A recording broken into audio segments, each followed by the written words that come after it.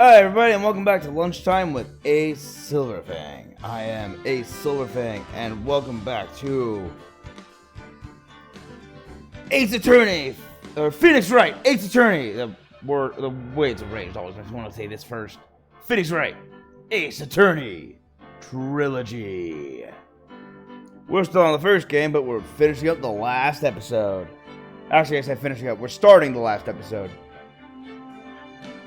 Let's do this! Woo!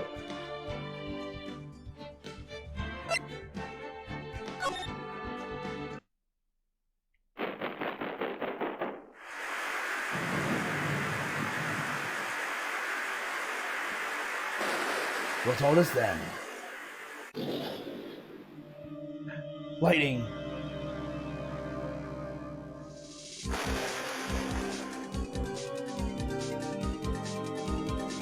Whoa, what?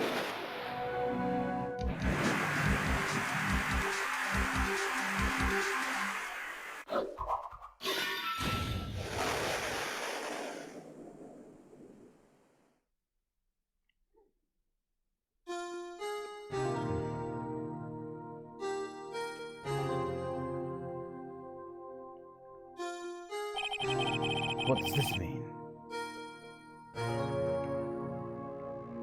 It's been 2 months since Maya left the office. 2 months without a single trial. I've had offers, but none I took. That is, until the day that girl showed up.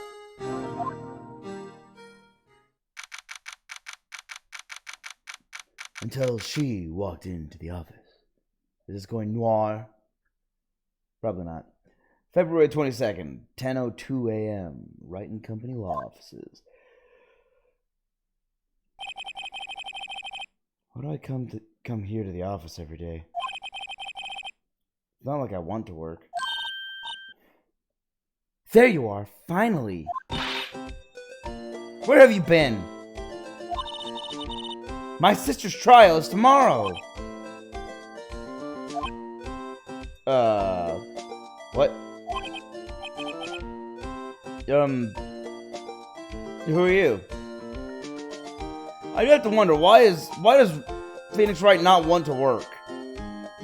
He has to do a job. It doesn't matter who I am, it only matters who you are. The famous defense attorney, Mia Fey.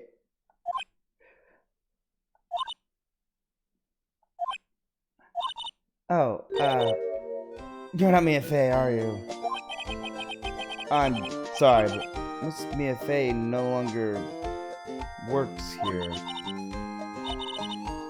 So you are the coffee boy? I'm Phoenix Wright, the defense attorney. Right. Wait! You're the Phoenix Wright? The Phoenix Wright from the Edgeworth murder case? Yes, that's correct. It wasn't Edgeworth who was murdered, though. Yeah, good point. You wouldn't call it the Edgeworth murder case because Edgeworth wasn't murdered. That's a relief, then. You're better than nobody. I'm sorry. I'm afraid I'm not taking cases right now. But you are Phoenix Wright, right? The undefeated defense attorney? Look, I'm not accepting any new cases. I'm sorry, but you'll have to try elsewhere. Please. I'm out of time. But please, you have to help. It's my sister.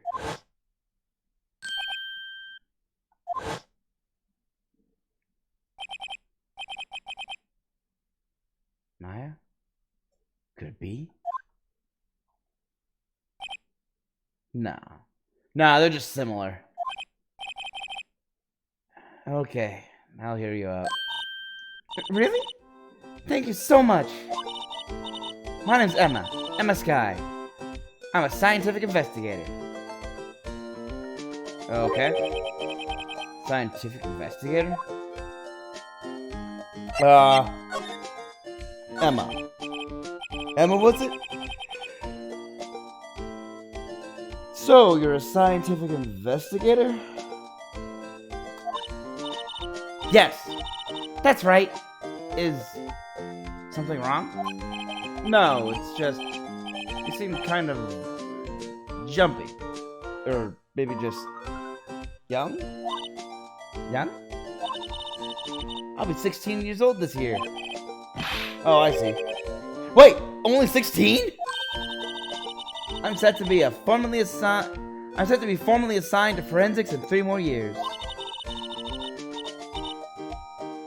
My work is becoming quite well known. At my age, no. Wait, what I said? At my age, no less. So what exactly is your current position then? Well, legally speaking, I guess you'd call me an 11th grader. So a junior, okay.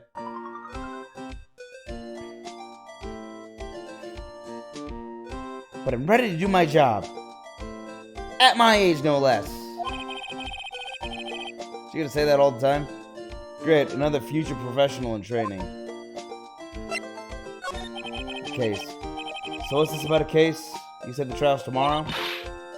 My sister didn't do it! She wouldn't stab someone with a knife, she wouldn't.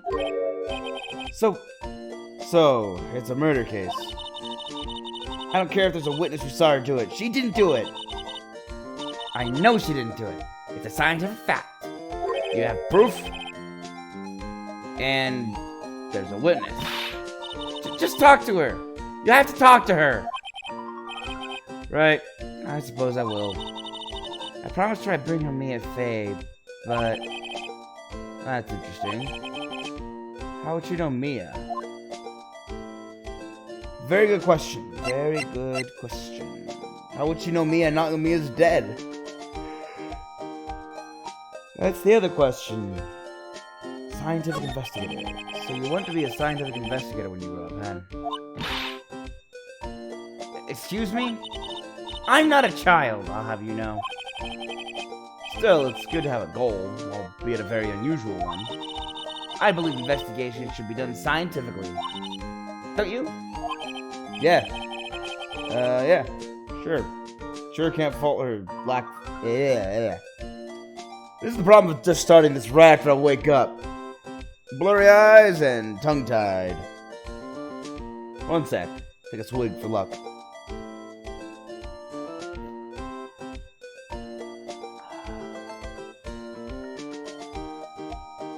Okay. Yeah. Sure can't fault her for a lack of enthusiasm. If this case is handled scientifically, I'm sure my sister's name will be cleared. Your sister? I've been doing research, you know? I'm developing a new scientific method of a case investigation. I'll show you when I'm done. So they don't use science in this world to solve cases? How odd. I'm looking forward to it. Guess I should get down to the detention center and talk to her sister. How do you know Mia? My sister asked for Mia specifically. This Mia Faye person was a few years below her in school. So they went to the same school, huh? She always told me to go to Mia if I ever needed a defense attorney. And, well, I need one. Incidentally, Mia is a woman. Nothing to mention it. I guess it is more of a woman's name than a man's. Wow, that never occurred to you? Well, it's nice of you to help your sister out like this. You must be close. What's that look? What does that look? Well, actually, when she gets like she is now, I kind of hate her. Huh? But she's my only family. Your only family? What about your parents? They died in a car accident when I was little. Oh, I'm sorry.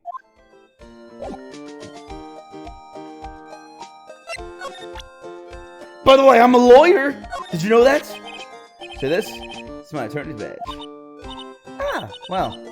I've never seen a real one before. You're the first one who's actually been interested in mine. Believe me.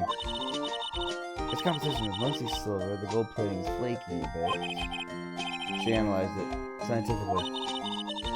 There doesn't appear to be any corrosion due to sulfides. I give you $50 for it. Sorry, but it's not for sale. Yet. Why is Nick wanting to quit being a... Why does it sound like he wants to quit being an attorney? What's wrong with you, Phoenix? You are an undefeated defense attorney. Why would you give up? Detention Center Visitors Room, February 22nd. Alright, so this is only 2 months after the Edgeworth case. I wonder what's wrong with Emma. She got quiet all of a sudden as soon as we arrived. Guard, I thought I told you I didn't want visitors. Sorry, ma'am. It's just us, your sister. No excuses. But did you not want a raise this year, Understood, ma'am. What was that? What was that all about? Hi, Lana. Funny. I seem to remember specifically telling you not to come here. Perhaps my memory is failing. Look. I didn't want to come here either, okay? But your trial's tomorrow and you still don't have a defense attorney. I'll be the one in court tomorrow. This has nothing to do with you, Emma.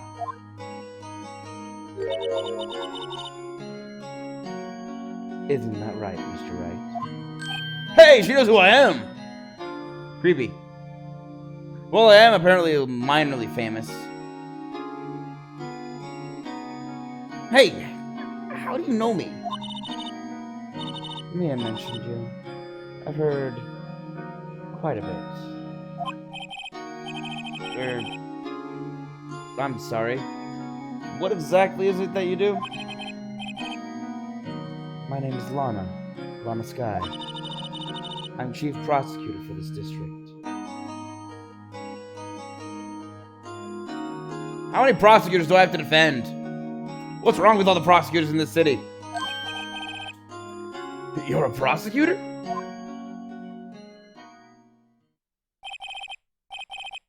Two sisters, one a lawyer.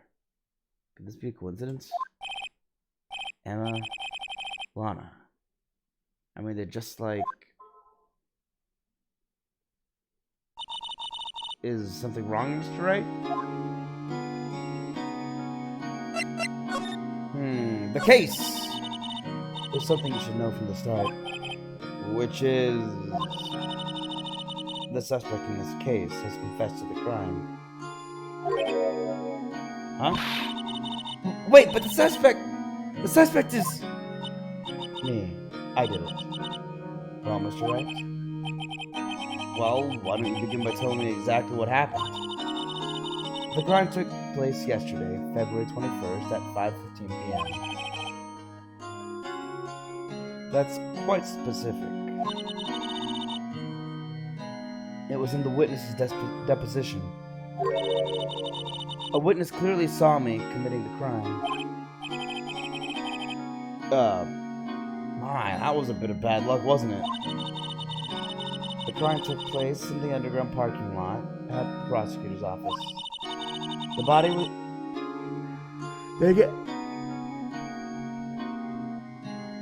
Sorry, I can't stop yawning. I don't know why. The body was found in the trunk of my subordinate's car. The prosecutor's office, huh? In your subordinate's car trunk? I see. I was arrested on the spot. Caught red-handed, as it were. Well, that's just great.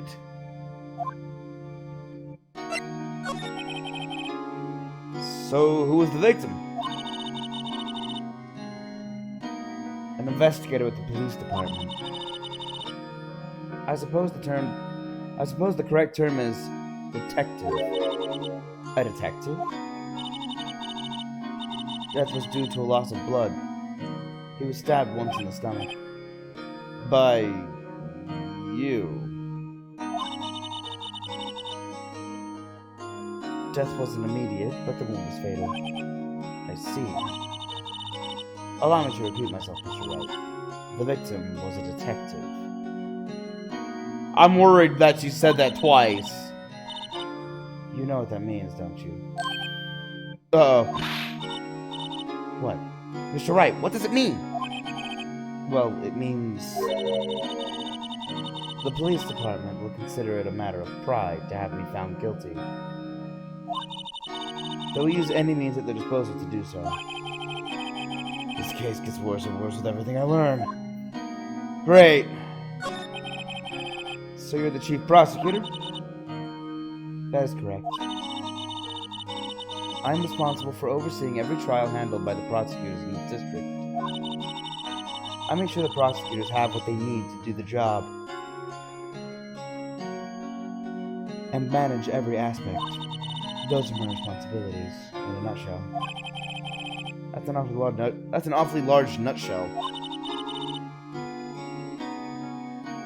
Still, I'm a little surprised. I would think you'd recognize the district's chief prosecutor, Mr. Wright. Huh? In fact, it's a... Aha! She has a bandage on her hand! Why does she have a bandage on her right hand? In fact, it seems impossible you wouldn't. Lana? What happened to your hand? Oh, this? I cut myself by accident. When I stabbed him, that is. Huh? I'm not very good at being a criminal, I suppose. How am I supposed to defend this? Okay, time to change the subject. Wait, she was in the class ahead of Mia, wasn't she? You were in school with Mia, correct? A few years above her? Emma told you that too, did she? Well, why not? I did drag him all the way here from his office. Although it seems he has very little in common with Mia. Hey! You're not wrong, but hey! I was in law school. I was in my 3rd year and she was auditing the class. She was different than the other students. Different? She was strong. She'd do anything to become a defense attorney. Anything. That was probably why she attracted me. No. That was probably why she was attracted to me. Odd sentence. I don't know what that means. Excuse me? Intellectually attractive. Lana was top of her class in school. I was the best there was. Oh. I've been pretty good in school too, by the way. Sounds a bit different when Emma says it. Well, Mr. Wright? Excuse me? As you can plainly see, I am admitting my guilt. I think it's safe to say there's no way you can take this case. None.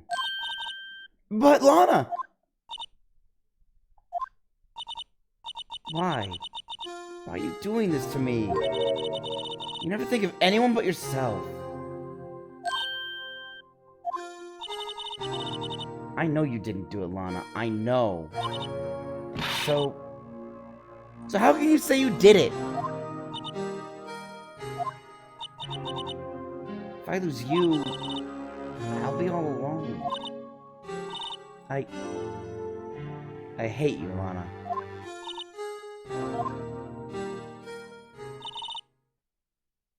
Mr. Wright? Yes? I believe our discussion here is ended. The rest, I leave to you. You mean you're requesting my services as your defense? Don't lose any sleep over it.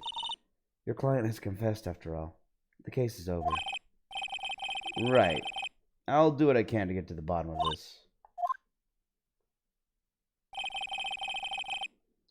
Lana has confessed to the crime, yes.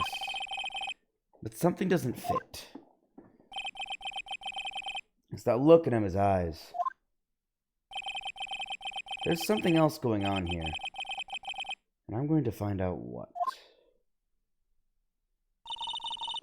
I'm sorry, Mr. Wright. Huh? About what? My sister. She's not always like that, you know.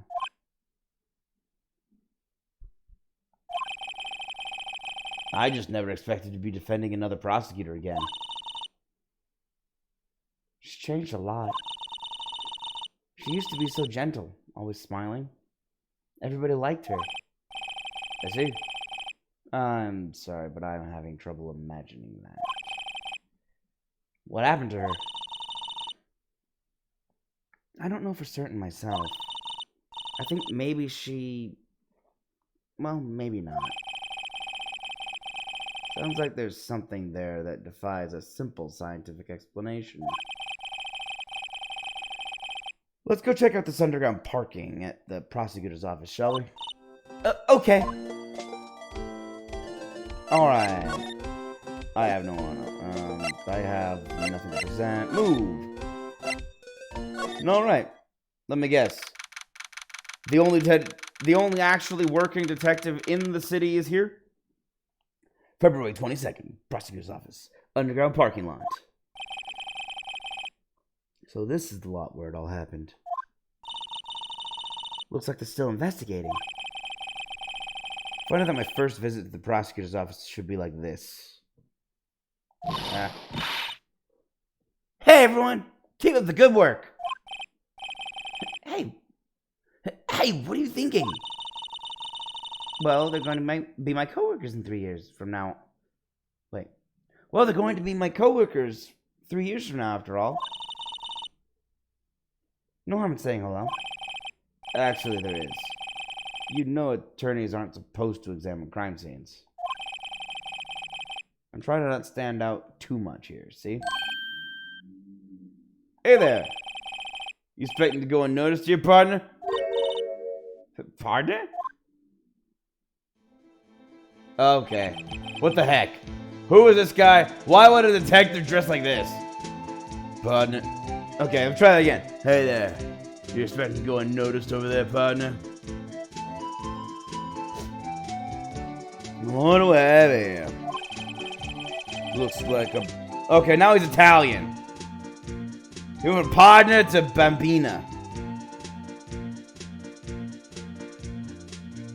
I have no idea what voice to give this guy. Is he an Italian cowboy?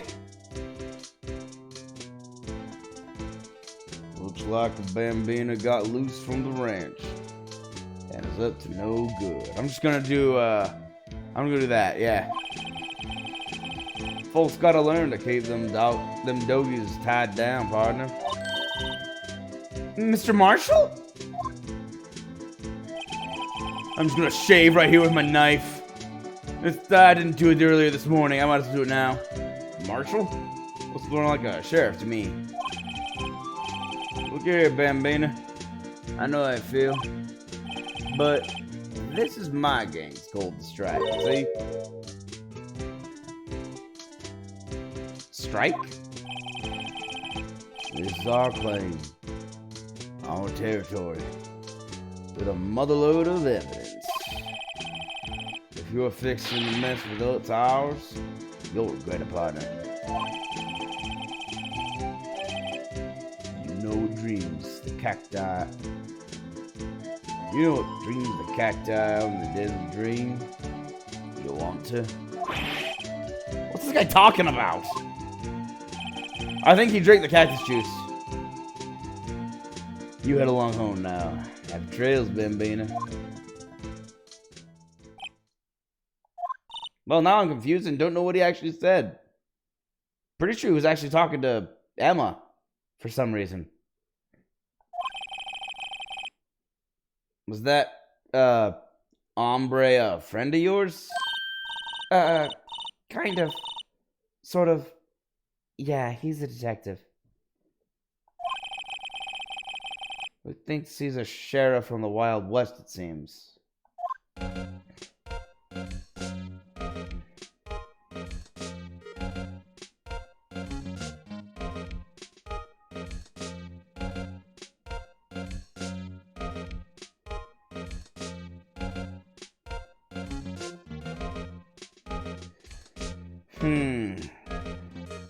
Sorry for the silence. I'm just... If he's gonna be the detective on this case, I am trying to envision the best accent for him.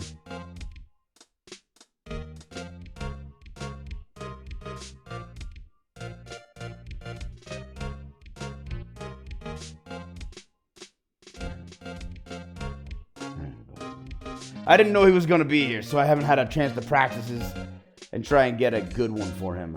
But I think I've got an idea for a good one. One sec, give me like 2 seconds to mute my mic and practice this.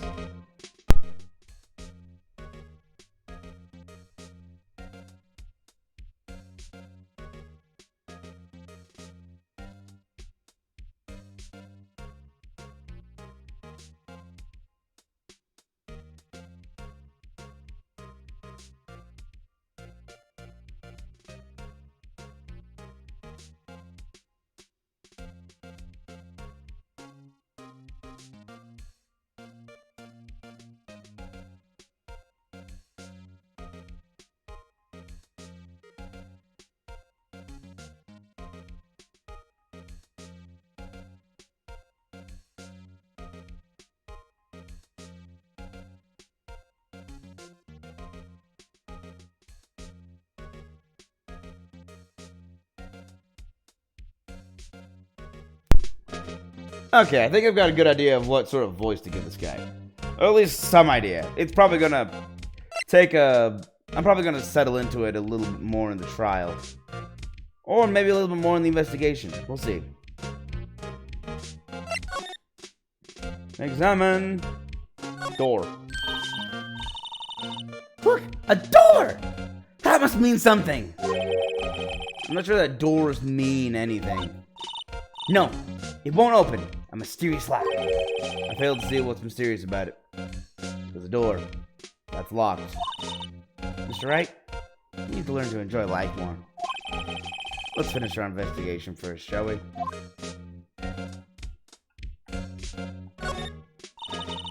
This is where the cars leave the lot. The air on the ground makes it look more like an entrance. What are you talking about? It's plainly an exit. Well, maybe it's both. Kind of a dual purpose. Aha! The theory of relativity. What? That's not... What? I got to write this down. Ah! Hey, Mr. Wright! Maybe you know...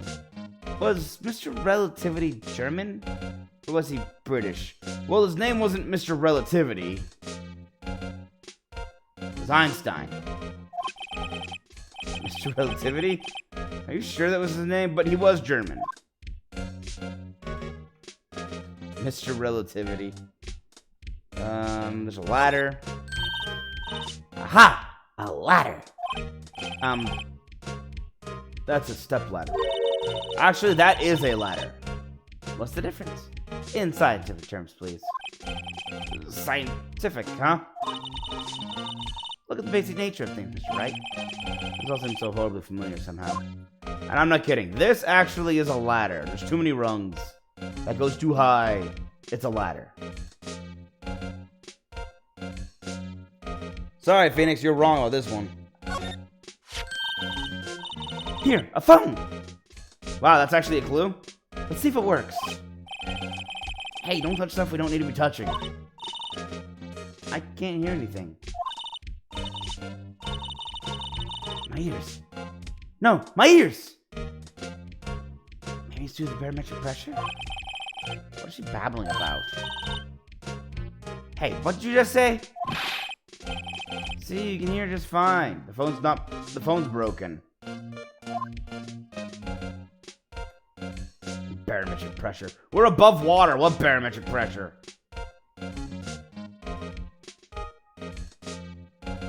I guess you could be in the atmosphere, but why? Mist. Pillar. This wall is in our way. It's got a faucet for water. Wait, I know! This wall is merely a facade, hiding the truth. This is no wall, but a water tank! I failed to see how it makes any difference either way. Also, it's called pipes. For being scientific, she jumps to the conclusions a lot. An oil drum. Looks like it's filled with water. Makes sense, it's next to a water faucet. It's heavy. I can't even budge it. The drum over here is on its side. Wait, I know. I'll hide in here and do a stakeout. I think you'll probably just get arrested. In fact, you may not even have to hide in the drum to get arrested. What? I'm not suspicious. You would be if you hid in a drum.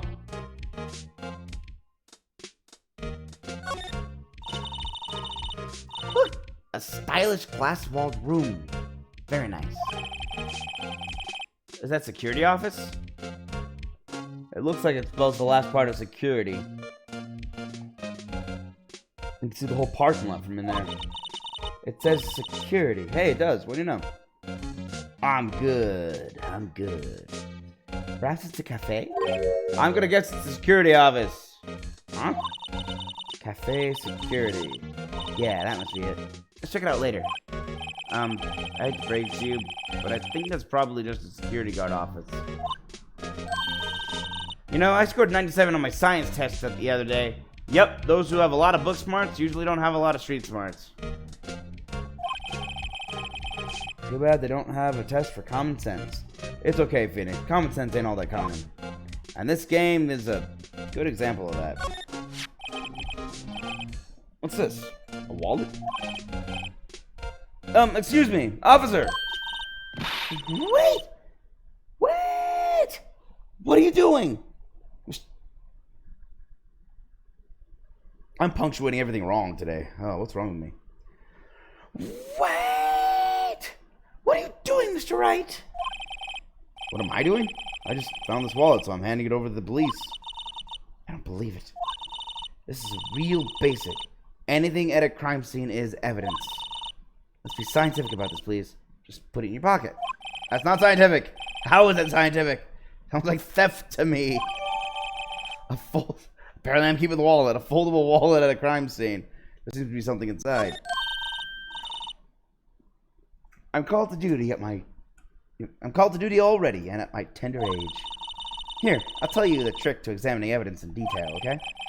Although her eyes are sparkling, I can tell she's been waiting for this. Okay. Now, look at the court record. What about it? Okay.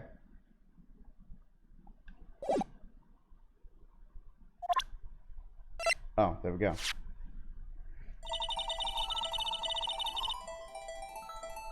You have to be sure to examine evidence carefully on all sides. Now let's start examining from every angle. Oh look, I think there might be a clue here. You should check it out with the press of that button.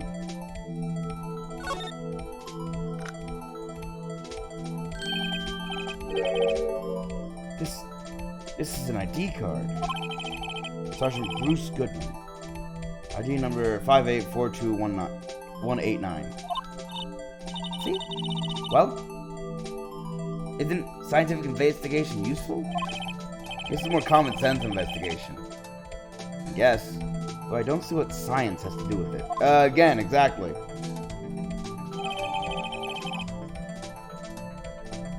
Goodman's ID, an investigator's ID card, found at the prosecutor's office crime scene. I'm going to guess this guy is the murder victim. That doesn't help us out much. Let's be sure to examine every piece of evidence we find. I guess I gotta be on my toes from now on. Did they really just give me a new mechanic in the 5th episode of this game? I'm pretty sure that's everything.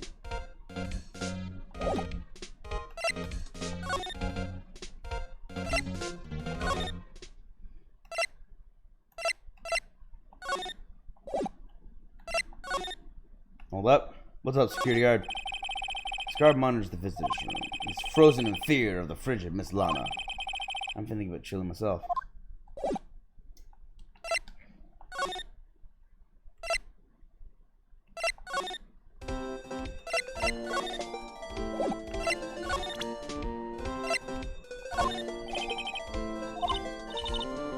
Here, see this?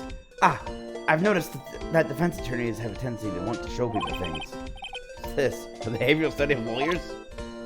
Well, I wanted to show you the...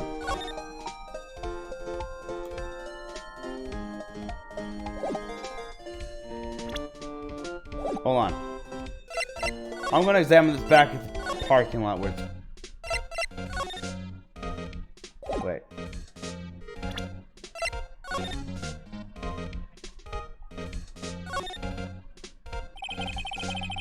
A name and ID number are written here. Sergeant Bruce Goodman, that ID number.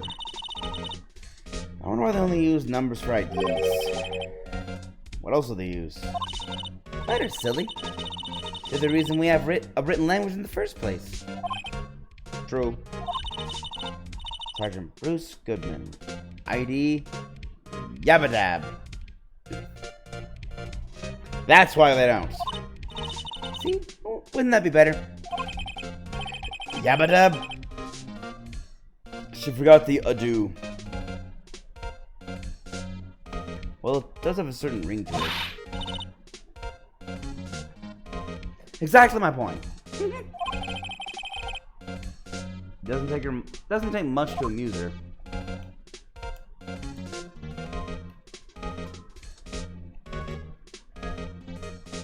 Whoa! I can move it around.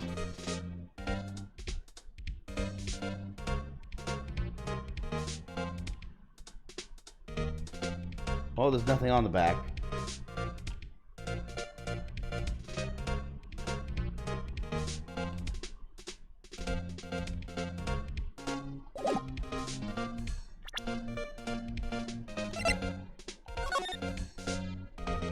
Dude!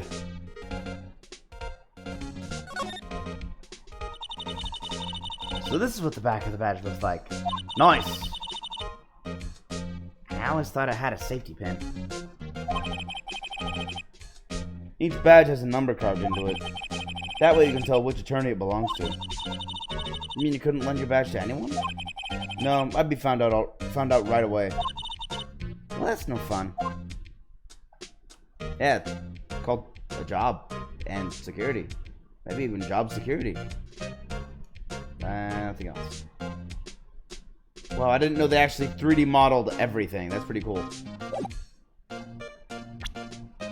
Unfortunately, I have no more clues.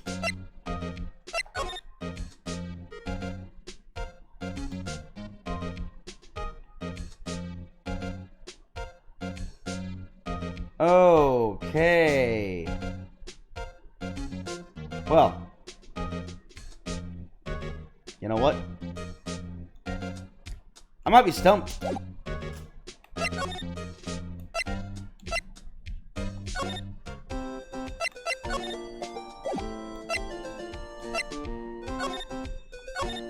The plant. Mia's plant. Charlie. I've been taking care of him in Maya's absence. Poster of the Steel Samurai on the wall. Maya stuck it up here on the day that she left. I didn't have the heart to take it down. I do sometimes get strange looks from the clients, though. Ha! Looks like it's cleaning day again at the hotel across the way. I hear they're planning a second branch outside the city. Egads, the bellboy is staring right at me! I thought he was promoted to manager. Or assistant manager or something. Difficult-looking legal books stand in a formidable row. They mock me. I tried reading one, and it made my head hurt. Didn't you graduate law school? When I closed it, it slipped out of my hand, then my foot hurt too. Okay, I've read that one before.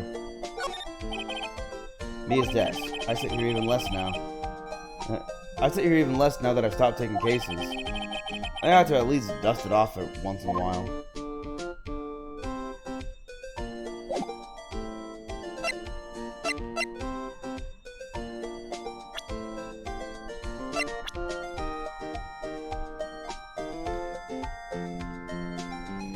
Okay, so the prosecuting attorney will be Miles Edgeworth. The defense attorney will be... Not the defense attorney. The detective will be...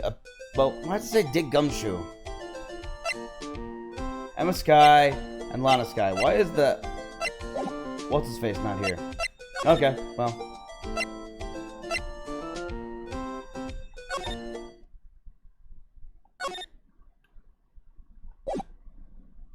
I guess she doesn't want to talk. I don't know. This is all I have to go to, and I have nothing left to analyze here. Unless I missed something? Did I miss something?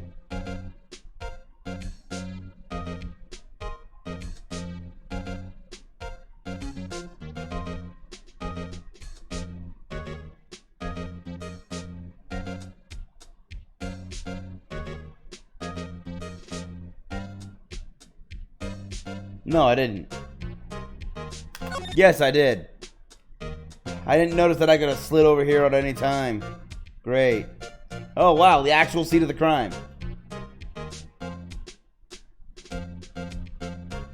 One of those fancy parking garages with a car elevator. Cool. Well, no time to waste. Let's get hunting for clues. I wonder what this is. Well, partner, looks like you got no intention of going home quietly. I've left twice already. What are you talking about? The sheriff! Like I said before, this here's our claim. This here's our claim. You best be moving along. Unless you're fixing to bite the bullet. Yeah! Scary. Could you just tell us one thing? Who owns that car? Well, little Phil's got a good nose on her. You wanna know who rides that red Mustang with the body in her saddle? Wait, what? No one says that ever. What the heck? You wanna know who rides that red Mustang with the body in the saddle? With the body in her saddle, eh? Body in her saddle. What? Who? How else would you ride? How else would you ride a horse, for one thing?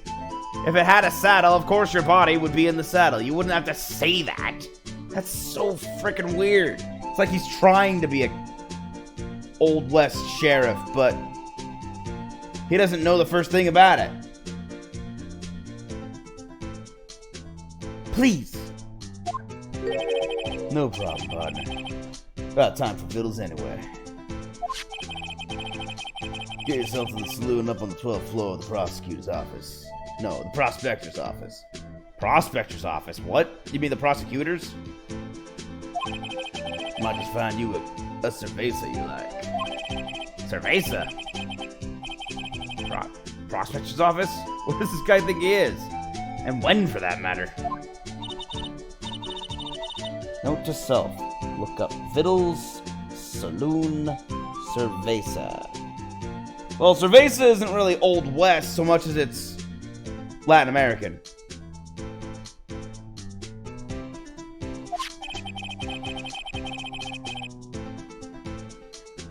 Maybe we should check out room 1202, the High Prosecutor's office.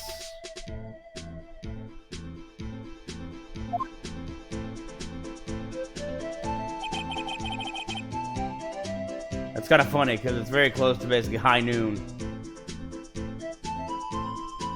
In any case, stay away from that car. You look around here all you like.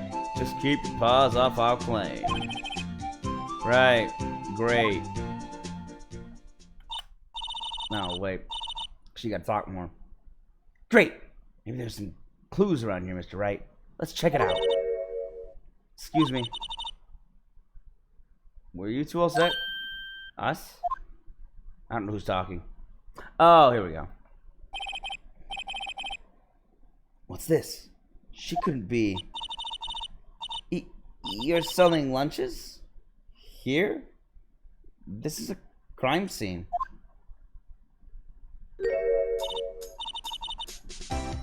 Hello. Half and half, was it? Oh, thanks. And you, sir? Yes? Some crunchy goodness coming at you. Thanks. Interesting way of doing business. This area is off limits to anyone without clearance. Especially passersby. Or are you officers?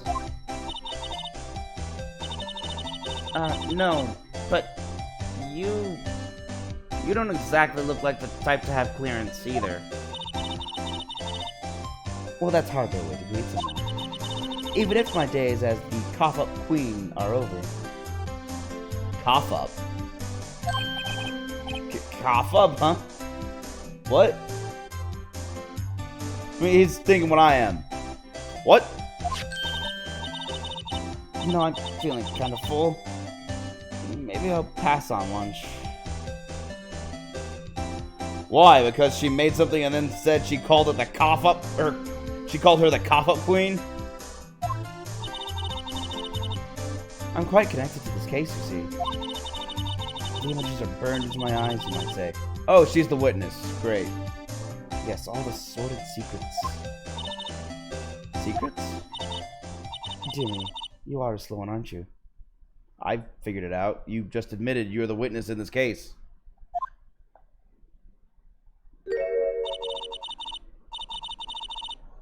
I'm referring to the murder. The stabbing of that detective. What?! A witness clearly saw me committing the crime. You mean you're the witness? You're the witness my sister was talking about? Please, Coffin Queen, tell us what happened! The name is Angel Star. Don't you go forgetting it. Or, before you know it, I'll have you whimpering at my heels. I don't like this woman. She's arrogant. Cocky. I don't like cocky people. Yes, ma'am! She means it.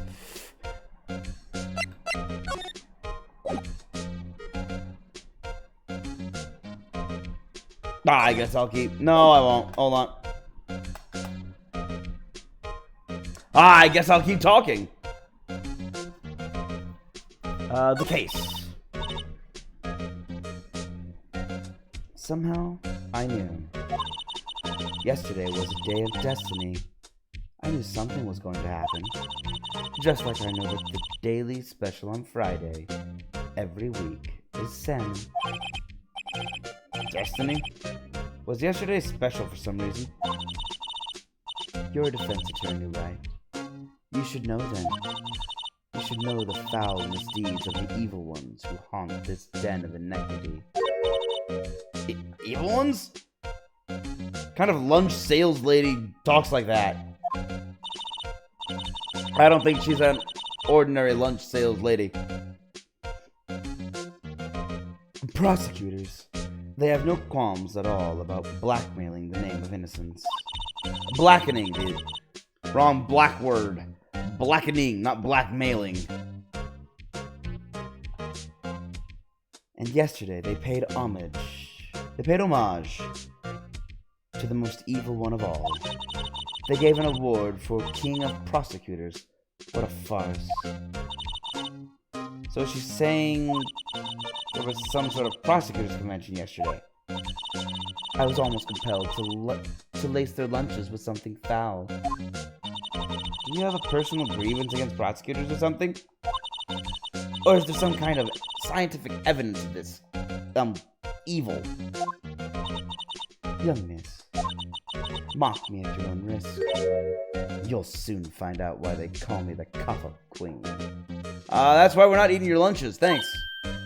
Ew. The most heinous of all the evil ones. The one they awarded yesterday. It was in his car that they found the body.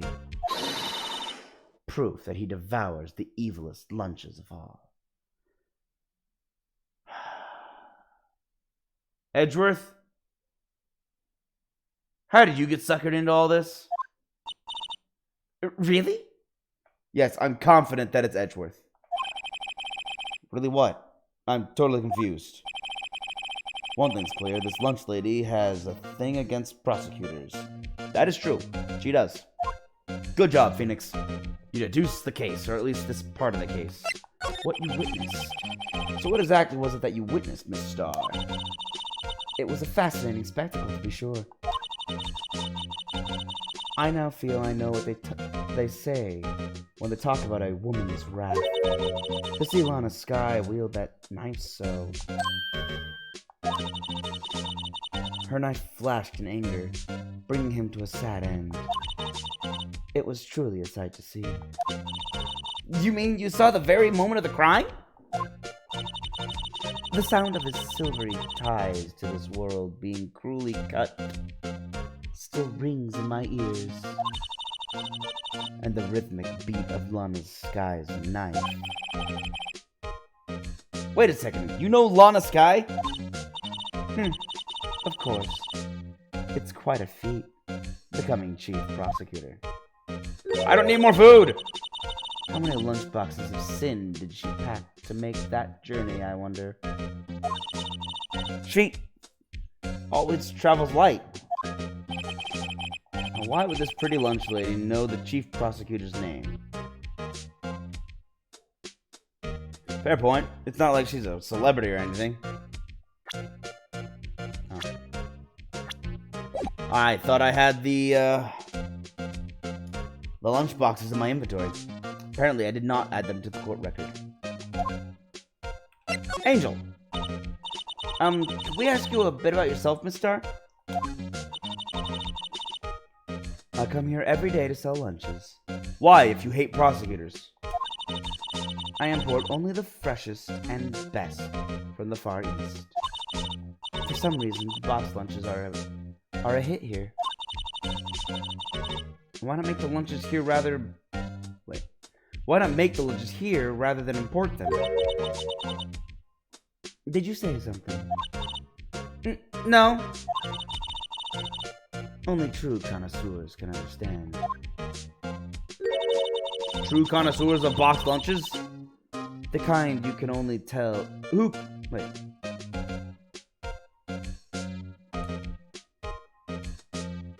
The kind you can only tell someone who has tried General Tso's trilobite lunch set. That sentence feels weird. The kind you can only tell someone who has tried... Okay, who has tried General Tso's trilobite lunch set. Okay, I get it. I see the sentence now. It just felt weirdly worded. It was very long. Never mind. You win. Please stop giving me box lunches. I didn't want to appreciate part of a trilobite's favorite flavor. Anyway, I come here every day to sell lunches. My boyfriend works in the security room here at the prosecutor's office. Your boyfriend? See the security room over there? The glass wall booth? I sell my lunches, and since I'm here anyway, I drop in to see him. Since you're here anyway, I guess selling lunches is more important than romance. So to scientifically analyze the data available so far, you, Miss Starr, are a lunch vendor with an ulterior motive for coming here. Useful analysis. Not. Good job, Phoenix. You got it with the knot. Ah, that knot clause. Always coming back from the 90s. It'll never die now that it's come to exist because of my generation. My generation is a source of endless shame. Prosecutor's office. Did you have a bad experience with a prosecutor, Miss Star? I sense some hostility. Hostility? Ha! Perhaps. Prosecutors are all alike, and the bigger they get, the worse they smell. Kind of like 10-day-old clams in the chowder. That sounds disgusting. Why would you have 10-day-old clams? I mean, you can clams and they don't go bad as quickly at all. But the way she phrases it, it's like 10-day-old fresh clam that you just left out. I wonder if Miss Star was involved in some sort of legal trouble in the past. That'd be a sure cause of food poisoning. Scientifically speaking, of course. I mean, now you're talking cough up queen. I thought she was just a lunch vendor, but now I'm not so sure. Yeah, because she doesn't even dress like a lunch vendor. What kind of lunch vendor wears a fur coat? Look at that. That thing is entirely fur. The sleeves, the back, everything of it is just a fur coat. That's gotta be pricey. There's no way a lunch vendor could afford that. Present! About this card. Lunchland vendors only accept cash, no cards. Especially not a card belonging to someone else. No, this isn't a credit card. It's an ID card. It belongs to a detective. And you're showing this to me, the lunch lady. Why? That's like showing a fine honeyed ham to a detective. Why do I always feel like I'm being mocked? Maybe that's why he's trying to quit.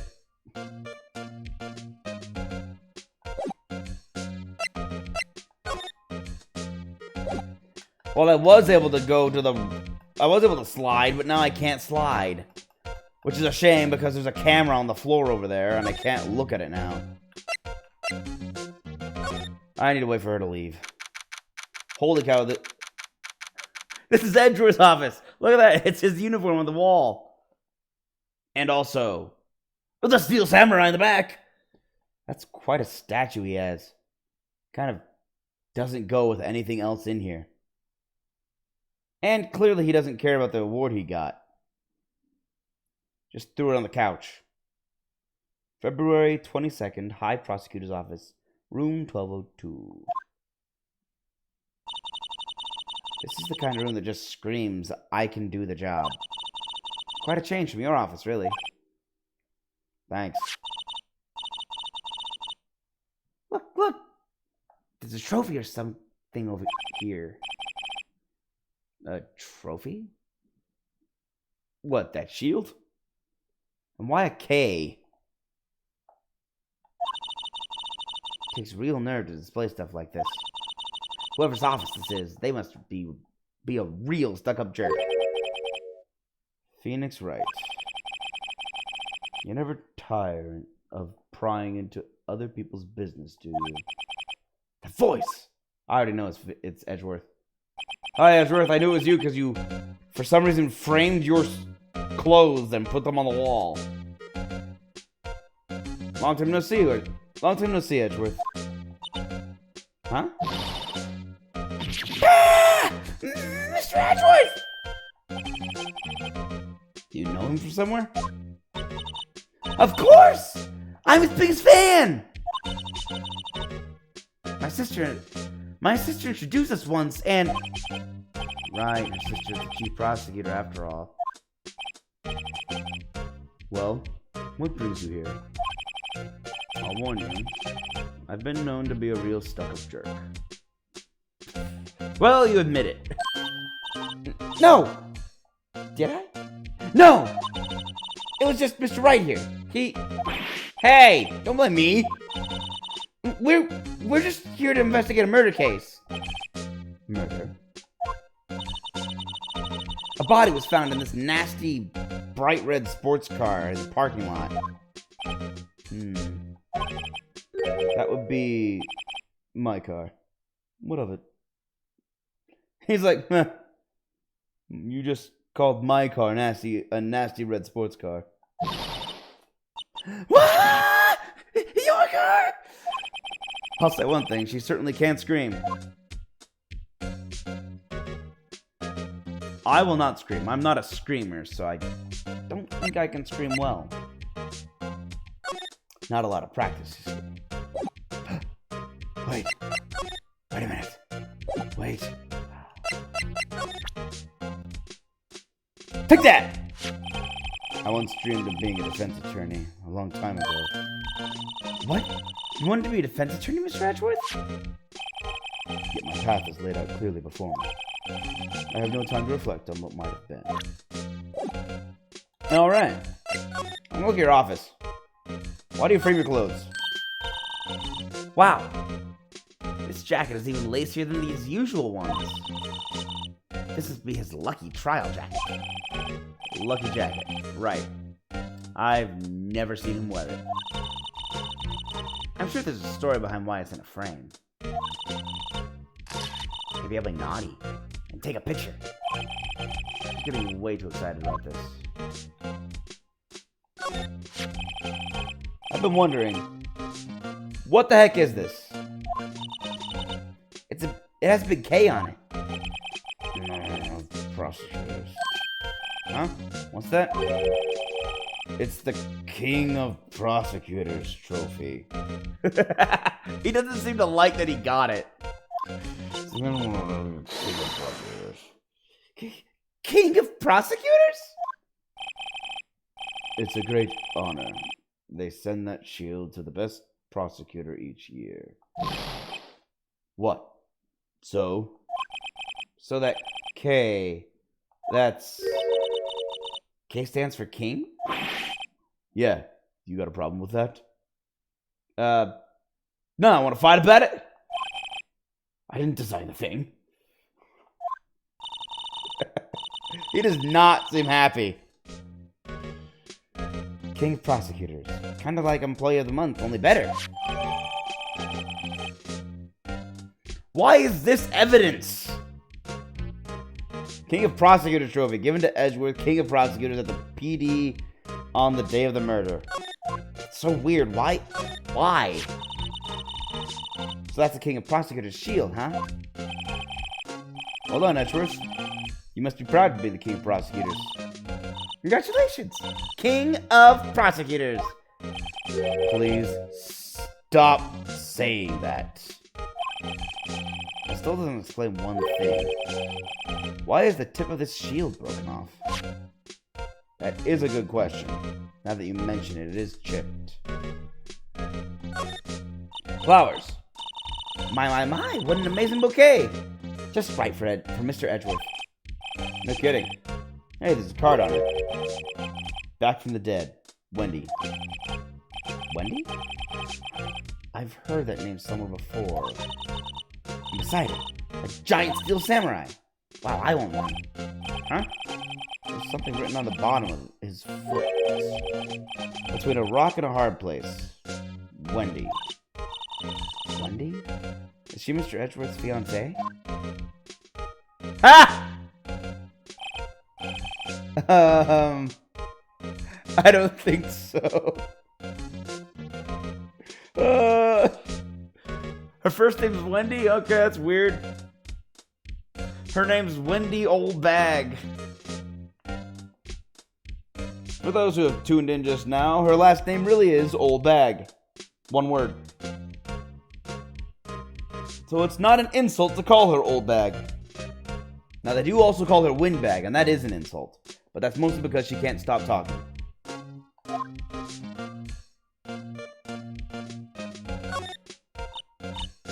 Oh, cute. What a pretty tea set. I go for more for the instant tea bag myself. Amazing. The drawer below is filled with packets of tea leaves. They're all sorted by place of origin and flavor. Look at this royal blend. What an exquisitely splendid concoction. There's such a thing as taking a hobby too far.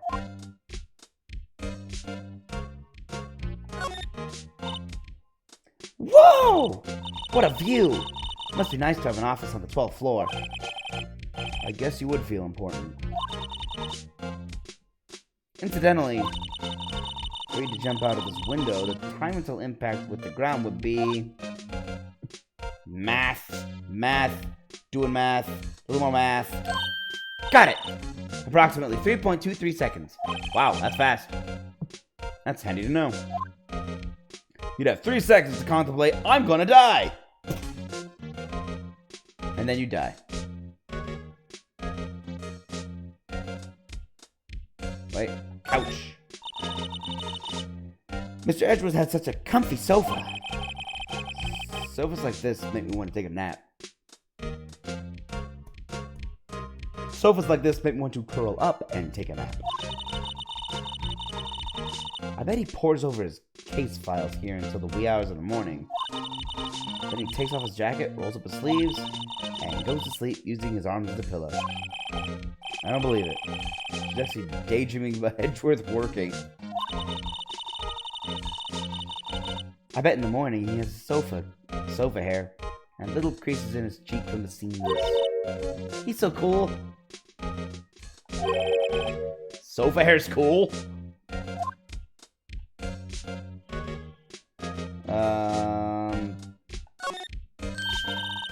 Hey, a chessboard.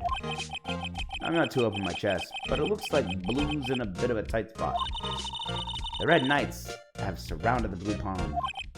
Huh? Those horses are mounted knights. Their swords have really sharp edges. Check out that poor pawn. His head is kind of spiky. Kind of reminds me of you. Mr. Edgeworth must be an avid chess player. What's wrong, Mr. Wright? Edges surrounding a pawn with spiky hair. Nah, it's nothing. Okay, I see. Yeah, and blue is Phoenix's color, as red is Edgeworth's. It's kind of funny.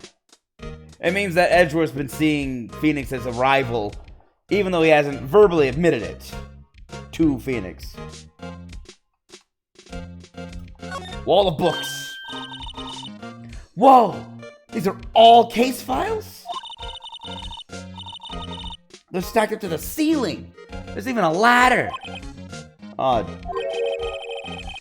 I thought Edgeworth wasn't good with heights. He must have someone get them for him. And we know who. Strange. Why did I just picture Detective Gumshoe? He must study these case reports so closely. He's so cool. You wouldn't say that if you saw him sweating bullets up on that ladder.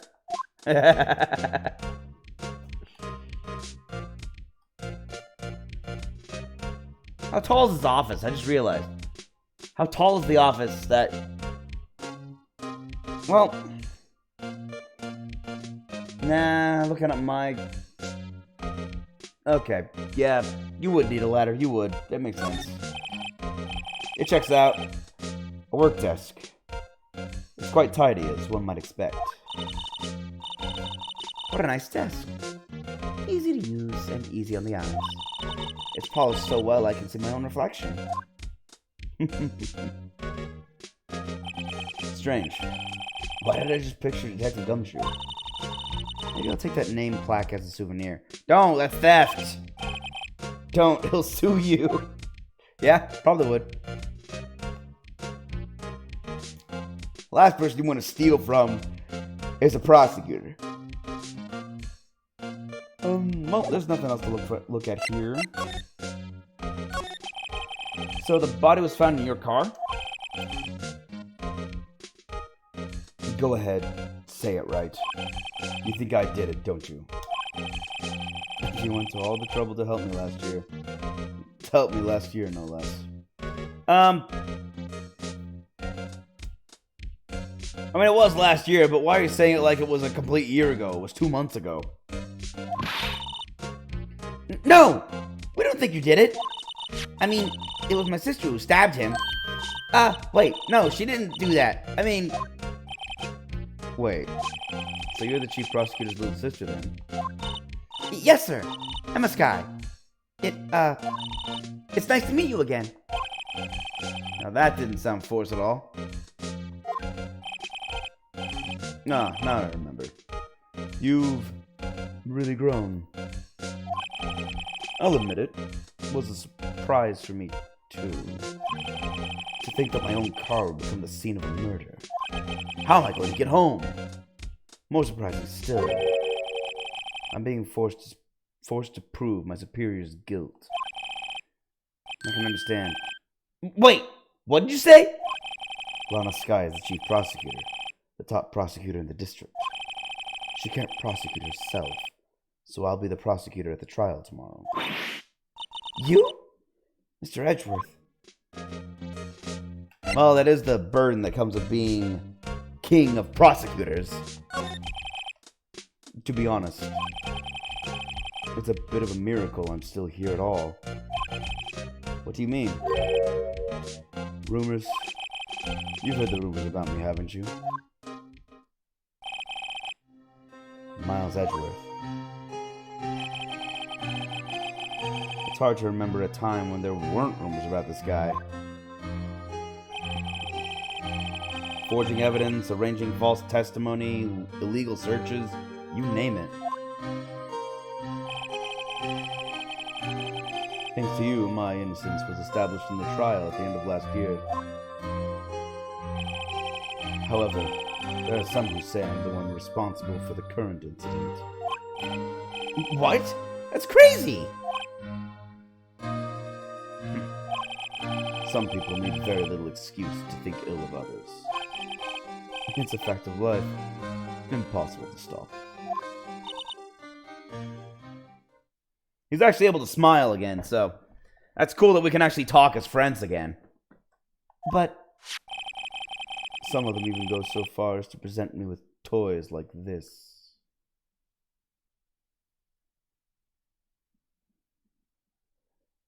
Oh. Okay, I did think it was weird they called it the king of prosecutors. They think it's funny. Toys? That bronze shield? There's gotta be a story behind that one.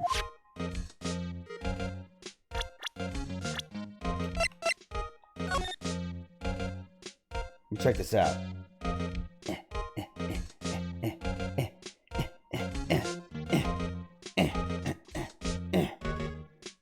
It's a fist. It's broken. Scroll. Bang. Hey, check it out. There's a metal plate here. It looks like the names of all the previous recipients are engraved on it. Wow. One guy's listed a bunch of times. Von Karma. I guess he must be a foreigner? Yeah. That's probably it. Well, wherever he's from, he must have been an amazing prosecutor. I'd like to meet this Mr. Von Karma sometime. When she says it, his name does kind of have a ring to it.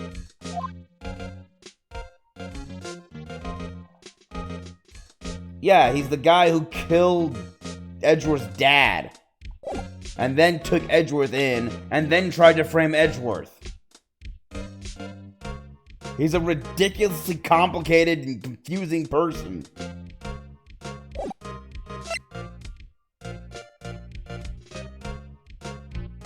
But his perfectionism turned him to evil.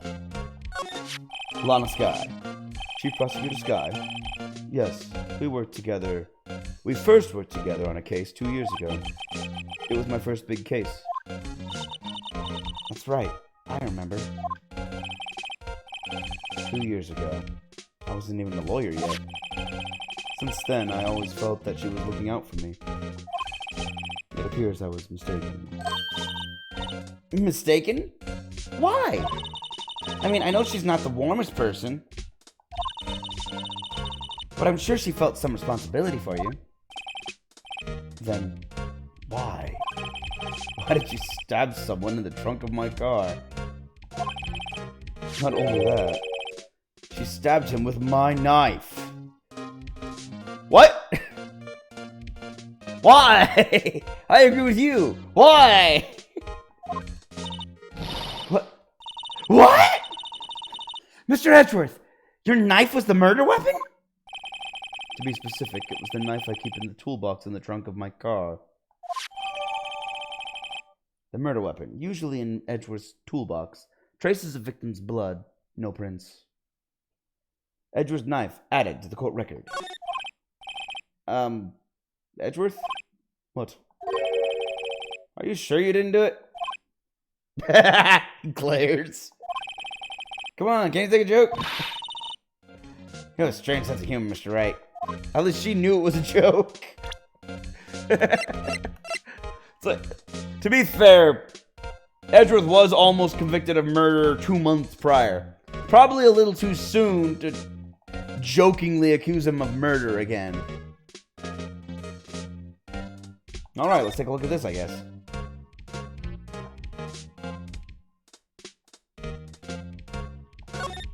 Blood. This must be the victim's blood, right? Either that or Edgeworth cut himself peeling an apple. What's Edgeworth doing with a knife like this anyway? Hey, maybe he spends his weekends roughing it in the wild. Edgeworth? In the wild? I think my fruit peeling theory... Wait, oh yeah. Oh, I had that the other way around. Edgeworth in the wild? I think my fruit peeling theory is more likely. Are you kidding? I always pictured him as more of an outdoorsman. No, I think he's afraid of that. Oh, there's a scary thought.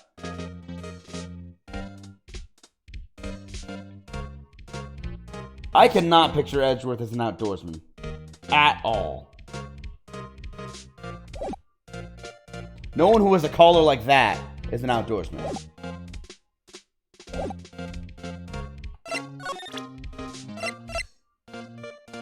Take that! So basically this says you were the best of the best last year, huh? You can take that foolish grin elsewhere, right? I lost a day of work to receive that travesty. Huh? Why's that? I had to go to the police department to receive that broken shield. The police department? Yes, right next to the police station downtown. You've been there, haven't you? Where Detective Gumshoe works. Yeah. I was wondering something about your shield. Why is it broken? What does it matter? I've got more important things to worry about. Oh, right. He doesn't seem too concerned about his award, for better or for worse. Yesterday was a very busy day for the prosecutor's office. Maybe we should ask him more about yesterday? Yes, but not now. Knife! That's not what I wanted to do. Present! It's against my policy to discuss evidence with the defense. Especially with you. He doesn't like you very much, does he, Mr. Wright? Nah, with Edgeworth it's never personal. It's all about winning tomorrow. Yeah, at least Phoenix knows it. He's like, nah, it's not personal. He's just very, very competitive. Say Edgeworth, I was wondering about this. Mr. Wright! Huh? What? Are you sure we should be showing that to Mr. Edgeworth? Oh, he'll take it for sure, won't he? I wish I could be on the same side as Mr. Edgeworth. But then my sister would be found guilty. That would be a problem for you and your sister. If she sighs any deeper, I'm going to start getting depressed.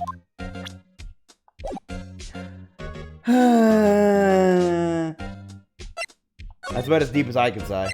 The day of the crime! Could you tell me more about yesterday? The day of the murder? Yesterday was the annual cleaning day at the prosecutor's office. Annual? You clean the prosecutor's office once a year? It's not even spring yet. Too early for spring cleaning. Cleaning day? Working with the police department, we sort and file all evidence for solved cases. Oh. Well, that makes sense. We call it evidence transferal. Wiping your hands of old cases, in other words. Oh, and another thing. A ceremony was held at the police department. There's an annual review and awards for outstanding police officers and prosecutors. And that's when you got the shield? I was at the police department yesterday afternoon. I got back here at 5:12. That's very precise. People like myself and Mr. Edgeworth pride ourselves on our precision, Mr. Wright. No, I place little faith in my memory. The only thing I trust is solid evidence. Good job. That's a good prosecutor.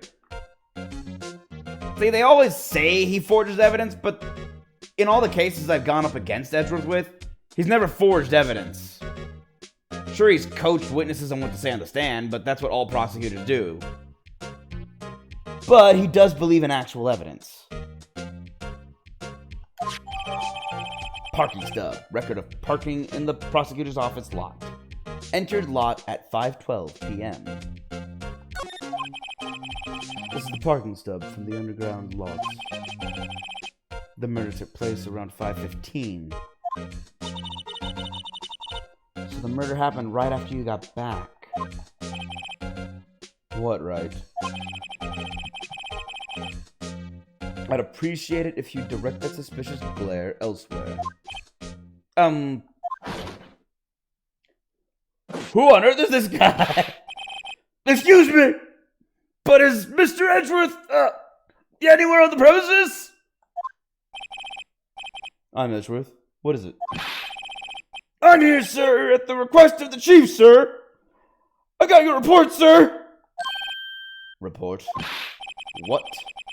Did you find new evidence in the case against Chief Prosecutor Sky? I don't like the way this conversation is going at all. Sky, sir? No, sir! No name of that kind, sir. Not in this report, sir. What? Well, now I'm really confused. Why is he here? I think I just heard Edgeworth's lid blow. Mr. Edgeworth's lid isn't on very tight, is it? I made a clear request to the police department. Did I not? I need to focus on the trial tomorrow. So don't bring me anything unrelated. Sir! But sir! I'm just following orders, sir! They told me to bring this to you! I wasn't aware of the particulars of your arrangement with us, sir! Give me your name. Yes! Yes, sir! Meekins, sir! Officer Meekins! Right. Officer Meekins, take your report and leave. And good luck with that raise next month. But sir, I didn't know. Poor guy. Looks like he was absent on the day they gave out brains and good luck. Poor guy. Jeez. Right. Yes, sir! God, got me off guard.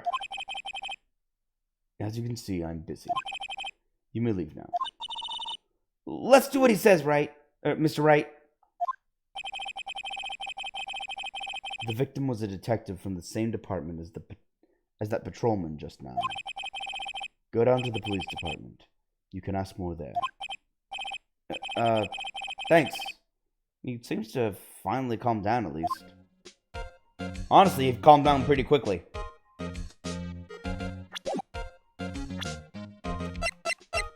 Gotta check a look at this first. Bam! It's a ticket. Miles Edgeworth, 1712. This is dated the day of the crime. The murder took place 3 minutes after Edgeworth parked his car. If only he was held up at a couple extra red lights, he wouldn't have been caught up in this whole affair. Perhaps.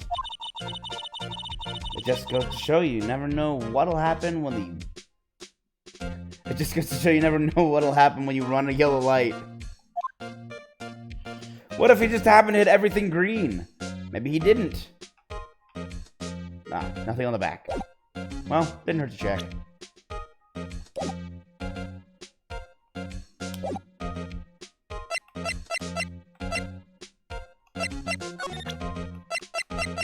Take that! That's not the right button. Take that! I'm busy praying for tomorrow. I'm not in the mood for idle banter, especially not with you. Let's go, Mr. Wright. Hey, what? I'm great with idle banter. Fine. I'll just have to talk to him when he perks up.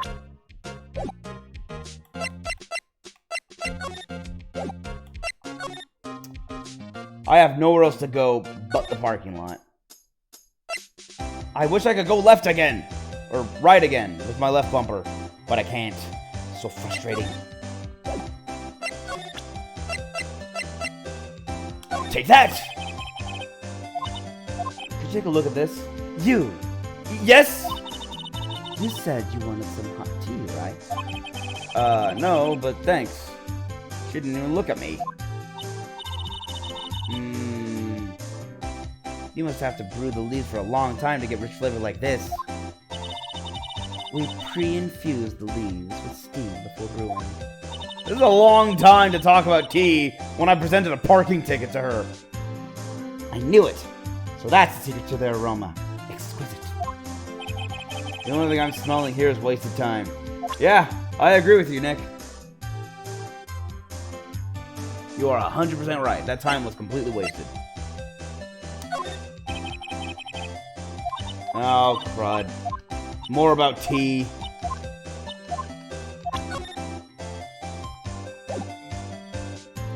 Okay, I can't present anything to her, apparently.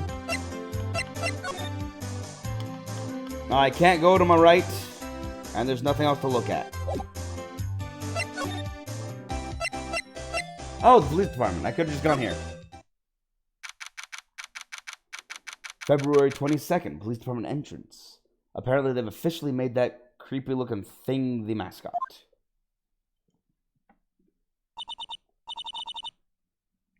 Whew, we're finally here. How did they put the police department so far away from the prosecutor's office? Beats me, that took almost 30 minutes by taxi. And traffic wasn't even that bad. The police department, huh? I've only been to the criminal affairs next door. Hold on, what's that? I saw that too. And it's a very creepy looking thing. Yeah, I was right. Disturbing. Oh, good. I'm not the only one who thinks that. Disturbing? Why does it undulate like that? Oh, wait, I know. This is the blue badger. That's not a badger! That looks nothing like a badger! They're trying to make him the police mascot. Wow, Mr. Wright. You sure know a lot about the police. Still, he does seem familiar somehow. Forget the blue badger. Who's that next to him? Someone appears to be dancing with the blue badger? Uh-oh. He noticed me. He sure is running over here fast. Hey! Pal! What are you doing here? That's my line, Detective Gumshoe. Specifically, why were you dancing over there? What? Well, at least he doesn't seem to be busy. This is our chance to get information. Hey! I'll have you know I'm a very busy man, pal. What are you talking about, busy man? You were dancing with a mascot. Busy man. Right.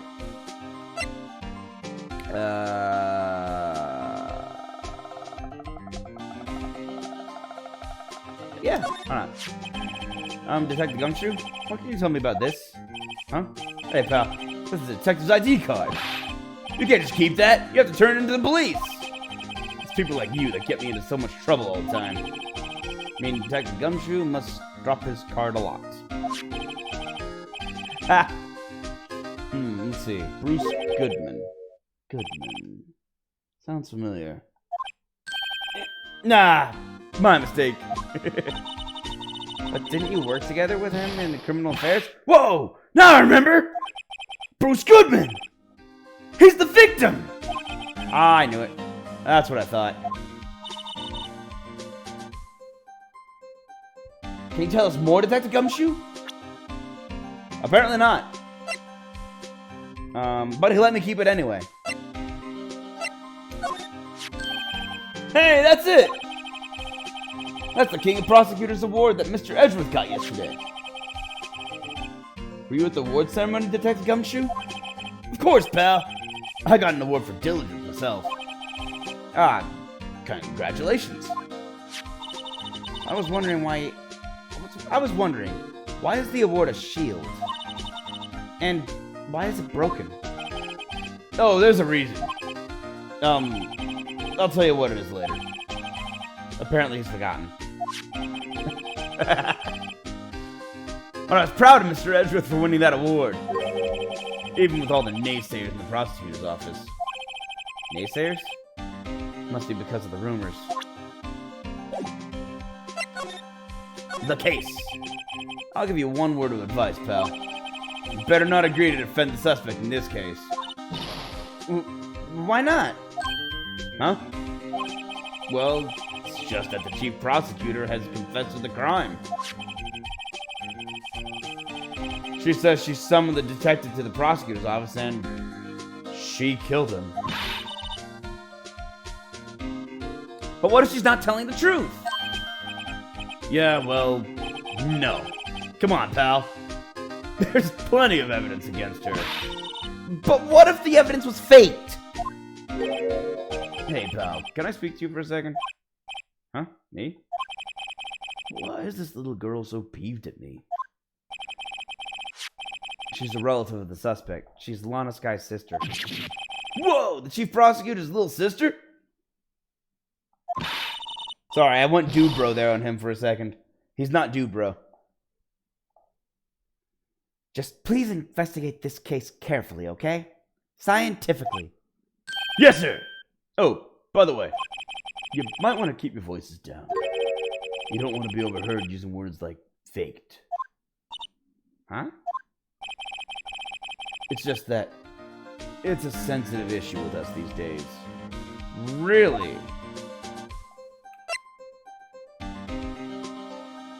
Huh, that's interesting. It probably has to do with the Von Karma case. The investigation. So, what are you doing here, Detective Gumshoe? Me? Oh, well, nothing really. They kicked me out of criminal affairs. Detective Gumshoe, what did you this time? Why'd they kick you out? What do you mean this time? Then what happened? I know things are busy right now. I mean, with my sister's case and all. It's true. We've never had a chief prosecutor murder anyone before. Only the highest ranked people are being led into criminal affairs now. The lowest ranking guy in there is our chief of detectives. Wow, that is high. I was gonna make a joke, but when the lowest ranking person is a chief of a department, that's pretty high ranking. They're not letting any of us rank and file detectives in at all. None of you? I know this is an important trial, but isn't that a little odd? Something is up. So anyway, I thought I'd spend the day getting the Badger dance down pat. Why? Isn't there anything else you could be doing? The chief of police himself is directing this investigation, pal. And Officer Marshall was assigned to the underground parking lot. Officer Marshall? Now that I think about it, Emma did seem to know that Marshall guy. A patrolman in charge of a crime scene. It's unheard of, pal. Really? Oh my gosh, he's not even a detective? He's an officer?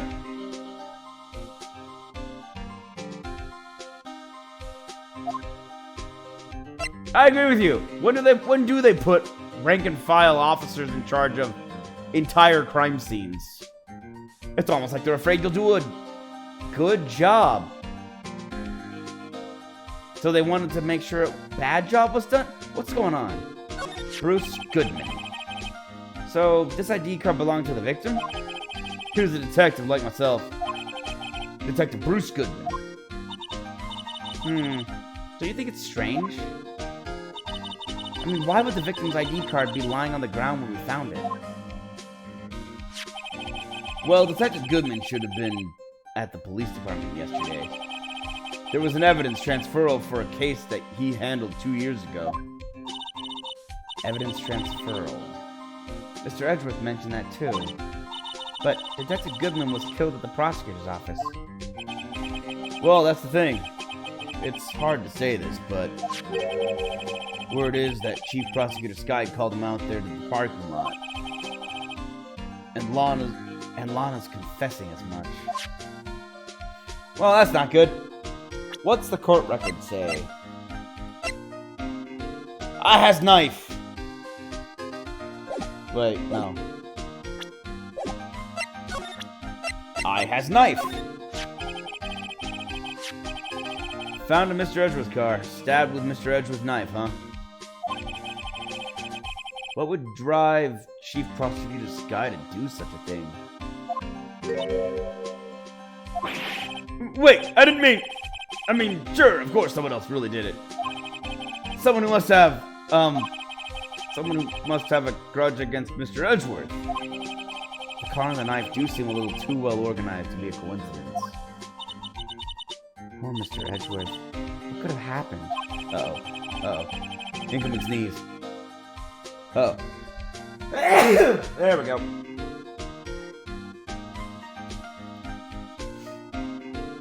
We have to find out a little more about what's going on with Edgeworth.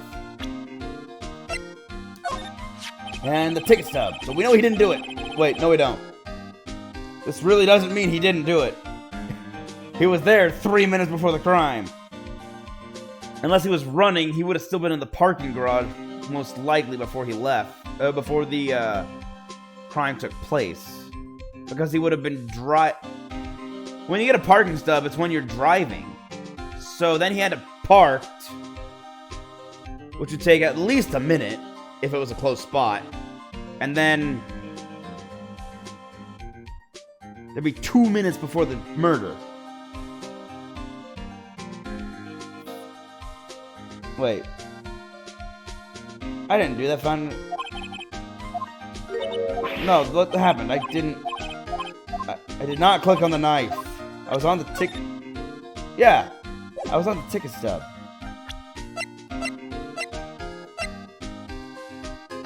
Oh, because it's evidence of the car. I get it. Okay, well. Edgeworth's troubles. Maybe that'll help. He's in a tough spot again. Again? Well, yeah. Why are you asking again? You're the one who defended him in the trial before. Well, it all started with the murder of that defense attorney, Hammond. But Mr. Edgeworth was found innocent. To be clear, you can never be found innocent in trial. You can only be found guilty or not guilty. There is no such thing as an innocent verdict. This is something that was mentioned to me by an attorney once. I was talking casually, and they were like, no, you can never be found innocent. I was like, oh, that's interesting. For the record, I was never on trial. I was having a conversation. I want to be clear. I didn't hire the attorney. I was talking to them. Listen, pal, there have always been rumors about Mr. Edgeworth. Forging evidence, making deals with witnesses. Nothing outright, but there were always whispered rumors. Ever since he was accused of murder, no one's whispering. They're practically shouting. But there's no evidence against him! Well, Mr. Edgeworth has always had an unusually strong... Start that again. Well, Mr. Edgeworth has always had unusually strong ties to the department higher-ups. It's only natural that people would be suspicious. I had no idea he was under the gun. Anyway, this latest case has started a new rumor. People say the only reason he took this case is because he's aiming for the chief prosecutor's position himself. What? I know the truth, but I know the truth, pal. Nobody wants to be the one who has to prosecute the chief prosecutor. Mr. Edgeworth is biting the bullet on this one. He's doing this for all of us. No. No. He himself said he's being forced to do it. So even he doesn't want to do it. Which begs the question, who's forcing him?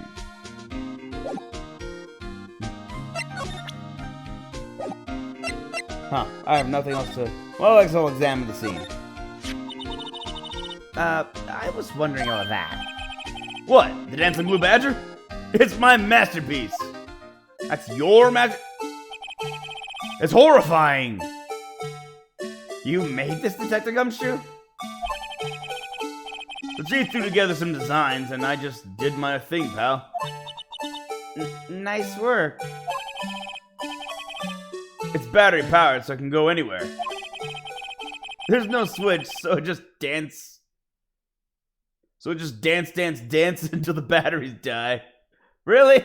You built it without a switch? Poor Blue Badger. Fated to dance until he drops. Why is this in the court record? The Blue Badger panel. A work of art. Designed by the Chief of Detectives and created by Detective Gumshoe. Why is this in the court record? Blue Badger panel added to the court record. Yes. And that's all I know about that. I'm not officially on the case, you know. Really? That was the last thing I needed to look at? The Blue Badger. Thank you.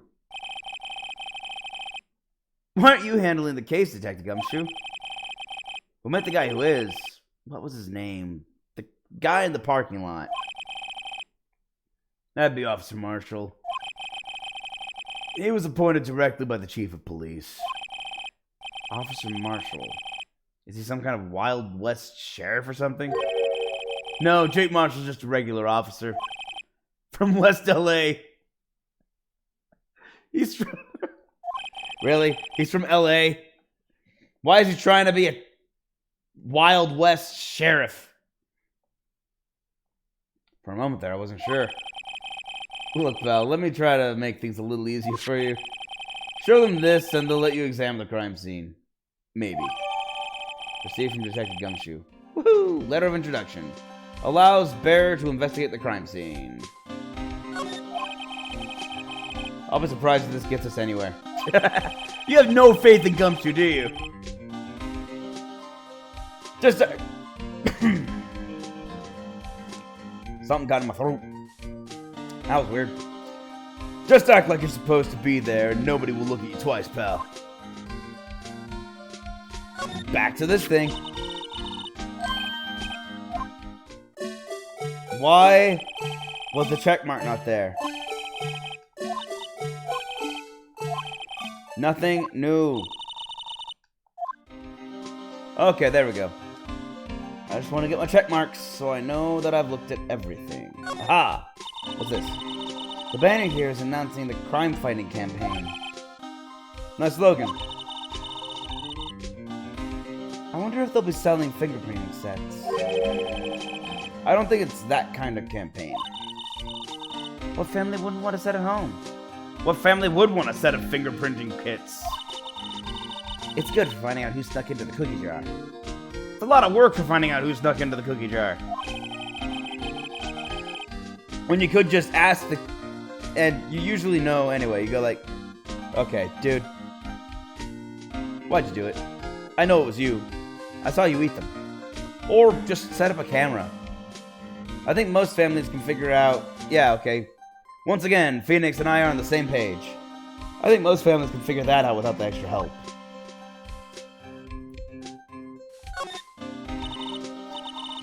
Mr. Wright, do you know why patrol cars are painted black and white? Actually, I don't know that one. No idea. Why? Well, I think they're designed after a panda. I don't think that's the reason. A panda? Why did you... That little ding, you heard the... Usually is given when it's an important piece of evidence. Why is that important? Not that I have scientific proof, it's just a theory. Do you mind me asking how you came up with that theory? It was when I was on a school trip. I saw a patrol car and it came to me. We'd just been at the zoo, you see. What about zebras? Or did they not have those at your zoo? We'll never know if she got to see the zebras. Look, the patrolman's saluting the other guy. He must be a detective. And then I said, hey! Hey, you do that. You super... What? I hate picking up sentences in the middle. Hey! You do that. Your soup will get cold, buddy. That's hilarious, sir! I laughed so hard I cried! Why would you say that? I guess he wasn't saluting. He was wiping tears from his eyes. They make a good pair. Do they? That felt kind of forced from the officer. I don't know. The detectives in there look pretty busy. Just imagine, right now, behind those doors, a police drama in action! Against your sister, yeah! Somehow the thought fails to excite me. That's because you live it every day. Or you used to. I still don't know why you haven't been taking cases. The usual wanted posters are hanging up on the bulletin board here. Do you know this face? If you do, call 911. You know, Mr. Wright, I've always thought it was kind of funny. I've never seen anyone who looked like the people in these posters. They hardly even look human. She has a point. That's a good point. Mugshots aren't really taken so that you can easily identify the person out in the street. Or the common person can't identify them on the street. It's usually taking a picture of a person who's at the worst moment of their life and they just look horrible. All they need is to brush their hair and take a shower and shave, and they look nothing like. That's the guys. Women, shower and brush their hair and do their makeup, I guess, and they don't look anything like their mugshots. It's really weird. I always get excited when I come to a police station. What's that? It just feels like I've jumped into a movie. Huh? You know, with all the police and criminals. Well, I don't know if it's all that exciting. Sure it is. Look at those two officers over there. They're probably talking about the latest bust.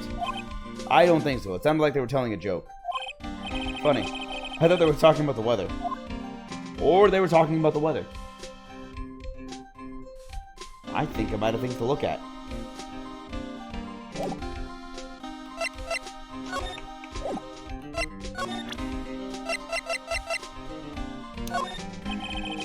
As a detective, I have to keep my mouth shut on that one. I know better than to go blabbing about things I don't know about. You built it! No, I wouldn't want you to do that either.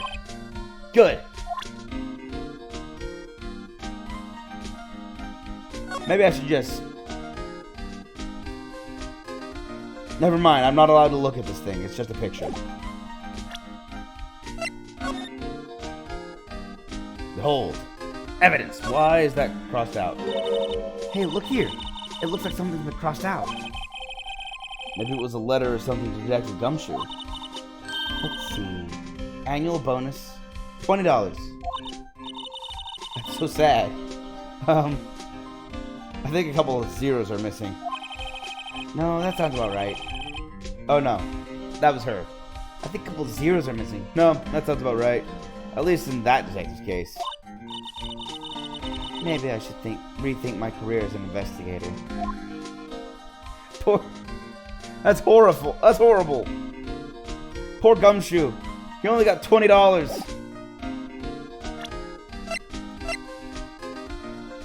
Wait. I didn't look at the back. There's nothing. Completely useful use of time. You wanna talk? No, you don't? Okay. Fine, I won't talk about your very underwhelming bonus. $20. You went and grabbed some fast food. That's what they give you a bonus for. Some fast food or some donuts. Looks like the investigation's still going. I have to be getting back to the shop. Sorry, looks like I'll be stuck in this pit till the sun... sorry. Looks like I'll be stuck in this pit till the sun sleeps. I'll see you in my dreams tonight then, baby. Oh my gosh. You're Marshall's girlfriend? I could tell that was Marshall just by how he talked. Oh, still here. Hello.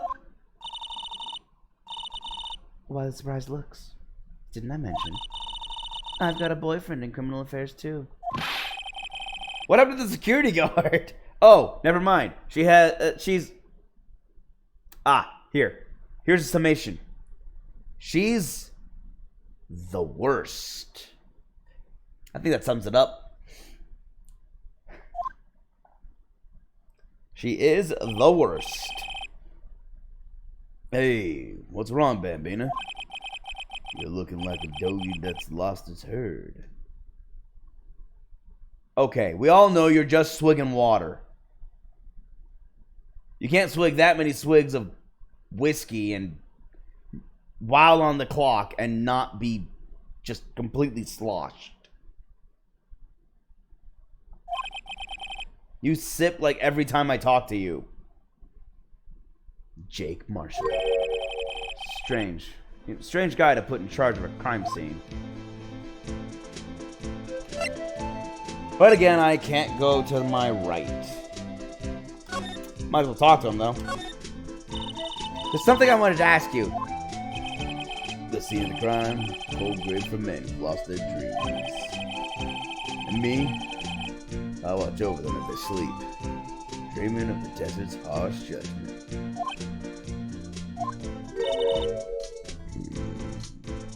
Really? You just fell asleep? He's asleep! Well, should we show this hopeless case something to catch his interest? The Marshal! Okay, still the same thing. He's not gonna say anything. Not gonna say anything. Hold on, I'll present something to him.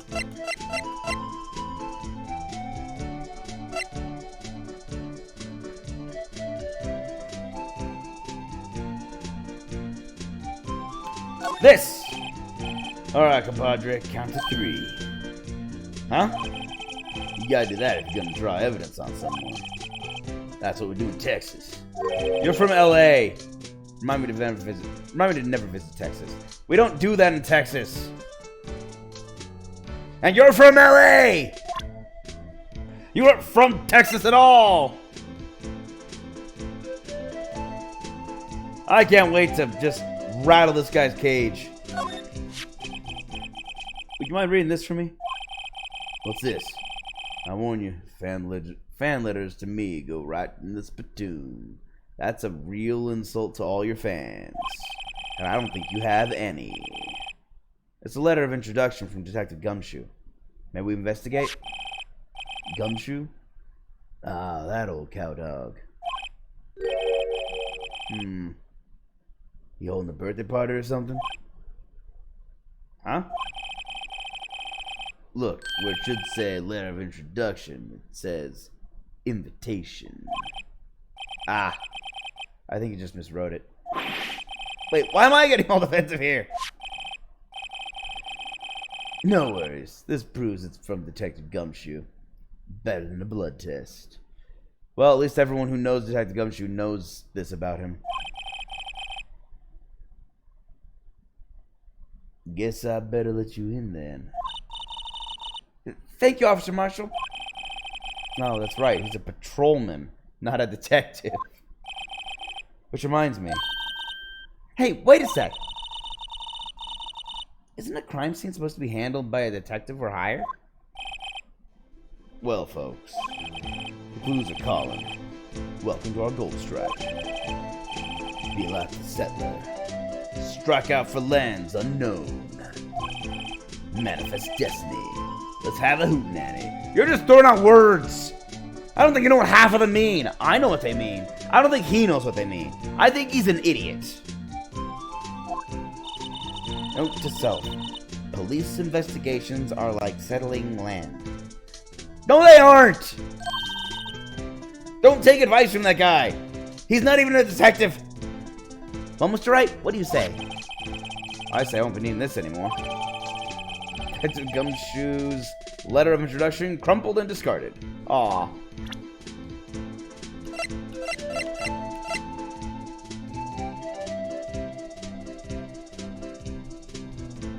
This. Okay, never mind. He's not going to talk to him. He is not going to talk about it. Talk. The victim. Officer Marshall, could you tell us more about the victim? Good men almost die young. Remember that part. Could you be a little more specific? Bruce Goodman. He was a detective, right?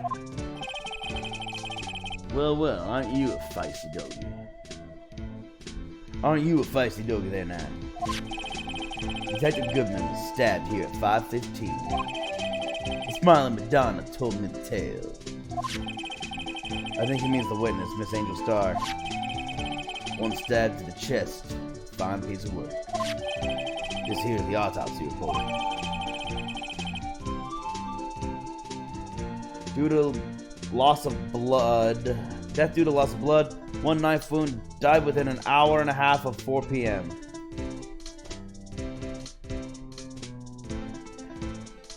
That's a weird way to put it. Why wouldn't it just say died around 5:30 p.m.? Why within an hour and a half of 4 p.m.? This is an odd autopsy, and I demand another one. This is shoddy work. It doesn't even say which direction of an hour and a half. Like an hour and a half before 4 p.m. or after? Was my sister involved with the victim in any way? Funny you should mention that, Bambina. Chief Prosecutor Sky and Detective Goodman had nothing common at all. Why do you say that like it's a big reveal? Nothing in common? They apparently worked together on a case a few years back. So there's no motive? None! No motive at all, which means why is she the one who... This case makes no sense. I can't wait for it to start to make sense. I'm looking forward to that. Goodman wasn't particularly gifted as a detective. Oh. Sorry, I was thinking that was Phoenix thinking for some reason. Goodman wasn't a particularly gifted detective. That's one reason why he didn't do much work with the chief prosecutor. But my sister called the victim here on the day of the murder, right? Here, to this parking lot. So it seems. Like calling an unarmed man to a shootout at high noon. Except you never call them unarmed. If you call them out to a shootout at high noon, they're likely either going to run or show up armed. Showing up unarmed is just stupid. I don't mean any offense, but... Officer Marshall, you're a patrolman, right? Not a detective. You call me out? They shoot you for that in Texas. They do not. Worst comes to worst, it's usually a fist fight. Believe it or not. Huh? I was one of them fancy shoe detectives till 2 years ago, to tell you the truth. Oh, really? Now he tells me. But you're a patrolman now. So how can you be in charge of a crime scene? Nothing gets by you, does it, Bambina? So why are you in charge? No reason. We're just short on hands right now. I'm keeping an eye out in the meantime. That's odd, though. Detective Gumshoe was saying he had nothing to do. Nothing important, at least. He's nothing but a sad old cowdog. I can't find his tail. Maybe it's because he runs with that Edgeworth, eh? Edgeworth? That cowdog's been kicked out of this cattle run by order of the chief of police. Just, you don't realize it yet. Detective Gumshoe kicked out of the investigation?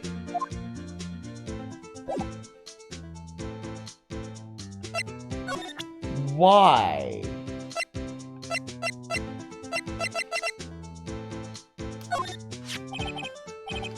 What's that, some sort of police passport? This is Detective Goodman's ID card, strangely enough. We found it a good distance away from the crime scene. Good distance in this rat hole? If you want distance, get yourself to Texas. Okay, this time he's kind of right. We value our space, so we have a lot of distance in Texas. It's basically a country. Within a country. Texas? This is a tiny little crime scene in a tiny little town with tiny little evidence. Look at how much he swigged. That thing has to be empty by now. What difference does a few yards make, compadre? Note to self, if you encounter suspicious evidence, think of Texas. No! Stop taking advice from him! There's no better way to study than to hang out with the pros. There's better ways to study. These pros are kind of insane. Ah, toy shield. Suits the boy well. What exactly could you shield with that? A toy knife, maybe?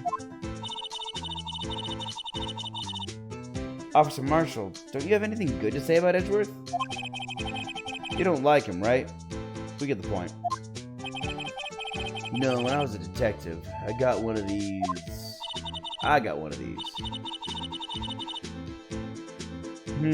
Let me guess. Did it have a K for King of Detectives on it? Yeah, they can do the same shield over and over. Note to self. The prosecutor's office and criminal affairs are surprisingly cheap. You know it. They've gotten cheaper with every passing year, I tell you. Okay. So they've just been handing off the same shield every year to both sides. Okay, I can't show evidence.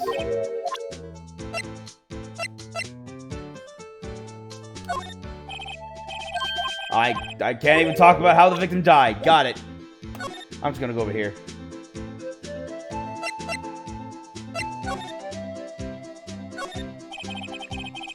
This appears to be the car where the body was found. It looks like the lock on the trunk is busted. The crime took place in the underground parking lot of the prosecutor's office. The body was found in the trunk of my subordinate's car. Quite a luxury car. Just screams I have money to burn. Yeah. Prosecutors get the big bucks. Poor defense attorneys. Which is really weird because you all get paid the same way. So it's really weird that the prosecutors have all the money and the defense attorneys don't. I guess it's because a lot of defense attorneys do a lot of work pro bono because they have to. You know, with the whole state-appointed attorney. B block is through there. That's where visitors park. I can see the Lunchland car over there. Far in the distance. Hey, you're right. I like the cute design on the door. I can see a cartoon cow munching down on a juicy-looking steak. Wait, what? Something about that doesn't seem right. Doesn't this strike you as a little creepy? Yeah, it's called cannibalism. I'm gonna call it cannibalism. Just don't think too deeply about it and you'll be fine. Oh man. I had to sort of do a double take to that one. It's a cow chewing on a steak. Wait, what? How did you guys draw this? That's just a tape outline that you carry around, isn't it? Just sort of draped in the back of the car. That is ridiculous looking. This rope. Is it? Yep. They laid it in the outline of the victim's body. So wait. The victim must have died when the killer closed the trunk on him. No, the autopsy report at least showed that he was stabbed. You got to be the only person I know that would come to that conclusion. No, you also know Maya. She would also come to that conclusion. A block. A block. This area is reserved for prosecutors. Defense attorneys are relegated to B block. I dream of the day I'll be able to park my car here. You dream of being a prosecutor? I'll go over to B block to buy my hamburgers from you, Mr. Wright. I'm not planning on giving up my job that soon. But you haven't taken a case. This is the first case you've taken in 2 months. How do you have money? There's a 3, but there's no evidence there.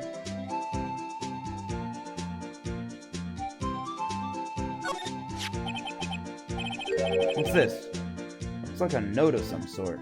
675, 12-2.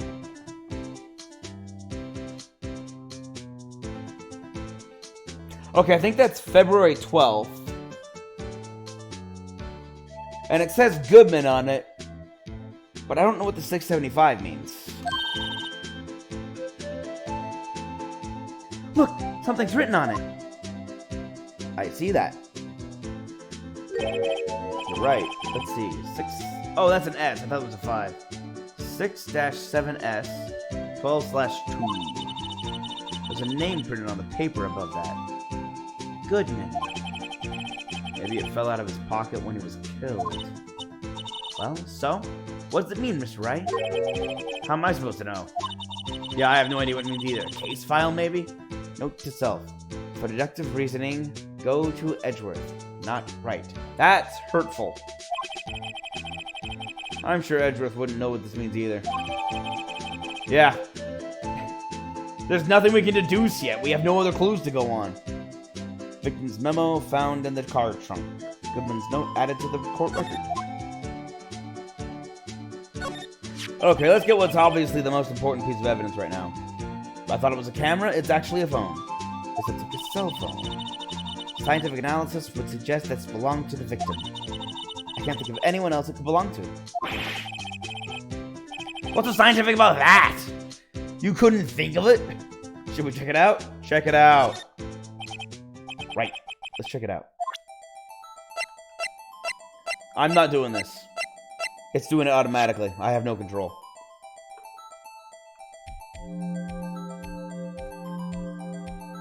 It has a strap. And a power button. Man, what a boring strap. What's wrong with it? Everyone has different tastes, you know. Here, check out mine. It's a pink princess strap. These are hard to come by, you know. I see the series is as popular as ever with the kids. That was one of our earliest cases. Dang it. Rotate normally. There. Power button. Or maybe just open button. This phone's still on the redial screen. Redial? Mr. Wright? Most phones keep a record of all the calls you've ever made and received. You just press the blue button to display the last number you called. Convenient, isn't it? I'm surprised you didn't know about it. Sorry to disappoint you, but even I know about things like redial. I was asking more because why was he redialing, not what is a redial? Huh? Oh, I'm sorry. It's just, you never know with people from your generation. I'm 5 years older than you!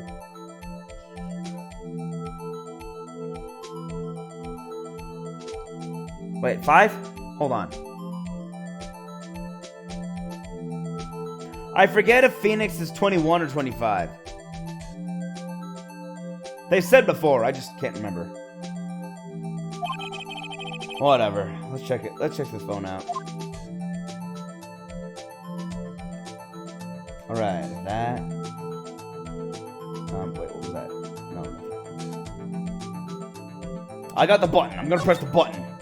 Press the big blue button. Now to see who the owner of this phone called last.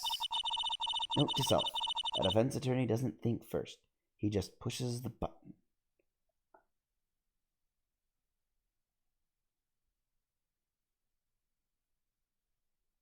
What the deuce? What were you gonna do?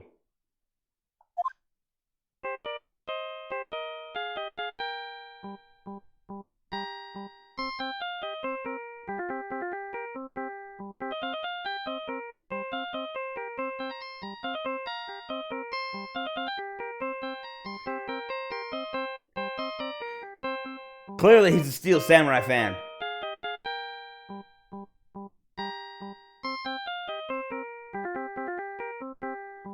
Sorry, I'm just jamming out to this. I love this. This is actually really great. All 8-bit. Oh, it's great. Hey, that song. I know that. Hey, what's going on over there? It's alright. Oh, sorry. I see you, partner. You pressed redial on that there phone, didn't you? Well, yeah. Whose phone is this anyway? It was on the ground over there. Whose is it? That belongs to Chief Prosecutor Sky. What? It's my sister's? She apparently dropped it when she was taken into custody, right after the crime. Look, the last call she made... Look, the last call was made right when the murder occurred. Looks like she was fixing to call someone. Except she only spoke for a few seconds, according to this. Who'd you call? No idea. Sorry, partner. Now I got a question for you, partner. I heard a phone ring just now. One of these newfangled ringtones. Ringtones. Oh. That? Oh. I'm sorry, that was my phone. What? Your phone? Yeah, it's kind of strange, but... Someone called me right as we picked up the other phone. Wrong number.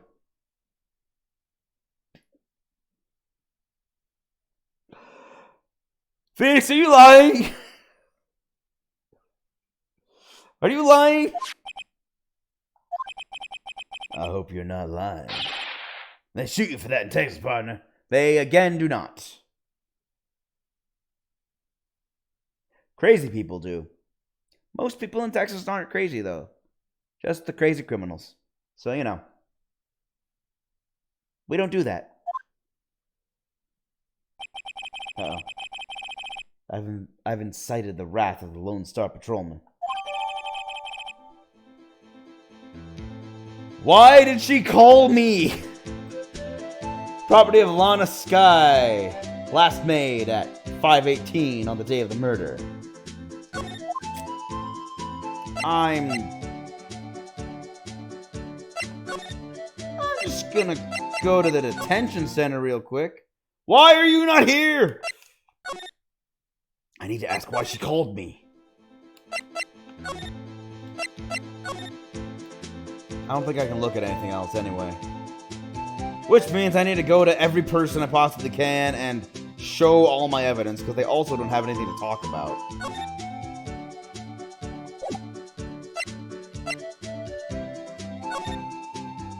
No, okay. Oh, what do you know? He has something to talk about.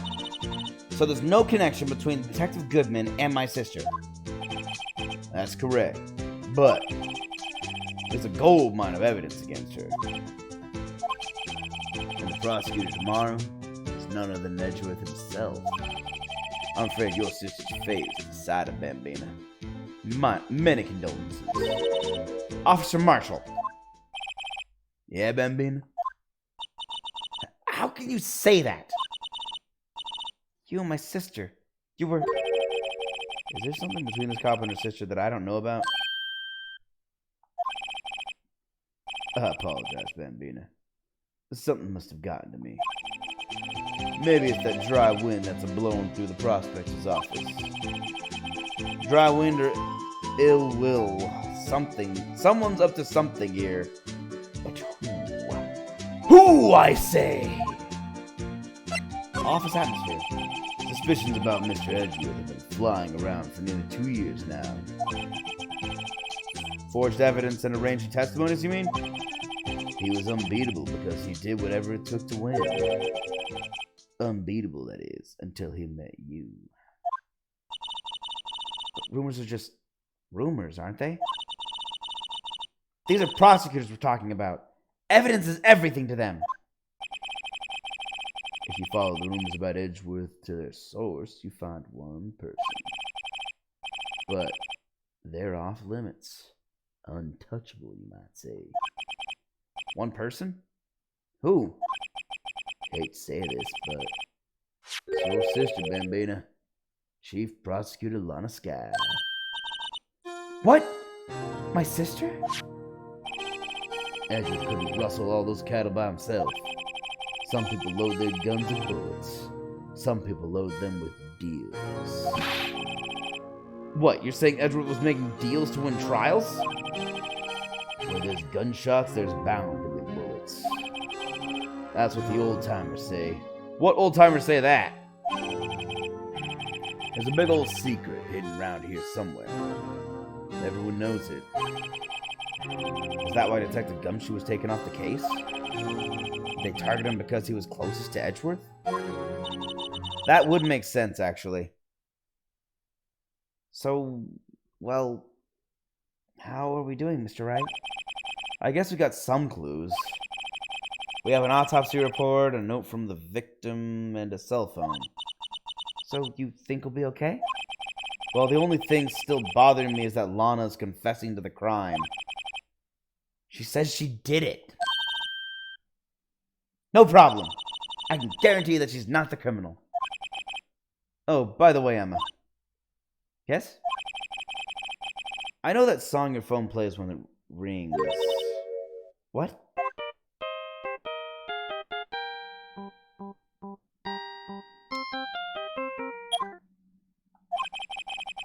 It's the Steel Samurai theme song, isn't it? That popular TV show. For kids? The phone that rang earlier wasn't mine. It was yours. At 5:18, just after the murder took place, your sister called you, didn't she, Emma? I'm sorry. Can you tell me what you talked about? She hung up right away. I see. Cell phone updated in the court record. Property Lana Sky, last call made to her sister, Emma, at 5:18 on the day of the murder. So let's get this straight. At 5:12, Edgeworth pulled into the parking garage. At 5:15, the murder occurred, and at 5:18, Lana called her sister Emma.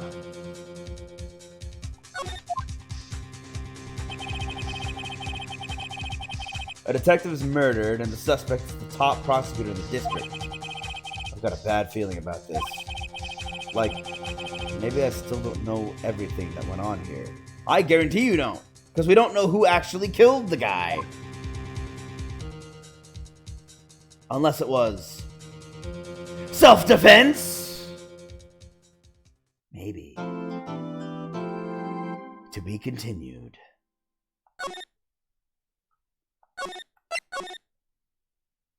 Right now! February 23rd, 9:34 a.m. District Court, Defendant Lobby number 2. How did the investigation go yesterday, Mr. Wright? Frankly, there are still a lot of gray areas. Or rather, the whole thing is one big gray area. Don't worry about me. No matter what the outcome, I'm ready to accept my fate. I believe in you, sis. Mr. Wright, let me offer you a word of advice. Yes? A defense attorney should never believe their client.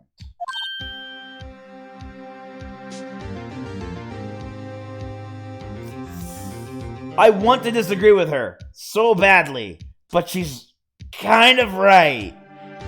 Who's to say the defense attorney's client isn't lying to them? I've already had defendants withhold information from me.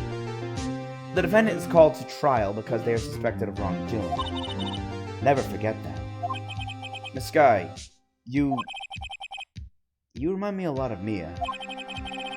But there is one decisive difference between you and her. And that is, you're not a defense attorney. It's a pretty big difference. Yeah. I believe it's almost time for the trial. Good luck, Mr. Wright. My first trial without any Faye helping me. No one's going to bail me out this time.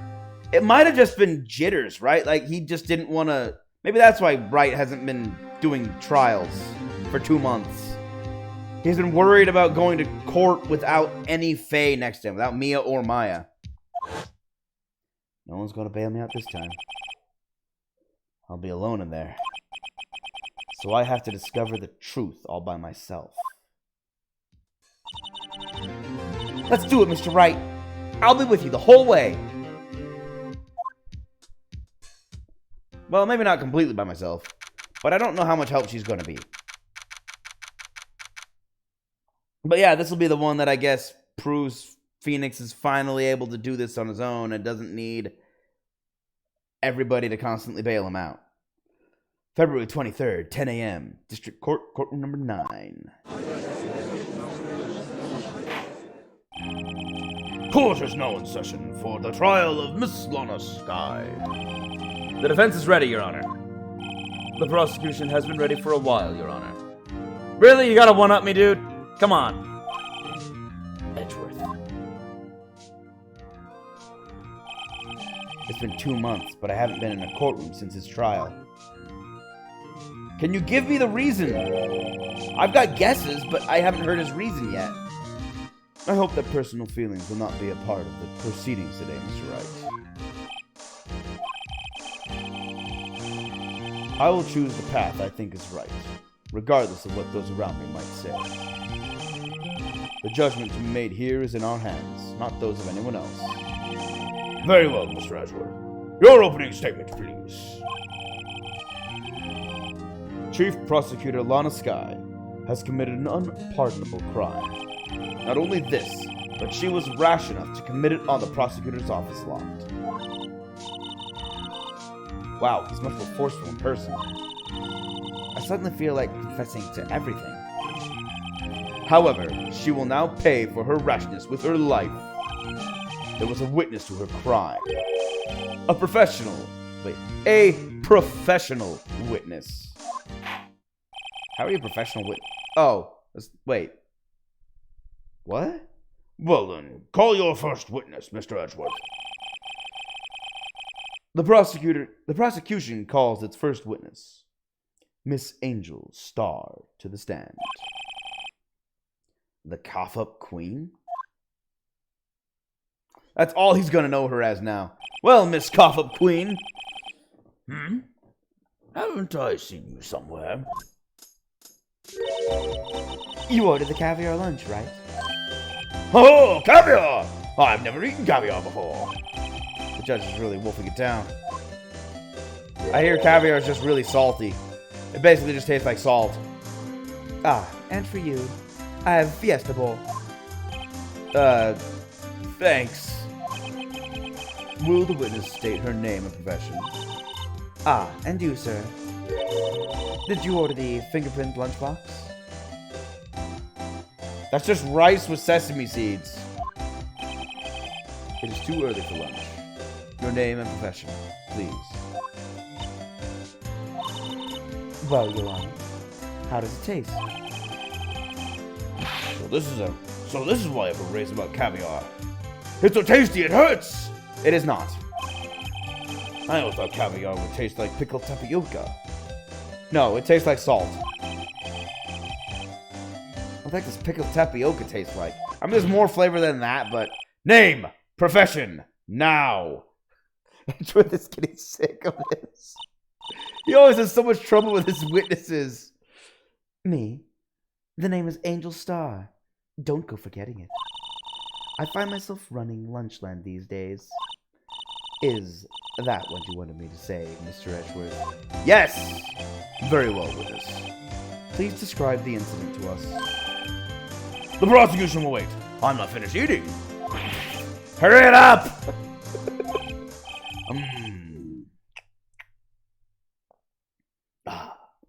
Very well, Mr. Edgeworth.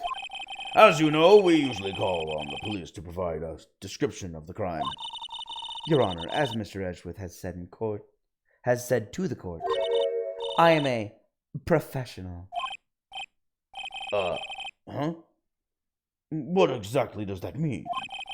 Until 2 years ago, Miss Angel Star was a special investigator with the police. Okay, she withheld that from us. She was a first-rate homicide detective. Oh, crud, I'm not gonna get a lot out of her, am I? What? Miss Star was a detective?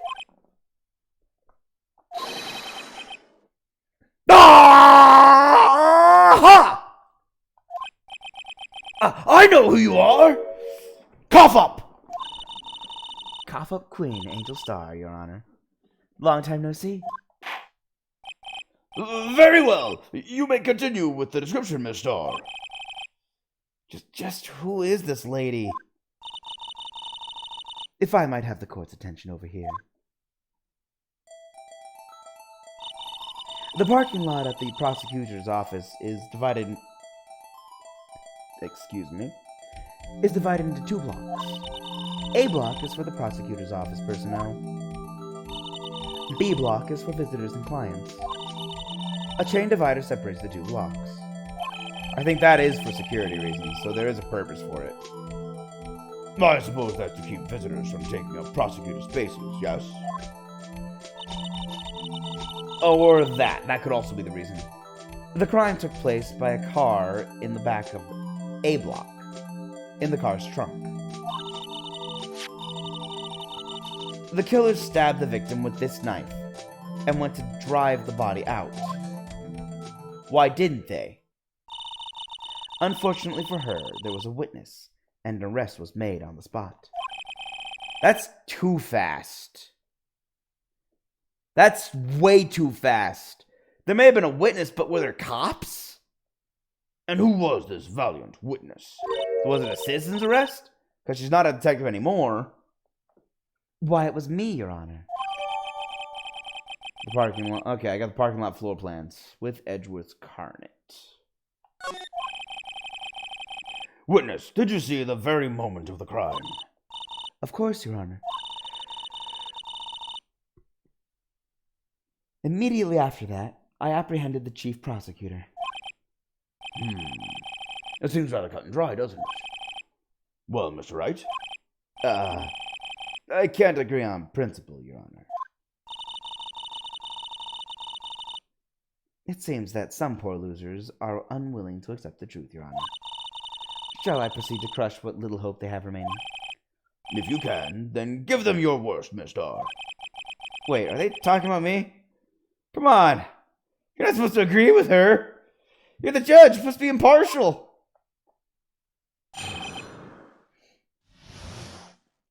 All right, time to tear her apart. Her testimony. Time to tear her testimony apart.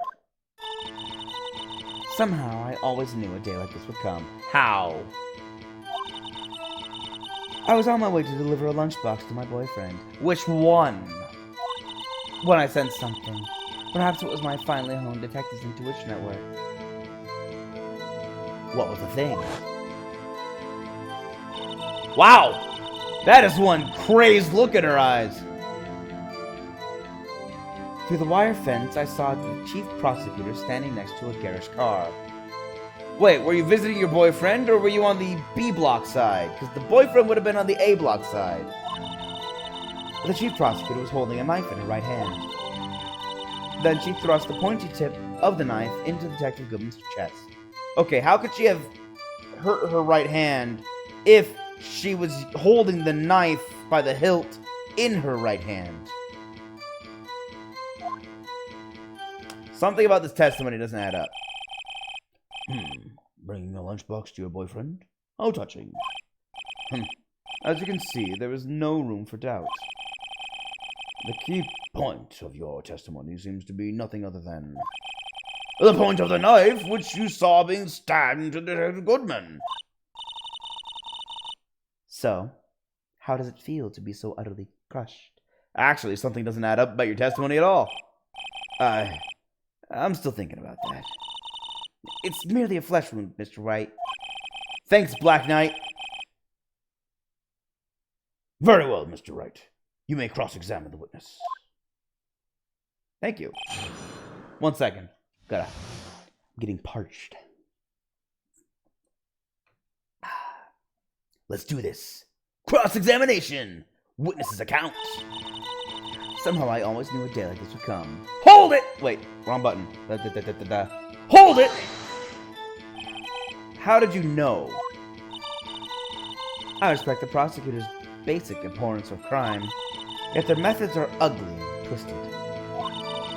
Twisted methods will always lead to tragedy. The lunch lady's uninformed opinion is duly noted. Given that they are used to erasing inconvenient evidence at their whim.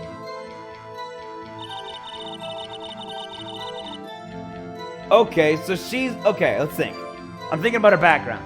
She was once a detective 2 years ago.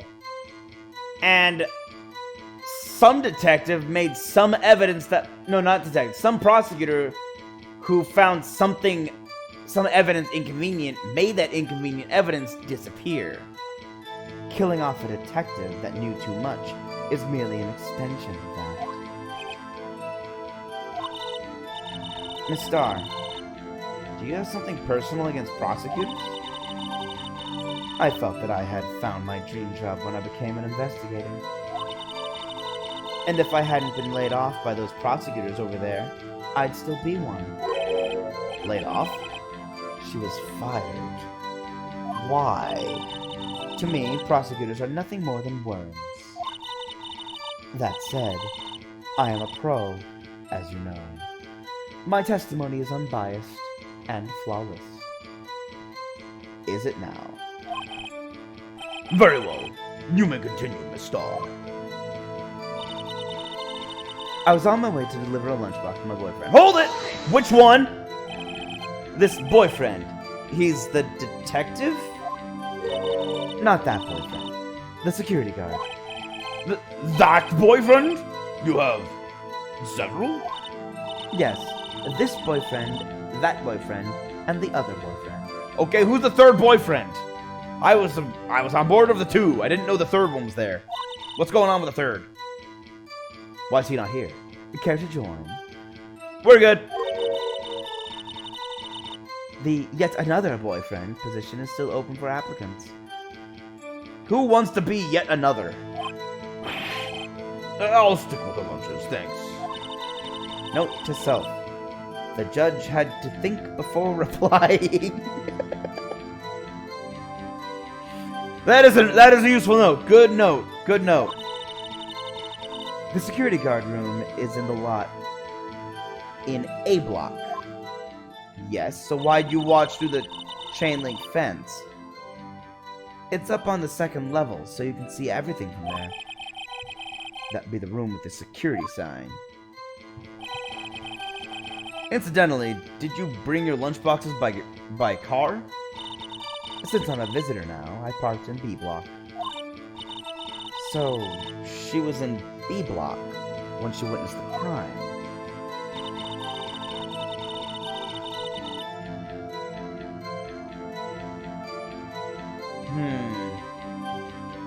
Okay, when I sensed something. Perhaps it was my finely honed detective's intuition at work. You sensed something? So you're saying you had a premonition of the murder? It felt like... how would you say? Oh yes. It was like the feeling you get when you view a pumpkin chock full of seeds. Well, the feeling, I don't know about you, but the feeling I get when I see a pumpkin chock full of seeds is, hey, that's a pumpkin. I'm not sure what she's talking about. Neither does the judge. I have no idea what that means. Speaking of a detective's intuition, wasn't the victim, Mr. Bruce Goodman, also a detective? Yes, well, he was like a young cheese. Freshly made and delicious? Young cheese? A pale white cheese, not yet tangy with experience on the streets. A greenhorn. Then I must... Huh? Then I must be hard, yellowed, and sharp as a tack. Yeah, with the odor of an old cheese to match. Ah, zing! In any case, there in the lot, I felt something stirring in the back of my mind. Through the wire fence, I saw the chief prosecutor standing next to a garish car. Did you now? By garish car, you mean... Mr. Edgeworth's car, yes. Mr. Edgeworth? Incidentally, the knife with which the victim was stabbed was also Mr. Edgeworth. Wasn't it? Indeed it was. What an odd case this is. And the person you saw, you are sure it was the defendant? I saw her from no further than 30 feet away. I am certain it was her. If she's telling the truth, we're doomed. Let's just do what we can, even if we don't have any proof. We can always nitpick. Witness, in your testimony, you clearly stated the following. Prosecutors are nothing more than worms. Ergo, you are a biased witness. You might want to keep those silly opinions to yourself in the future, rookie. Huh? Rookie? Unless you're willing to risk the consequences of doubting me. I do doubt you. I'll fry you like a fritter. Crispy on the outside, chewy on the inside. Well, now I'm just hungry. That was inspiring. I believe I've heard that tagline elsewhere. You could cry plagiarism? No, I can't cry plagiarism here. She said it. It would be a quotation. I may be relegated to the lowly position of lunch lady, but my instincts are honed. A photograph! You took this? She's covered in blood, that's all I know. The moment I witnessed the crime, my reflexes took over, and snap, I took a picture. In fact, one of my lunch boxes is rigged with a camera. Why? I suppose that's more exciting than just hanging it around your neck. Witness, why am I only seeing this photograph just now? Another excellent question, Edgeworth. You think I'd show it to you, a prosecutor? Think again. My boyfriend works in the photography division of criminal affairs. Well, this is almost certainly the defendant. Well, okay, there's a photograph. That's kind of damning. Let's try and counteract this photograph. Somehow, the moment of the crime as photographed by Angel Star. Why does Phoenix keep getting all the hopeless cases? And having to pull off miracles every time. Uh-oh, that is unmistakably Lana Sky. So what was the defendant doing at the time? The chief prosecutor was holding a knife in her right hand. Hold everything! Her right hand was bandaged! Tell me more about this knife that the suspect was carrying. Well, I'd say the blade was about 4 inches long. Is that right, Mr. Edgeworth? It is your knife, after all. Yes, that's about right. Prosecutors are, by nature, well-versed in the location of a man's vital organs. I'm sure it was easier than boiling an egg for my egg salad surprise set. You don't make them yourself, you import them! You can't testify as to her ability to kill an egg. I mean a person. Perhaps a chicken salad set would have been a better metaphor. Possibly. So the defendant was holding a knife. What then? Then she thrust the pointy tip of that knife into Detective Goodman's chest. Are you sure it was a pointy tip? Not a rounded one? Tell the court why you didn't try to stop this crime. You didn't see her raise the knife to strike, no? The defense has a point. Unfortunately, by the time I realized what was going on, it was already too late. Too late? Yes. The next moment, the chief prosecutor brought down the murder weapon. I see. It's only a flesh wound, Mr. Wright. We can make it. Again, Black Knight, calm down. I get it. It's just a flesh wound. Said that before. Anything else? Scientifically speaking, Miss Starr's testimony is flawless. Sounds pretty fatal to me. What do we do? Is this it? Is my sister guilty? Let's just keep our heads cool and press the witness a bit, shall we? For some reason, having her panicking next to me makes me calmer. Don't smile like that! The panic of others is soothing. Alright, let me think. Let me look at my evidence. I have the shield. That's not going to help me here. I have a knife. Edgeworth's car was just recently pulled into the parking lot. No, that'd be stupid. Within an hour and a half of 4 p.m., 5:15 does fit those time parameters. This, I can't see helping me at all.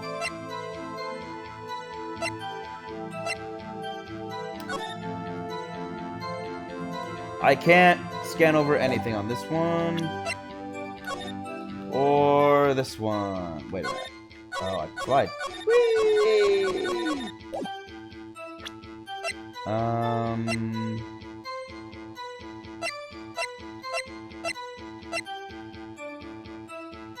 Okay, so that's my evidence. Knew a day like this would come. On my way to deliver a lunchbox to boyfriend. Sense something. Perhaps to finally know that's not helpful at all. Doodle. Well, she has a photograph, so we know where she was when she took the photograph.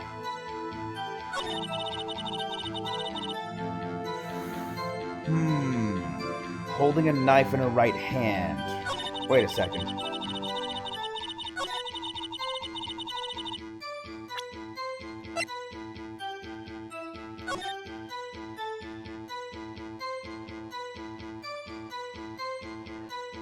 Her hand's not bleeding. Her right hand is not bleeding, nor is there a knife in it. So, why did she say she hurt her hand during the stabbing and had to bandage it? When in the picture, there is no bandage, nor is her hand bleeding. Nor does she have the knife. Then we can assume that if she actually did it, the knife would be in the victim. Potentially, right? I don't know.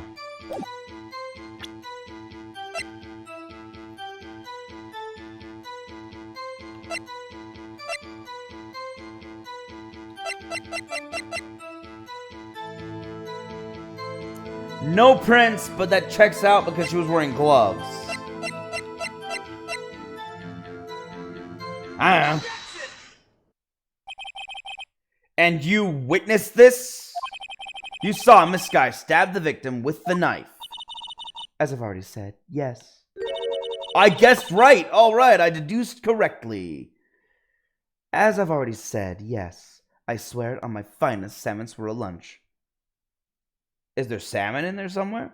Or is it a salmon swirl because you've pureed the salmon and made it a swirl? Well, I'm sure that is a fine lunch. But isn't that odd? Look at this photograph. This is the photograph you took at the very moment of the crime, is it not?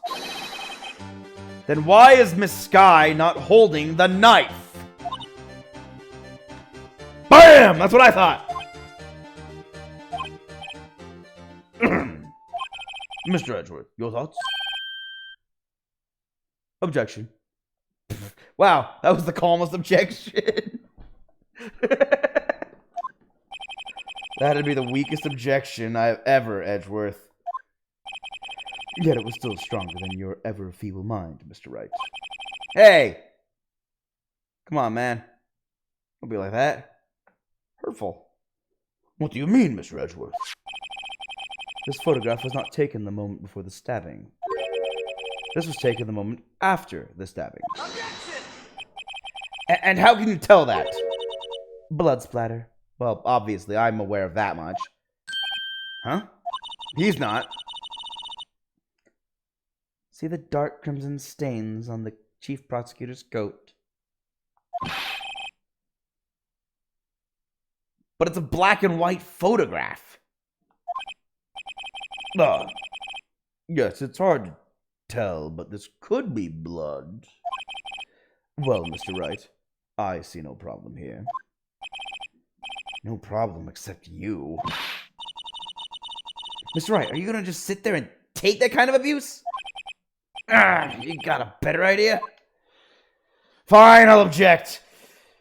I object! Wait, that contradicts what the witness said in her testimony. Namely, that she took the picture the moment she witnessed the crime. Well, it seems I was slightly unclear. My apologies.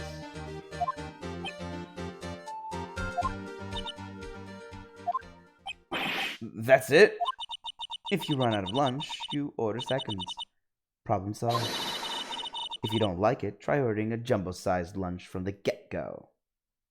Well, fine, I'll order a second helping of lunch. Give me a second testimony. Good advice. I'm not sure I understood it, but good advice. I didn't have time to stop her. Prosecutor Sky was cold, calculating, like a robot. She killed without pain or remorse. It was a premeditated murder. Objection! Premeditated? How would you know? Look at the chief prosecutor's hands in that photograph. Well, are those gloves? Surgical gloves made of thin rubber, most likely. Why would she have those on?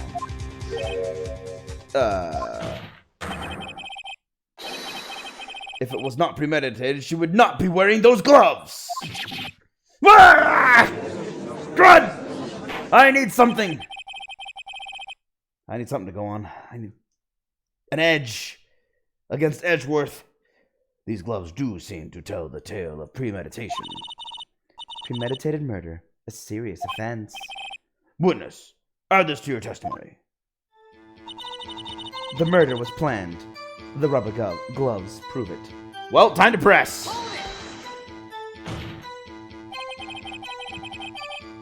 What if she was just in the habit of wearing gloves, like driving gloves? The gloves were admitted as evidence when the defendant was arrested. They were rubber gloves of the kind used for autopsies. In other words, when the chief prosecutor came to the crime scene, she came to do murder. It's the only possible conclusion one can make, except that it was cleaning day. Everything was planned. It was a premeditated crime. Ah! I've been hit. The wound. Impressive. I'm sorry they took you off the force, Miss Starr. This is bad. She's got them thinking this was all planned. If she can prove this claim, the trial's already over. I've got to think of a way to show that this wasn't premeditated. It's only a flesh wound. Mr. Wright, we can make it! You said that before. Anything else? Oh no, it's the whole...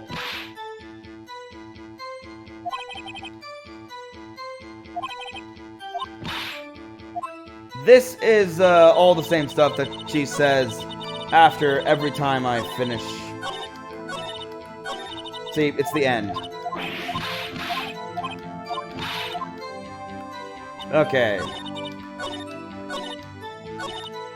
There we go, okay. So, I need to prove that it wasn't premeditated.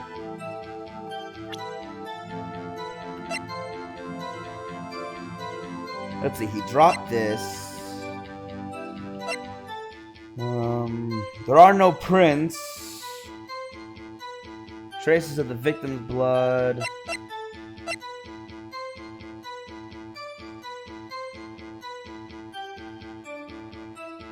Miles Edgeworth just got back immediately before. That's part of what that could be proof, I guess.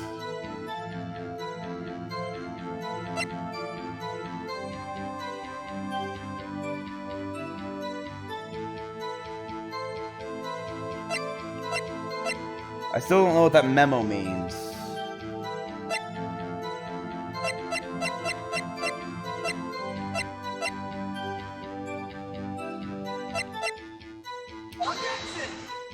Oh, crud, this wasn't it.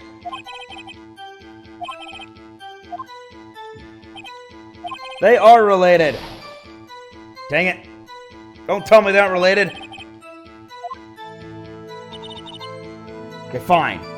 So it wasn't the parking stub. Parking ticket stub.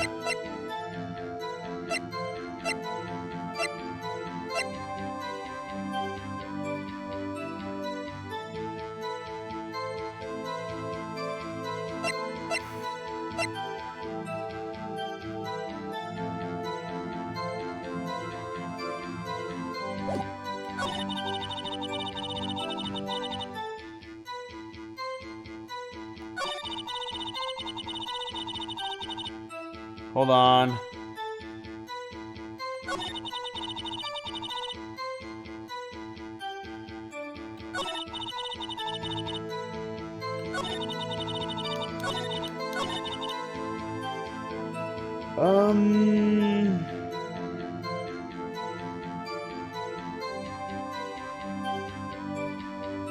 I could have also been on the wrong statement.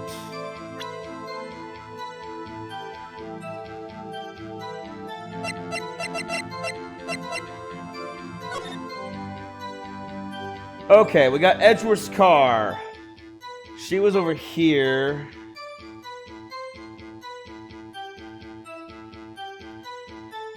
That's the wall we saw behind her in the picture. She was likely over here somewhere.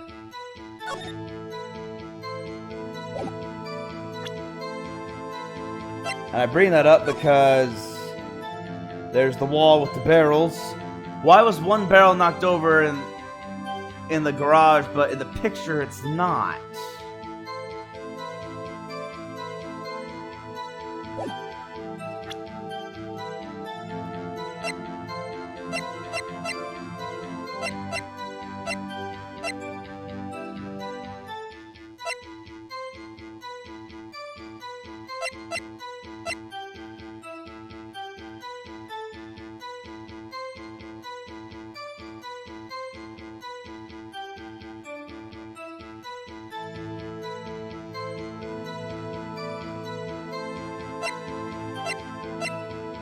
It's so early, I don't want to exhaust all of my points, but I might have to risk it. She made a call.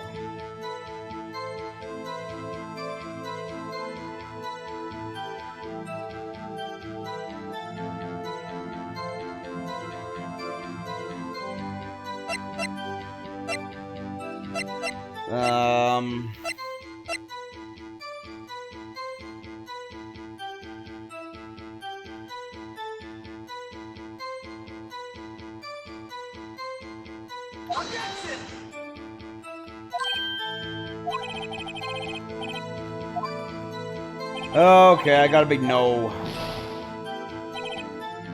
Okay, hold on. I'm getting close. I'm gonna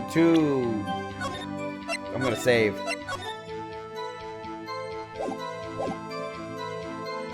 I'm running. I'm 1, 2. I have 3 more tries before I'm out of points.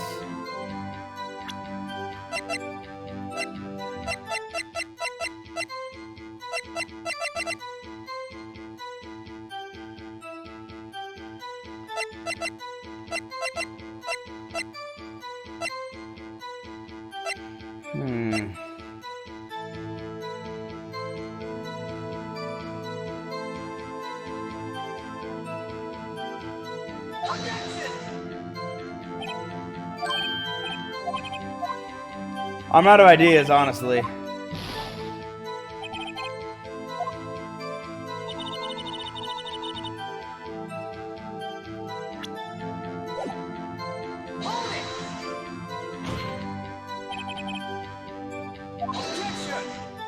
I'm pretty sure. Yeah, I've already done all this.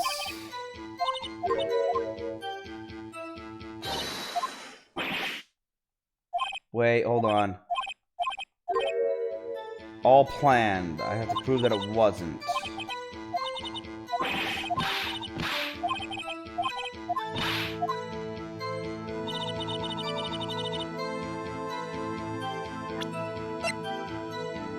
I have to prove that it wasn't planned. Thanks, magic user. I can do this. I just...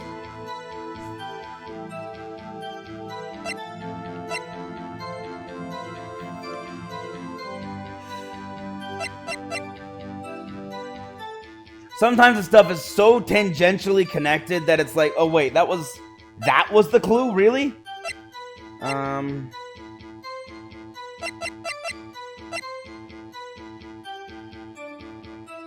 I have this memo. I don't think that'll prove anything. Oh, I can't look at it. I can't rotate it anymore.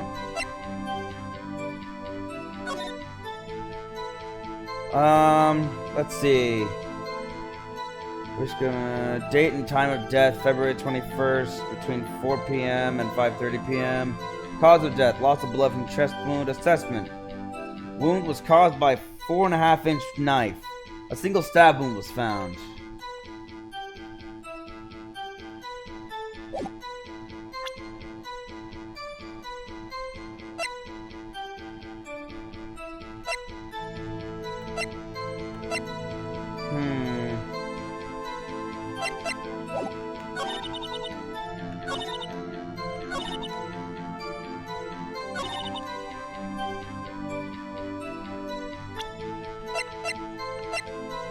Wait.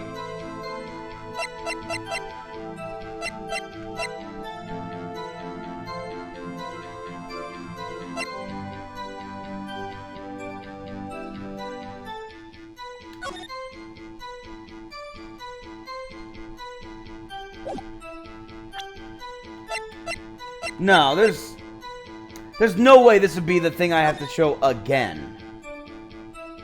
Right? Let's see.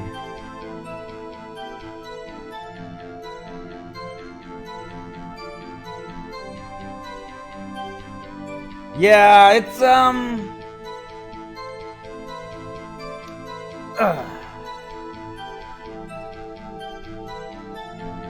let's see, she has rubber gloves, but it was cleaning day, and I have to be able to prove that she had the rubber gloves on because she was working with dusty files that have been there for a year. That's my theory, at least. That's why she had the gloves on. As to why there's a black and white splatter on her coat, I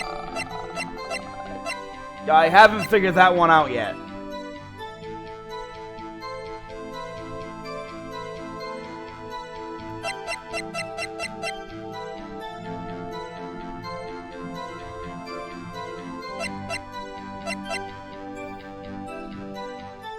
Okay, so I got this guy's ID card. I wasn't thinking this was gonna help me at all. Nah, no, I still don't think it'll help me.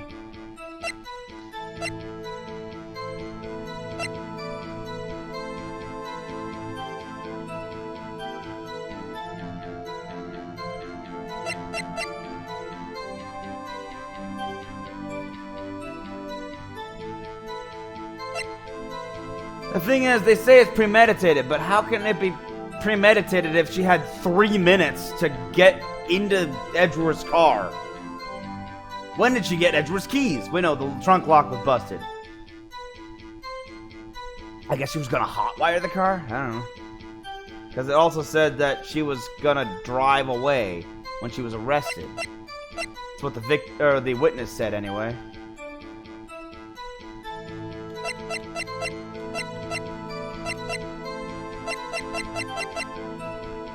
This is a tough one.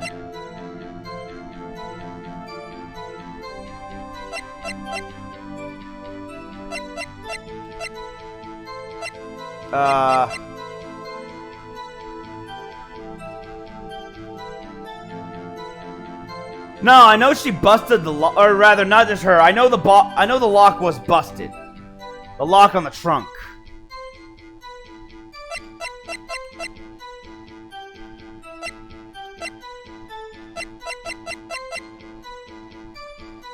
Because that's what I found when I was at the scene of the crime. But I don't know how the lock was busted. Unless it was the broken shield? No, wait.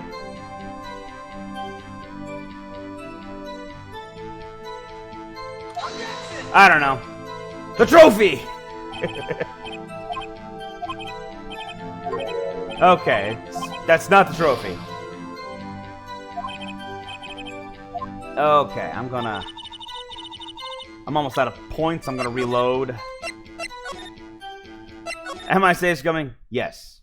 Is this game designed for save scumming? You're absolutely right. 100% it is. Oh boy. I can't try everything. There's like probably 50 possible combinations. That'll take forever. I didn't mean to do that. I wanted to go backwards.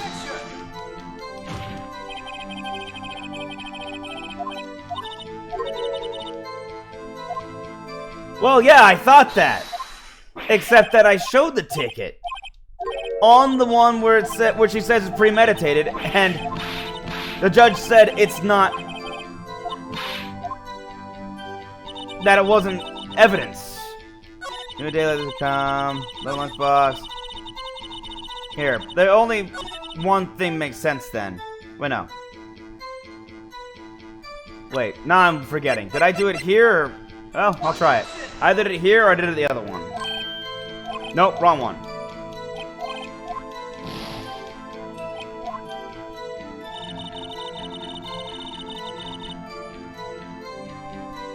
Yeah, because I've already... I know it's hard to believe. But I am good at puzzles. This is just...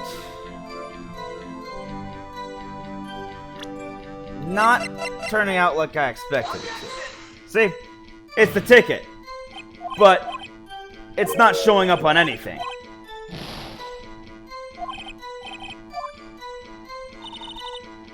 The ticket stuff doesn't work here. And it didn't work here. And all that's left is she sensed something. And her boyfriend. And she knew it would come to this.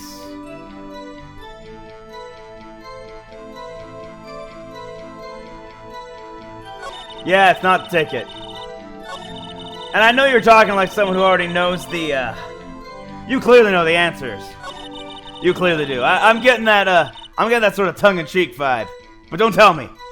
I've got to do this on my own or it means nothing. I can do this. This also does it. Because there is a phone. Wait. I'm about to use my last point, and I should not do that.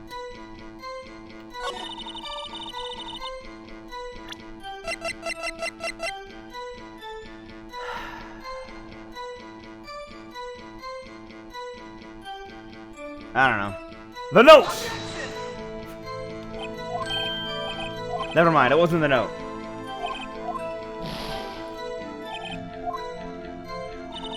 I know it has to be here. It has to be. This has to be the statement I have to prove wrong. Which means... Yes! I should have realized! I'm so stupid! Ah! I thought about it and was like, no! No, that couldn't be it! If she was apprehended immediately, how did she have time to call her sister 3 minutes later? Your Honor, that statement contradicts this evidence. No, never mind. I thought it was it. Thanks for crying for me. I'm actually kind of dumb. I'm actually not dumb, but now I'm starting to think I am. I thought I wasn't dumb. But this is clearly proving that I'm stupid. All I have left is a knife. Wow, really? Okay. I'm gonna sum this up a little bit. Of why I didn't guess the knife. I went over the knife several times and I thought, no. No, all the stuff on the knife says is there are no fingerprints. Which falls in line with the fact that she has gloves. The only reason this isn't premeditated is that it's Edgeworth's knife, but it could have been premeditated if she was trying to frame him. Hence, why I did not choose the knife. Because it does make sense. Witness! Do you know what this is? Are you trying to test me? I sell box lunches for a living, you know. That's a knife. The knife. The knife that was in Mr. Edgeworth's trunk. Indeed, it is my knife. What's with this case? A bloody murder weapon, a red car, all belonging to the prosecutor there? Mommy, a prosecutor's bad people. Why did someone bring a child to watch a murder trial? The defense has a request. We ask that the witness provide an accurate testimony. What's that, rookie? In your testimony, you stated that Lana Skye planned this murder, and that's why she was wearing those special gloves. Seems like a natural conclusion to me. The gloves do indicate planning. However, why would she not also prepare the most important thing? The murder weapon. Oh.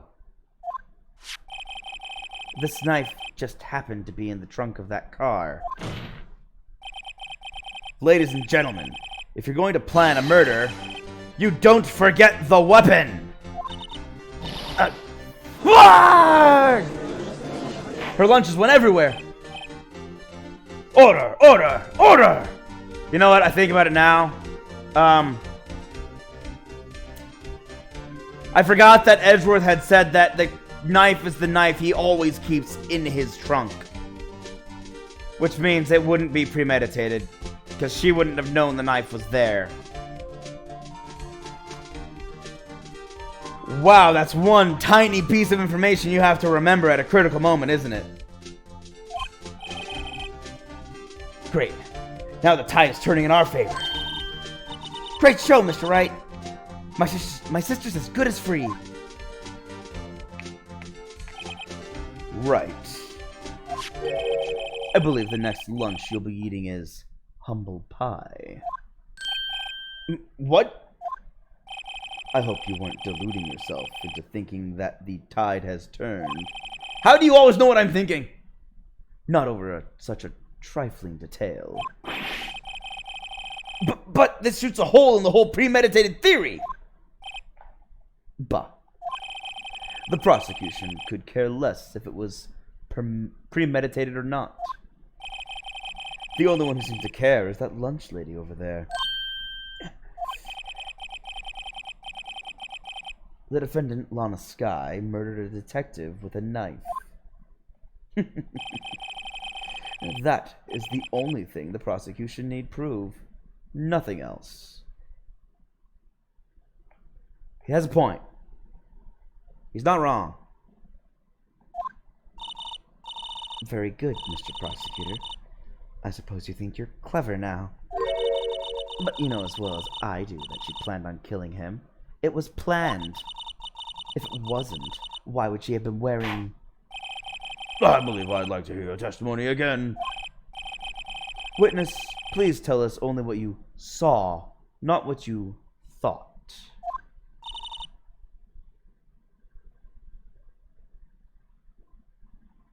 Ha! Yeah, it's an interesting scenario. It's a tough one. I missed the part where it says he always keeps it in his toolbox, actually. I think I skimmed over that in the court record. I should have read more carefully. But I was getting flustered. I need to calm down. A flustered head does not think well on puzzles. How dare you? My powers of deduction are not to be underestimated. Really now? I'm thinking you were fired for a reason.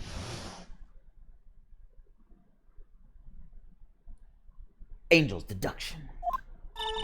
Lana Skye intended to murder Detective Goodman. That's why she called the victim all the way to the prosecutor's office. I'm sure the chief prosecutor had a grudge against the victim. Nothing else could drive that human machine to plunge the knife in again and again. I know this one! Because I did read this part of the case report. The victim was summoned from the police department to the prosecutor's office. It does sound a lot like premeditation, doesn't it? So if I ordered a pizza, does that mean I'm planning to kill the delivery boy? In any case, the defense may now cross-examine the witness. She has a good point. Just because you called the person doesn't mean you meant to kill them. Angel's deduction. Look, I already know what this is, but I'm going to press everything because sometimes it leads to fun dialogue. Lana Skye intended to murder Detective Goodman. You said that, but you haven't told us how you know. That's what I'm about to tell you, rookie. I believe what you just said was a mere prelude to the story she's about to tell. Try not to interrupt her again. I will interrupt her as much as I want, Your Honor. That is literally all I do. Rookie. Never interrupt a storyteller. It's like pulling a bun out of the oven, half-baked. Something's half-baked here, alright, and it's you. Phoenix has some good one-liners. Try not to confuse the defense witness. They're not very quick on their feet. Edgeworth also has some really good one-liners. Now, why did you believe the suspect had intentions to murder the victim? Her actions speak for themselves. That's why she called the victim all the way to the prosecutor's office. That? What's that? Murder? I don't think so. You have no proof that Miss Skye called him there. You have no proof that she didn't. Touche. You got me with the... no one has any proof. Mr. Edgeworth, thoughts? There is no record of a call made on the defendant, Miss Lana Skye's phone. She might have written him a letter. Come on, you could have tried public phone first at least. Yes, and then I could have said the phone doesn't work. In any case, the victim came to the prosecutor's office, where he was murdered. I'm sure he had a reason to be there. Witness,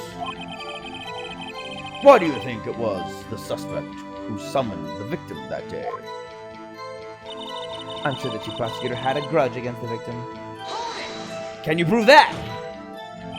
What kind of grudge? Well, I wouldn't know that. Of course you don't. That's because she didn't have a grudge. Rookie. More lunch? I can't eat anymore. You keep giving me them. I have a lunchbox here. Now, what's inside? How am I supposed to know? See? We agree there was a lunchbox here, but we don't know what's inside. A person's life is like a lunchbox with pretzels. Don't you agree? I don't know anyone who fills a lunchbox with pretzels. I get it! That's why my lunch was so salty. Your lunch was salty because you ate caviar. This judge isn't very good with metaphors.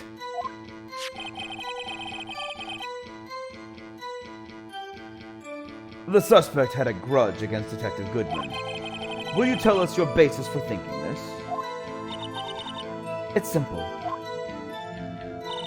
Nothing else could drive that human machine to plunge the knife in again and again. I'll do this. A human machine? That's a contradiction! Not the right kind of contradiction, Phoenix. Please. Can't you find fault with something of substance, Mr. Wright? Note to self. Mr. Edgeworth's sighs smell like citrus fruit. Stop fawning over Edgeworth. You're on my side, which is your citrus side. You say again and again. How many times did she stab him exactly? We often say chop into 1,000 pieces, but we don't actually mean 1,000 pieces. What difference does it make if the deed is done? How come she's getting mad at me? Let's just say she stabbed him several times and leave it at that. Leave it at that? This is a murder case, people! Agreed, Phoenix. This is a murder case. They should probably take it a little more seriously. Mr. Wright, you should speak up if you have an objection, you know? I do. I'm just waiting to get my chance. Miss Star has turned out to be as short-tempered as she looked when we met her. Challenging her abilities as a detective really set her off. The short wit burns out the fastest. It's a scientific fact. Well, yeah, you're right, it is. I wonder, wouldn't it depend on the size of the candle? Kind of, except... Well, no, you're right.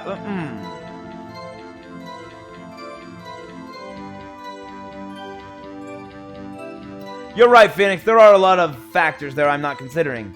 The size of the candle, the different thickness of the wax, the, how short is the wick inside the candle versus outside the candle? Why am I getting hung up on this candle thing? I mean, add more wax and even a really short wick will burn longer. Obviously, more scientific testing is required. Good. You're clearly still in high school. Lana Sky intended to murder Detective... Oh, yeah, this is... Here we go. And I believe it's time to present the witness with some evidence. By evidence, I mean the autopsy report. You say she stabbed him again and again. But you couldn't have witnessed that! Are you testing me? Then I'll test you. With my moss surprise. That sounds disgusting. I'm afraid the moss is growing under our feet as we wait, Miss Star. Again, Edgeworth, one-lines, spot on. What do you mean? I shouldn't have to explain this. But take a look. The autopsy report states that death was due to loss of blood from one stab wound. Thank you, Edgeworth. I'm glad at least you care about the facts. Aha! You're right! Good show, Mr. Edgeworth. What a hunk! He's my hero, really. Will you sit back down? What about my objection? No one noticed. Oh. No respect. Well, witness? Why would you box the lunch like that? You got the crime scene set, right? What the... What? Why? Oh, thanks. I always believed that no one could ever mistake ketchup for blood. But now I realize that such mistakes are possible. So, you're saying you mistook something for blood? When she lifted her knife, I thought I saw blood at her breast. splattered blood from her victim. That's why I thought she must have stabbed him at least twice. Then tell us what you saw that you thought was blood. Testify. Her red muffler looked like blood to me. That's a terrible reason. You thought fabric looked like blood? That's how ghastly the whole scene was. Miss Stars turned out to be a short... Oh, okay, it's the same thing. Okay, now they talk about candles again. Alright. We are back to the red muffler. I might as well press her on this, see what it says. Her red muffler? Yes, like a scarf. The chief prosecutor always wears one around her neck, so she can be easily hanged at a moment's notice, I suppose. That's not why anyone wears scarves. She's right. She does wear that muffler, though. Miss Sky was wearing a red scarf, wasn't she? But wait. Isn't it odd that you mistook that for splattered blood? Well, people often mistake my beard for a bib. What people? That's ridiculous. A judge with a bib. That's what this place feels so much like kindergarten sometimes. Ah. Actually, I do think I saw some traces of blood on her chest. However, the autopsy report is clear on this matter. There was only one knife wound.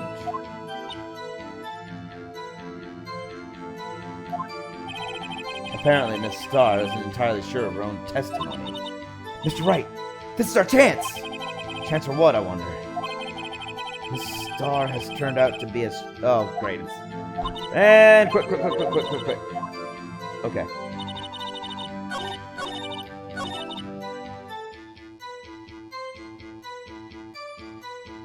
But what do I present? I have the knife, with no prints, traces of the victim's blood, usually in his toolbox, murder weapon.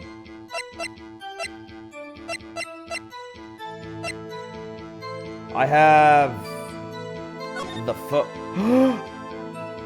She's not wearing it! Dun dun dun! Hold it! Objection! Miss Starr, I demand an explanation. The witness is clearly not suited for detective work. What? Why'd you interrupt me? I was calling her on this! Edgeworth, you dick! The suspect was not wearing a scarf or muffler of any kind when she stabbed the victim. And you proved it yourself with this photograph. Huh? But that can't be! Only a professional lunch lady could be so utterly careless. Congratulations. Perhaps you finally found your true calling in life. Harsh words, but good. But good? Wow. Harsh, Judge. In the end, Mr. Edgeworth prevails. What was my objection? Chopped liver? But it was there. A scarf. No, not that. But something red. Really? Well now, where were we? The witness had given us an entertaining interlude, but back to business. What? Very well, witness. Continue your testimony. You saw the crime and apprehended the suspect. Tell us about that. Very well. I do remember some things accurately, at least. Ultimately, we couldn't shake the most important part of her testimony.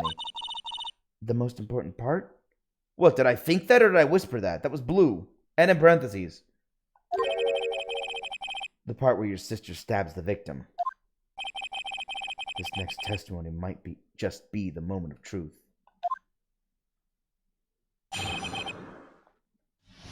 Apprehending the suspect. After the murder, the suspect attempted to run behind a partition off to her side. So you're saying she ran behind here? Why?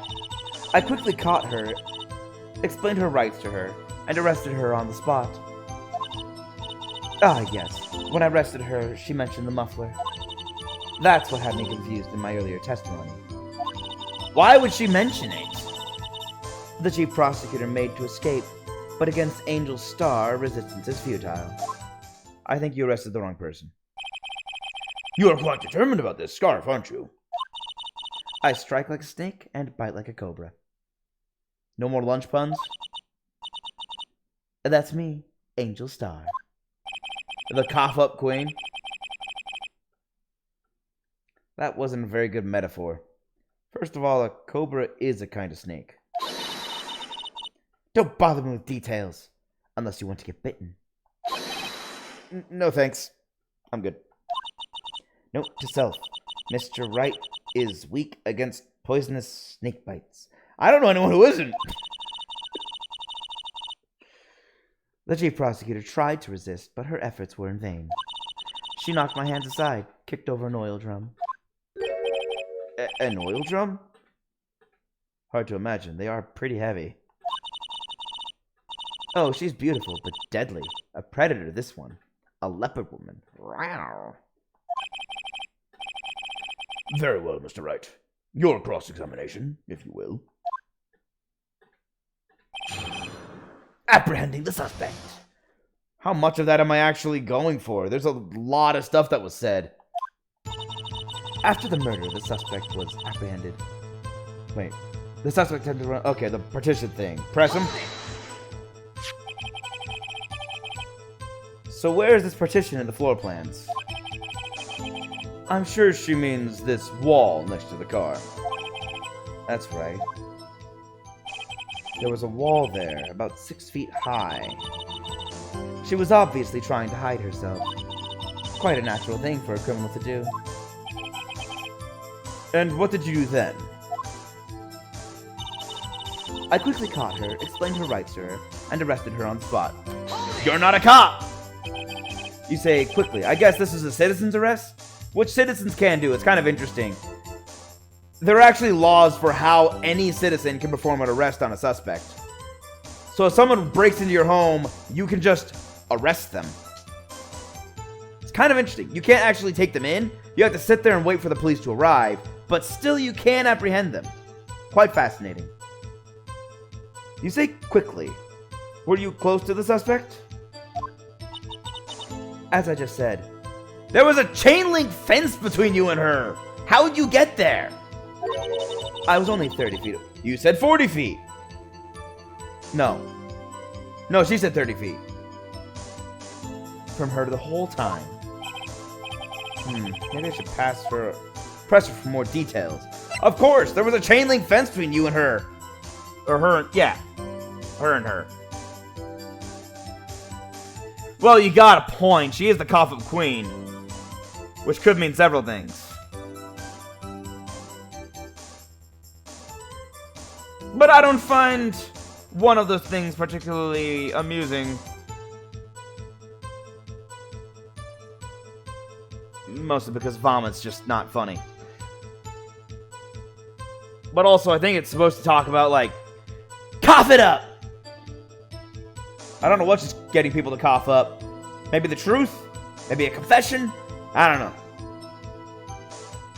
I've been trying to figure out why she's called the cough-up queen. I really am curious. Well, time to press her for information. I'd like to see this on the floor plans, just to be safe. The Lunchland car was... She was a visitor, thus she was parked in B block. So you witnessed the murder from... here? That would make it about 30 feet from the car, yes? Is that correct, Miss Star? Yes, that's right. She seemed uncertain. But there was a chain link fence in front of you. I went over it, of course. In a dress? Impressive.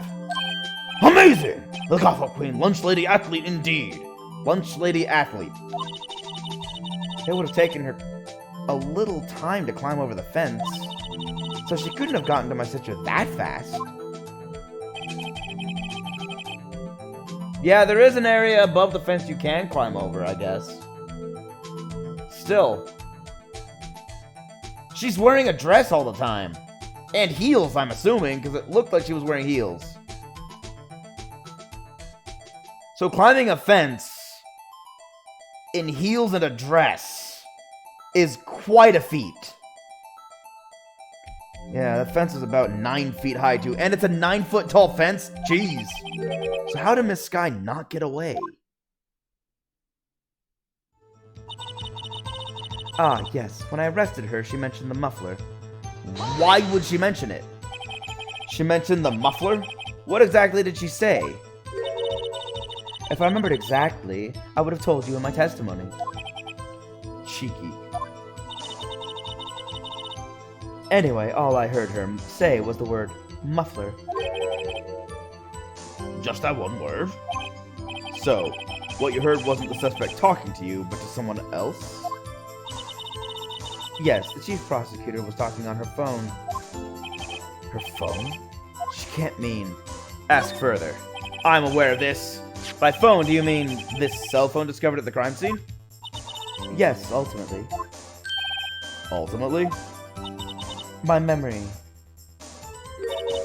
is like a salmon heading upstream, you see. It goes through a drastic metamorphosis? No, the court doesn't see, Miss Star. Yeah, because that was a very bizarre metaphor. Or is it a simile? The chief prosecutor first attempted to use the phone hanging on the wall. How could you know that? There was a partition blocking your view. On the wall? That's right. Near the car, there was an emergency phone on the wall. Apparently, it was out of order. And so she used her cell phone? Indeed. The emergency phone was out of order that day. Good witnessing, witness. Good witnessing? Whatever happened to good testifying? You should, of course, add this to your testimony. The things I do to please this rookie defense attorney. The word muffler was overheard during a call made to Emma at 5:18. Except Emma says there was no... Emma said nothing was said.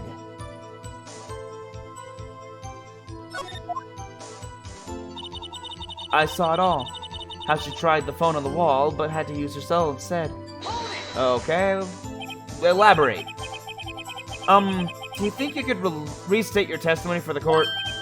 Ah! I was going to ask the same thing. I'll only say this one time.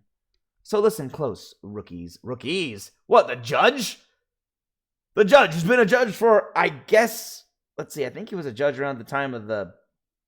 What was it? The D16? That whole Edgeworth's dad was killed incident. So at least 15 years. So who's the rookie? Just me or everyone in the room? Yep, ran there. The chief prosecutor stabbed the victim and ran behind the partition. Then she picked up the emergency phone on the wall, but it was out of order. So she pulled her own cell phone out of her pocket. And during that time, you climbed over the chain link fence. Then when I boldly grabbed her arm, the chief prosecutor hung up her phone. And you saw her doing this? What is it, Mr. Wright?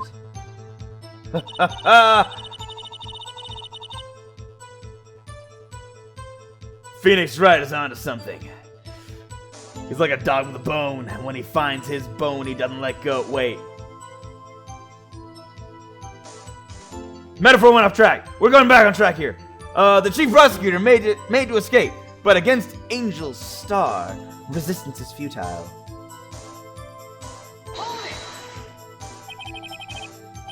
She made to escape? Can you be more specific? She brushed aside my hand and ran. It was a terrible sight to see, like a dollop of lard on a pâté of foie gras. Huh? That just means you didn't render out all the fat.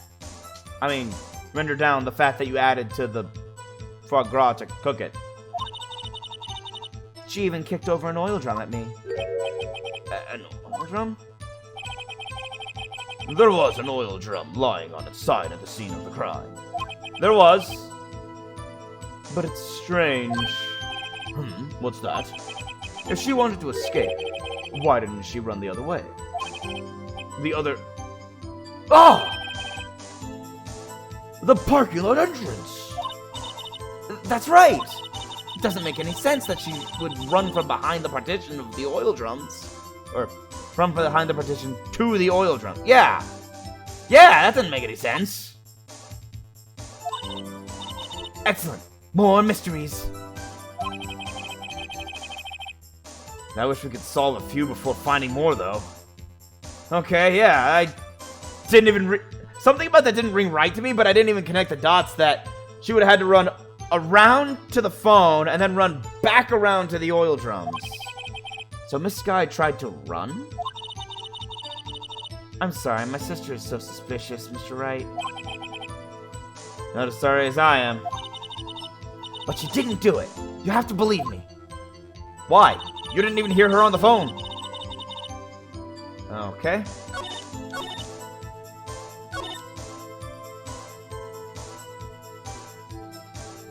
How she tried the phone on the wall, but had to use it instead. Escape. Okay, what do I have? I have a lot. But only a little that's actually relevant. I have a phone, the floor plans, and this photo. Now, the whole problem... There's several problems.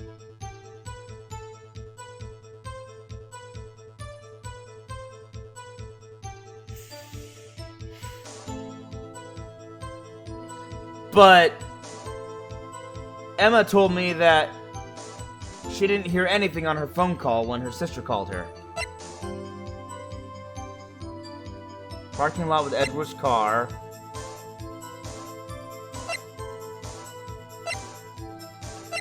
In the photo, the drums are clearly standing up.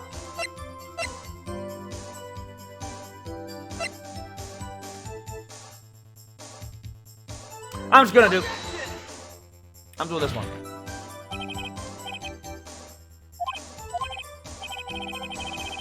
I forgot to save. Huh? Really?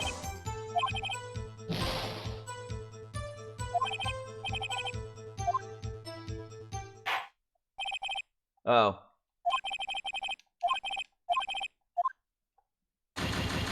I messed up. I lost track of how many points I had. And I can't press start. I can't get out of this. I'm just trying to skip as quickly as possible. That's game over. I need to, continue. I goofed. Okay. Speed run!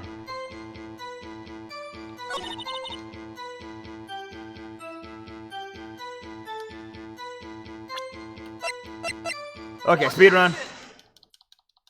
This is gonna be quite the speed run. I'm trying my hardest here. I should have saved. Ah, this is why you save, scum. Ah!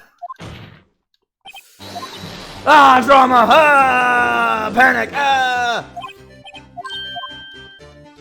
Oh, I got ahead of myself too. Okay, I got this. Yada yada yada yada yada yada yada. This is gonna take 2 minutes.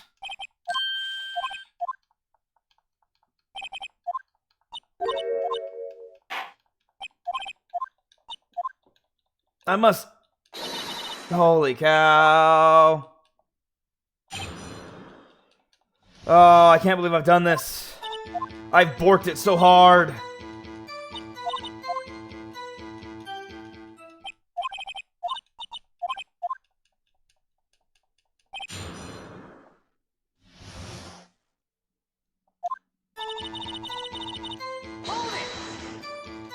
I need to make sure I add everything. Oh, speed run. Get back to my point. Okay, we've done that. All that. Okay.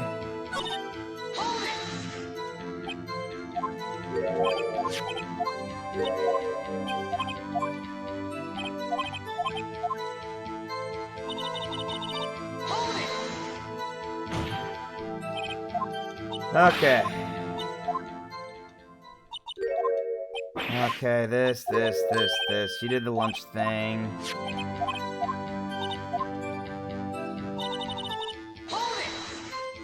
Okay, we do this. Now I gotta go back and show the knife to her.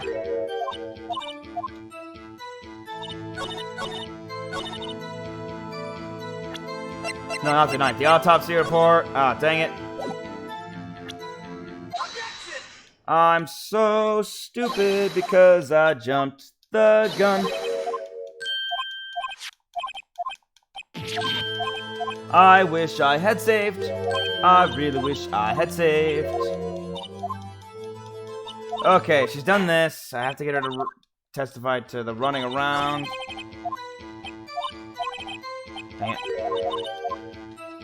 I forgot about the muffler thing. I forgot about the muffler thing. I didn't count my green. I'm panicking.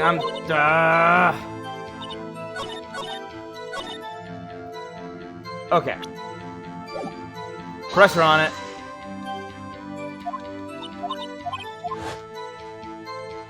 Okay, I have to pressure on it, then does that.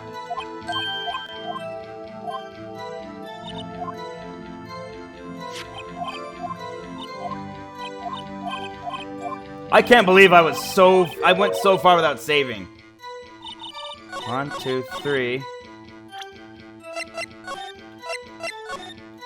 Okay, here we go. Gonna salvage this. Red muffler.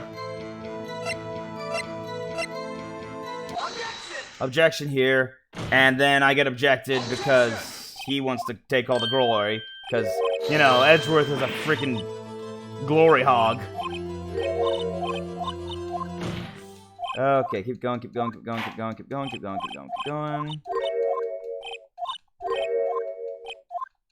Okay, we're on to this part of the testimony. Apprehending the suspect with the defense. Now I need to...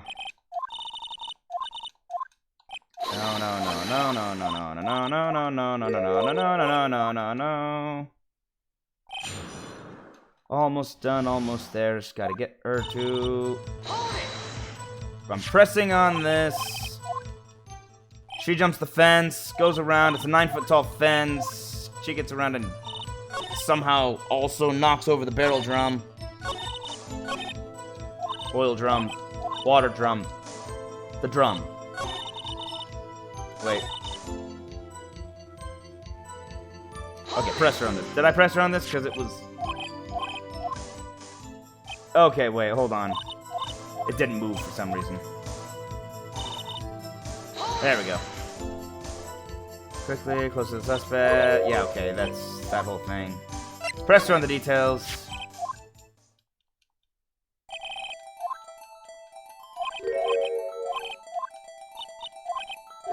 Shining fence, climbed it, and...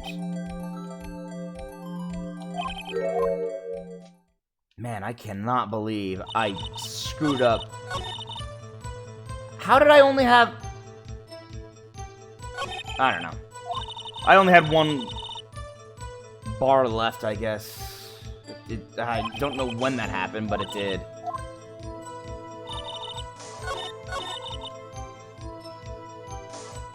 Okay, did I ask this?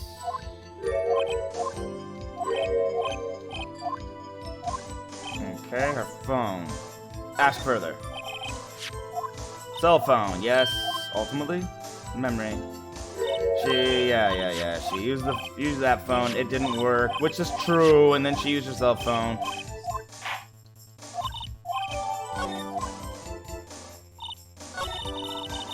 Wait. Okay. Try it again. I was going to say that. Okay, give the testimony again. Yeah. Here's where we left off. I finally made it back. Pulled her own cell phone out of her pocket. During that time, you climbed over the chain link fence. Yep, apprehended her, not wearing the scarf, dropped her phone because grabbed wrist. I'm going to assume her hand was injured in the arrest. Chief Prosecutor hung up her phone. You saw her doing this? What is it, Mr. Wright? Okay, you saw her hang up her phone.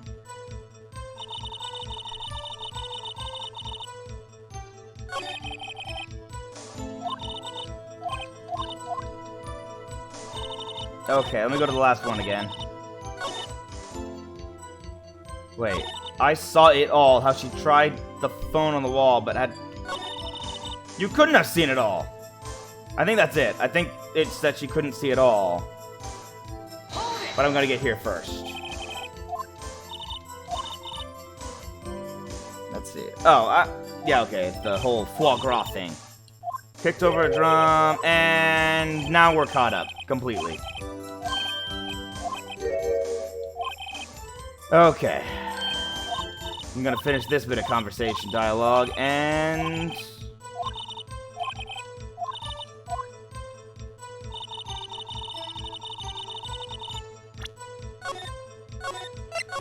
Whew. Okay, that wasn't... Oh man, that took so much time. I was gonna say that wasn't too bad, but I just looked at how much time that took me. I apologize to everyone who had to suffer.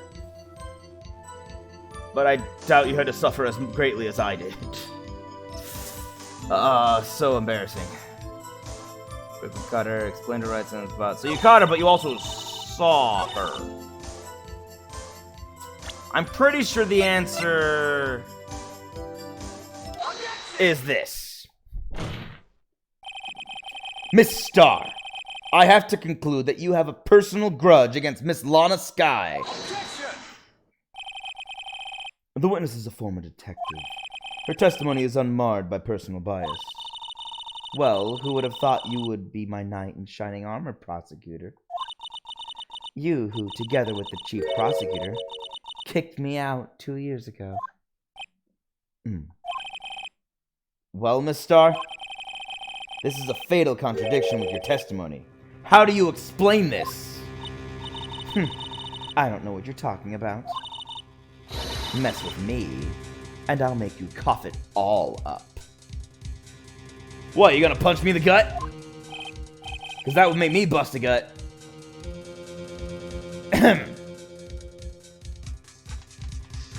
Let's look at the floor plans. You said you witnessed the crime from this point.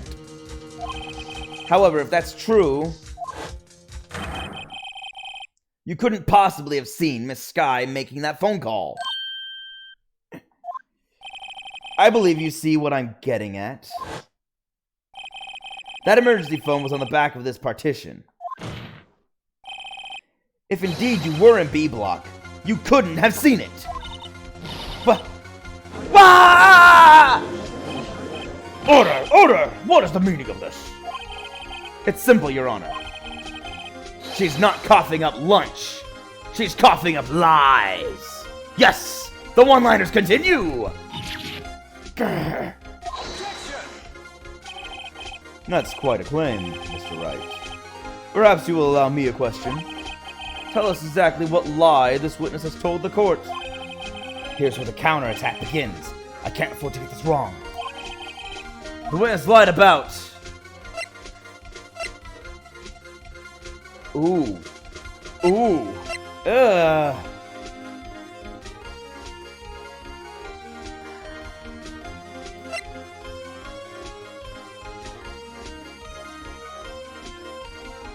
But the phone picture is a... No, that can't... That can't be where she saw it. She had to have seen it from that point to take the picture. So that has to be it. The order of events or what she saw. That picture's kind of damning, so it also is what she saw. It has to be the order of events. She lied about the order of the events. Miss Sky used that emergency phone before the murder. I see. I hadn't thought of that. It's not... That went out of her sales because I just realized that's not it. When I said the order of events, I didn't expect him to go to the phone. Mr. Wright, I hate to bother you while you're celebrating your victory, but why would anyone use the emergency phone before the murder? Huh? Just when you think he can't sink any lower, he amazes us. I applaud you, Mr. Wright. Oh no! You ordered the orange peel lunchbox, right?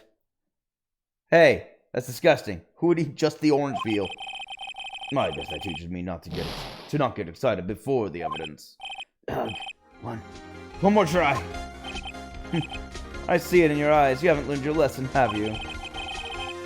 Tell us exactly what lie this witness has told the court. Okay, let me try this again. The witness lied about what she saw. The witness lied about what she saw. In other words, she didn't see Miss Sky using that emergency phone. It's about the phone. I thought he was talking about the murder. It does seem hard to imagine how she could have. Very logical.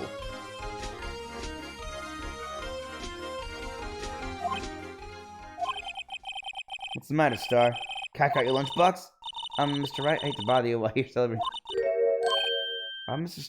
Miss Sky lie like that. Why would you say that my sister had tried to use the phone but failed? Doesn't make any sense. Why lie about something so insignificant?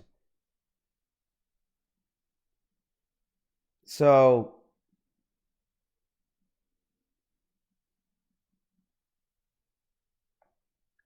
Guys. I might be stupid. Am I stupid? Am I stupid for not realizing this? I mean, maybe she really did see her try to use the emergency phone. I see no room for doubt here. You ordered the patooey on rice? Did you just spit on lunch? Oh, it's because it's watermelon. Mr. Wright, and I thought you had something there. Okay, I'm almost completely out of tries again.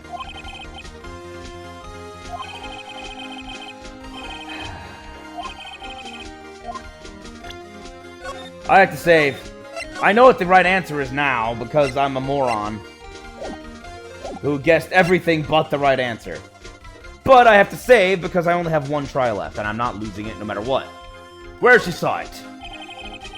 Miss Sky tried to use the emergency phone, but it was out of order. Then how was the picture taken? Well, now I'm more confused than ever. What is significant about this fact? Nothing. Therefore, it would be pointless for Miss Star to lie about it. Pointless to lie, I see.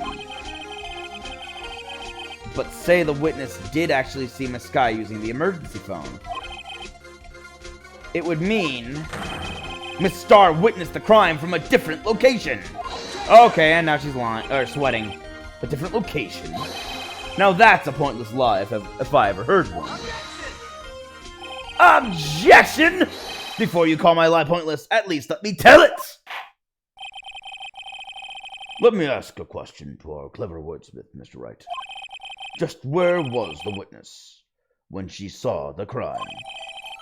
All the testimony we've heard until now points to one direction. The place where Miss Star Miss Crime is... Okay, in order to be able to see this, you have to be like... But how did she get the picture?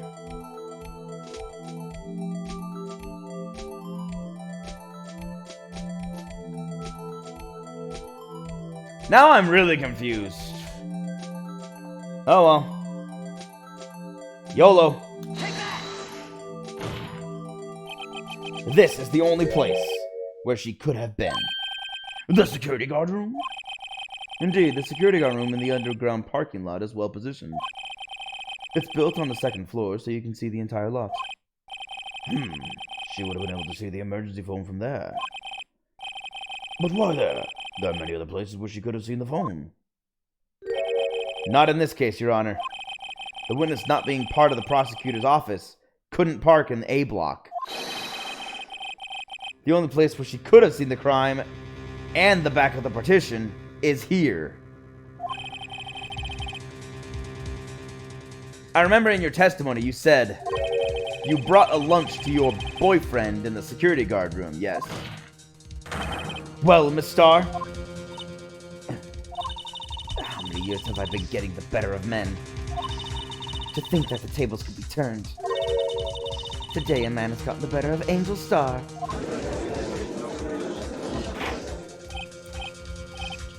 Order! Order! Witness, what have you done? You used to be a detective. You should know better. I'm not turning back. The guilty will be punished.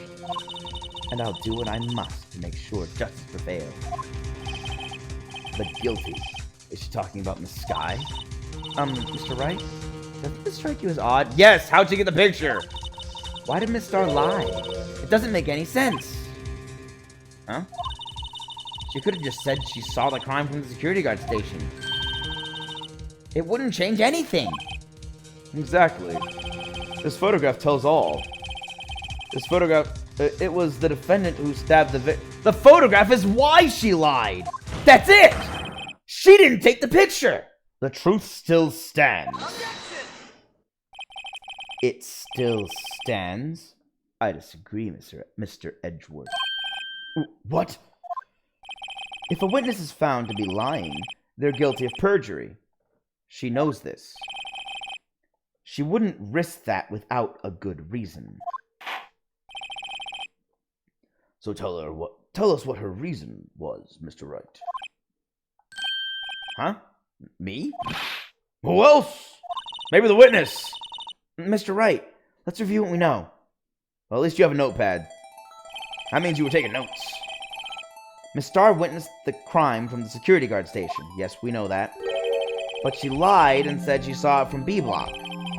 It must make a vital difference, but what? What would change? Difference in lighting?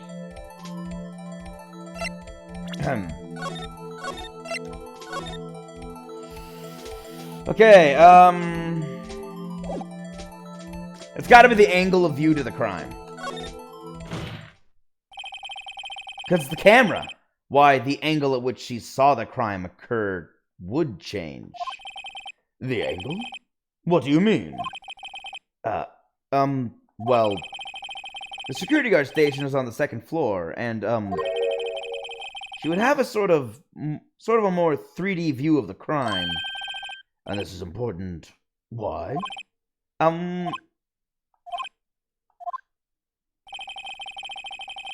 Crud. Whew!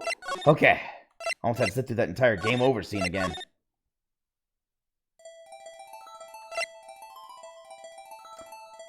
Distance to the crime? Because the angle made sense, now everything else is just conjecture. Because it's the photograph. She didn't take it. It changes the distance between her and the scene of the crime. My condolences, Mr. Wright. But one look at the floor plans, and it is quite clear.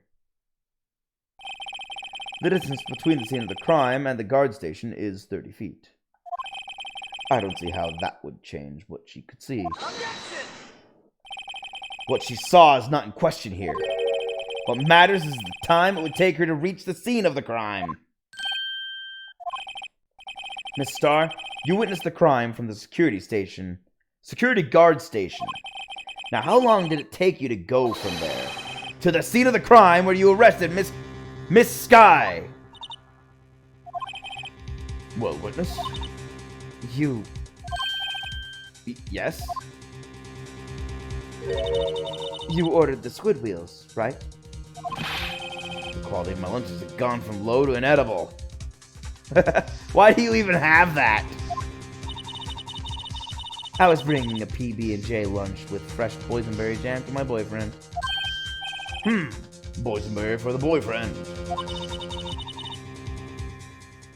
He wasn't in the station, so I waited. I witnessed the crime from the glass-walled station. Good point. Why wasn't the security guard in the security room?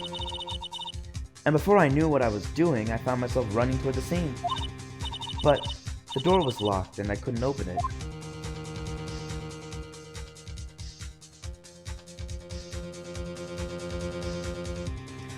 Oh my gosh! How long did it take you to get there? That's why I had to go to the visitors' parking in B block. That's quite a detour. This changes the timing incredibly. It probably took me at least 5 minutes to get to the scene of the crime. 5 minutes? This changes things considerably. But it was that woman over there in the defendant's chair who stabbed him. I know it. I have photographic evidence. I swear it. I swear it on my finest plastic spork. There are fine plastic sporks? You have a point, and the spork is a wonderful invention. Well, I'm not going to deny that, but still. Would you like another caviar lunch? Stop bribing the judge! Absolutely. Uh-oh. Mr. Wright, you have to do something. Have any evidence to stop this? You're darn right I do! Raise an objection! I haven't made it to a good save point yet. 5 minutes to the witnessing of the murder and the arrest. Think about it. You could make pasta in that amount of time. If you like it al dente. Wow. Good metaphor. I've got lunchboxes that tie pasta into knots, rookie. A 5-minute blank. Isn't that strange? Strange. If you were a criminal, what would you do with 5 minutes, Your Honor? Well, I guess I'd flee the scene. Hey! Don't get the wrong idea. I didn't kill anyone. No one's saying you did, but you have the instincts of a killer. You would run, but this time was different. Miss Sky dawdled at the scene of the crime. She even had her picture taken. No true criminal would act this way. It's inconceivable! Yeah! Well then, it seems we've come to the end of this testimony. The witness has a grudge against the defendant and a blank in her testimony. Mr. Edgeworth is the next witness ready to go. Unfortunately, I appear to have overestimated the witness on account of her professional history. We did it! We screwed that can shut, Mr. Wright. Screwed that can shut? Who screws cans? That was too close. I'm afraid that the cough-up queen has been dethroned. And with that, court is adjourned. Hold it! Who held it? Her? Mr. Edgeworth, you ordered the squid wheels, right? That's the one she tried to foist off on me. I prefer not to take the defense team's leftovers. Anything else to say? I might be able to save you. I have decisive evidence. What was that? Is this another one of her trick lunchboxes? My apologies, but we have no further questions to ask of you, Miss Starr. Ah. Is this your jumbo lunchbox? Woo! A triple-decker! Out of deference to the witness's determination, I'll allow one more testimony. I don't have time for one more testimony. Let's hear about this decisive evidence. Like the Lunchland motto says, you won't be disappointed. What's she gonna do? Pull out of her lunchbox this time?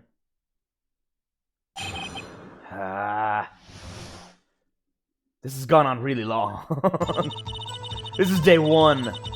I should have mentioned those 5 minutes when I wasn't looking at the crime scene. And now, to the matter of the victim's shoe. Did I not bring this up? 2 types of blood were found on this shoe. One was, of course, the victim's, and the other blood type matched that of the defendant, Miss Lana Kyle. This shoe proves it. It's flawless, decisive evidence. What? There was blood found on that shoe? Try Lunchland for all your lunch and decisive evidence needs. Witness, what's the meaning of this? Why is this the first time I've heard of this evidence? Simple. As I've already said, I don't trust you with evidence, Mr. Edgeworth. That's why I took the liberty of investigating this myself. And you had blood tests performed? Didn't I mention? I have 3 boyfriends in forensics. How many boyfriends do you have? She has 3 boyfriends in forensics. 1 in the photographic evidence, and 1 in the security guard station, as well as the former detective, now beat cop. That's 6 boyfriends. How many boyfriends does a woman need? I don't think she actually cares about them. I think she just has them all as quote-unquote boyfriends because she's using them. She kind of said so. She said something about using men and having men wrapped around her finger at all times. In any case, Your Honor, I can't accept this as evidence. What? You must know the 2 rules of evidence law. Rule number 1. No evidence shall be shown without the approval of the police department. In other words, the shoe is illegal evidence. At least for the time being. Is that right, Mr. Wright? It seems so. It seems so. Edgeworth sure is celebrating. Not so fast, Mr. Edgeworth. Don't forget, I used to be a detective. As I mentioned previously, this shoe has already been tested by a member of the forensic department. As you can see, it was approved by the police department as of today. Even the general public can produce official evidence, Mr. Edgeworth.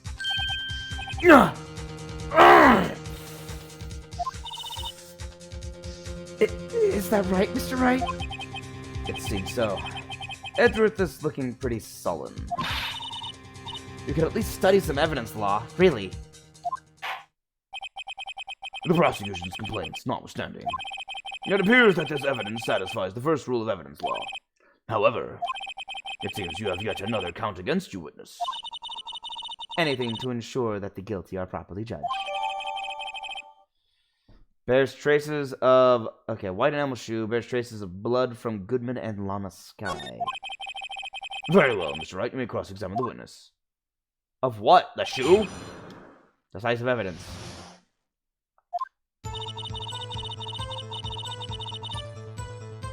I should have mentioned those 5 minutes when I wasn't looking at the crime scene. Okay, that line. Why did you lie about those 5 minutes? I guess you could say I just wanted people to look at the results. The results? How many times do I have to say this? I saw the chief prosecutor stab the victim before my very own eyes. Compared to that, a 5-minute blank means nothing. Then why didn't you just tell the truth? Don't make me laugh. We're dealing with the most untrustworthy of the vile lot known as prosecutors. Falsified evidence, arranged testimonies, erasing and manipulating evidence. When you fight monsters, you need to use every trick in the book. This when the suspect is admitting she did it? But false evidence, but false testimony is the most despicable crime of all, Miss Star. Let's just get this over with. The judge has about had it. And now to the matter of the victim's shoe. Did I not bring this up? You did not! And you found this shoe at the scene of the crime? I detained the chief prosecutor and notified the police department. I wanted to make myself useful while I was waiting for the police to arrive. So like an ill-trained pooch, you snuck off with a shoe. I was afraid someone would erase the chief prosecutor's crime. This shoe was my secret weapon if that should happen. See this fashionable basket I have here? It carries more than lunchboxes, gentlemen. You also carry shoes? I'm happy for you and your lunchbox bag, really. In any case, you removed valuable evidence from the scene of the crime. Now tell us what you did next. Okay, 2 types of blood found the shoe, one was the victim's. So you brought it to the forensic department? If you're going to submit something as evidence in court, you need it approved. To do that, evidence must be analyzed by a forensics expert. And she got away with her little coup because she used to be a detective. The shoe does appear to have bloodstains on it. Well, that man was stabbed after all. And that blood belonged to the victim, Detective Goodman. As I said, there were 2 types of blood found on the shoe. Well, her hand was injured, but we still haven't found out how. The other match with Miss Sky. You can't say for sure the blood belonged to the defendant with the blood test. You claim to know something about blood tests, rookie. Huh? Well, speak up. Well, blood comes in 4 types. A, B, O, and AB.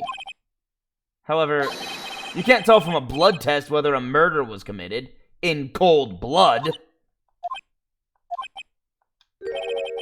That's just a figure of speech, Mr. Wright.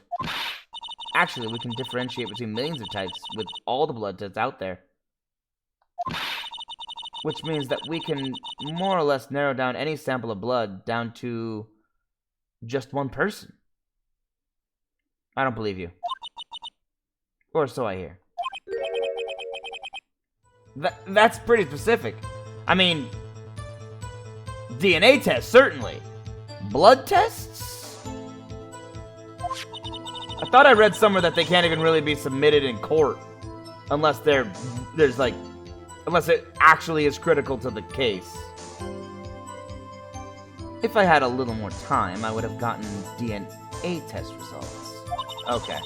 But they said there's very little doubt it could be anyone's but Miss Lana Skies. So the suspect's blood was found on the victim's shoe. That ties her directly to the death of Detective Goodman. I was afraid he was going to say that. Flawless and decisive evidence. I can't let this evidence go through without a fight. You ordered the peppered fish guts, right? That's disgusting. Some like it hot, Mr. Wright. Some like your client. She's in enough hot water to make a whole vat of tomato soup.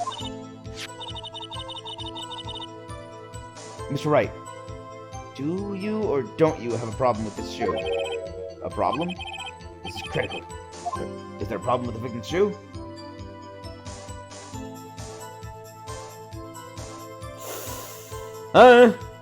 Is there? Hold on. Maybe there is. Yes! What's the problem? If I'm not imagining things, I'd say there is one critical problem with this evidence. A clear contradiction. That gleam in your eyes. You're still young, rookie. I'd give you a peppered fish gut now. But you couldn't take the heat, could you? Let's hear what Mr. Wright has to say. What is contradictory about the victim's shoe? Show us the problem with this evidence. Oh, I don't know. I haven't actually gotten to see it. Wait. Why did he step in blood? Take that!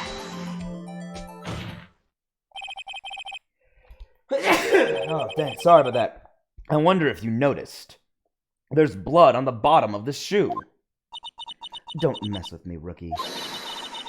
Or it'll be your blood on the bottom of my shoe. Indeed. There's quite a bit of blood on the bottom of the shoe. It makes sense. The victim was stabbed with a knife. What could possibly be contradictory about blood on the bottom of the shoe?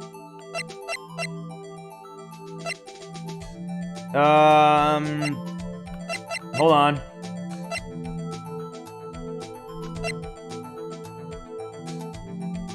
Let me check this again. I was wondering if there was anything that says that...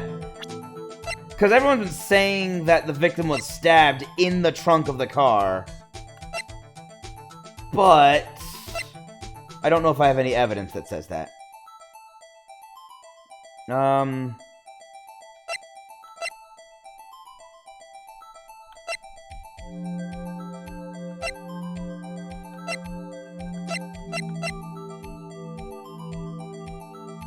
Let me read this again. Cause it a loss of blood from chest wound. Cause... Okay... Not that.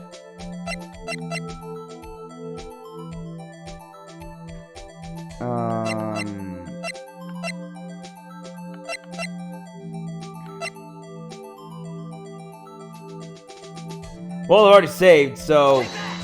Is it that? Because there's no pool of blood, right? The problem lies in the footprint. The footprint? Note that the bottom of the victim's shoe is covered in blood. Then, isn't it strange? Why weren't any bloody footprints found by the scene of the crime? Oh! As you can see, there were no traces of any such footprints at the scene of the crime. That contradicts your claim about this shoe! This picture only shows part of the floor, so there could have been bloody footprints. Then where are they, Mr. Edgeworth? Because we checked the scene and found nothing of the sort! Order! Order! Order! Well, witness? What? Huh? Great going, Mr. Wright. But it's true that the lack of a footprint is a contradiction. But then we have to ask why there wasn't a footprint. Oh! That's true. There has to be a reason why there wasn't a footprint. Think, Mr. Wright. Think! Hey, I don't know why it's not there. I'm just gonna find the contradictions. What? Hold it! Hold it! I see. Now I get it. Get what? Our witness is more devious than I gave her credit for. We were hoodwinked to the very end. But she slipped. There is one vital hint to the truth in her testimony. What are you talking about? What are you talking about? Think back to when she told us about apprehending the suspect. The chief prosecutor tried to resist, but her efforts were in vain. She knocked my hands aside, kicked over an oil drum. Oh, she's beautiful but deadly. A predator, this one. A leopard woman. Wow.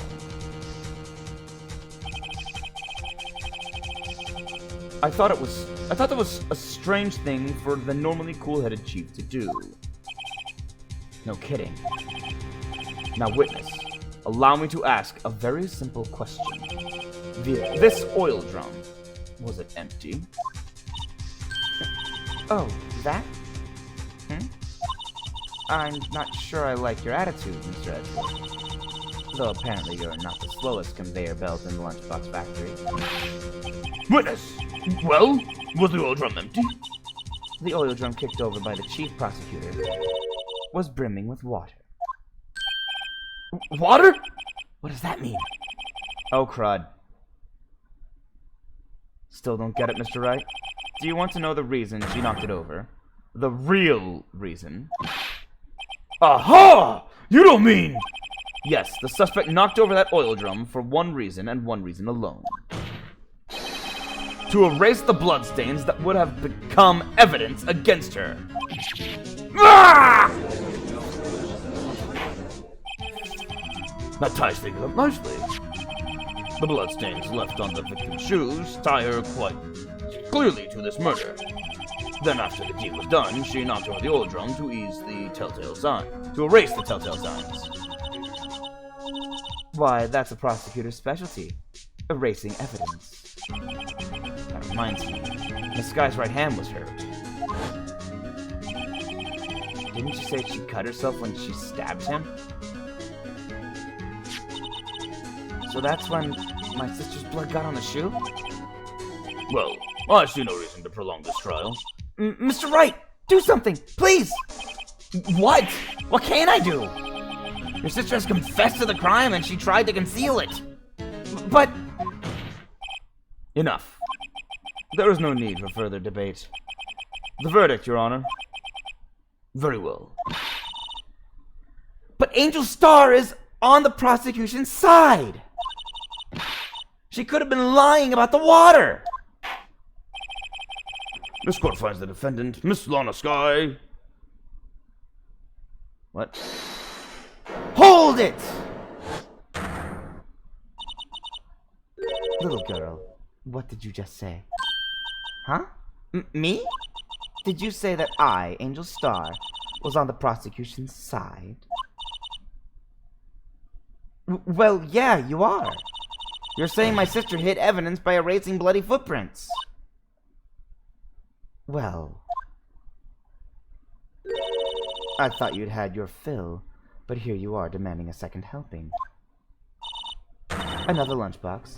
A lunchbox called evidence. Wait, witness, don't tell me you have something else. The time for deliberations is past. Any further comments, and you will be held in contempt of court. Your threats don't scare me. Don't scare the coffin queen. Look at this. A photograph? I had it just in case anyone had the gall to suggest that the white shoe didn't belong to the victim. I see no room for error in this evidence. Mr. Wright, wait! Look at look at the asphalt in this photo! Hey, it's clearly wet!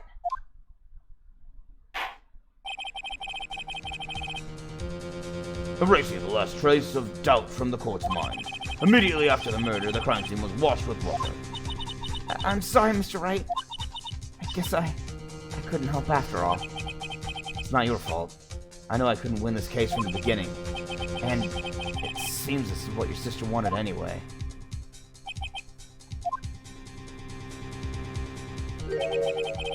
I'm sorry, Mia.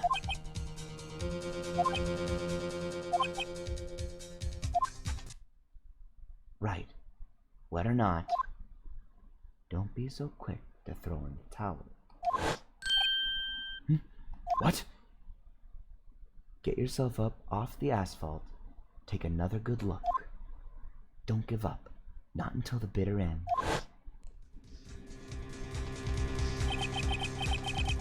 This is the last piece of evidence. Very well, this time I'd like to declare a verdict for good. Objection! Your Honor, wait! What is it with you people? Can't I hand on my verdicts in peace anymore? Whatever it is, can it wait? No, it can't. Then it'll be too late. Look at this photograph. The last one submitted. This trial isn't over until we give each piece of evidence proper consideration. So right. Are you saying there's a problem with this last piece of evidence? Latest piece of evidence? Yeah. I'll think later. Yeah, there's a problem. Right or wrong, I've got to go ahead with this. I suppose since we've come this far, we should give every claim a fair shake. Very well, Mr. Wright. Save. Save. Save. This has gone on a lot longer than I planned. But there hasn't been a good stopping point. Show the court the problem in this photograph. Okay. Well, there's something inside the exhaust pipe.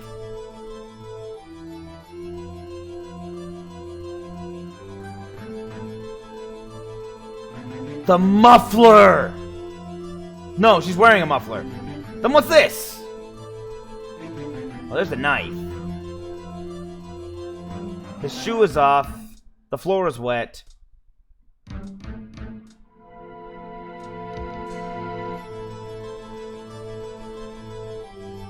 I'm gonna go with this. The problem in this photograph is here. What's this? There's something poking out of the car's muffler. Muffler! Wait just a moment, Mr. Edgeworth. Your Honor? You just said muffler. However, I see no trace of a muffler or scarf in any kind of this photograph. A muffler is also a part of on a car or motorcycle, Your Honor. Just think of it as part of the exhaust system. A pipe. I see! And I see! What's that suspicious looking cloth sticking out of the car's muffler? So what if there is something sticking out of the muffler? What does that have to do with this case? Nothing. Absolutely nothing. Sorry, Miss Starr, but it's not going to be that easy. In fact, you've already told us why this is important to the case. You said as much in your testimony. What? Let's hear what Mr. Wright has on his mind. Tell us why you think this piece of cloth in the muffler is related to the case. Uh-oh.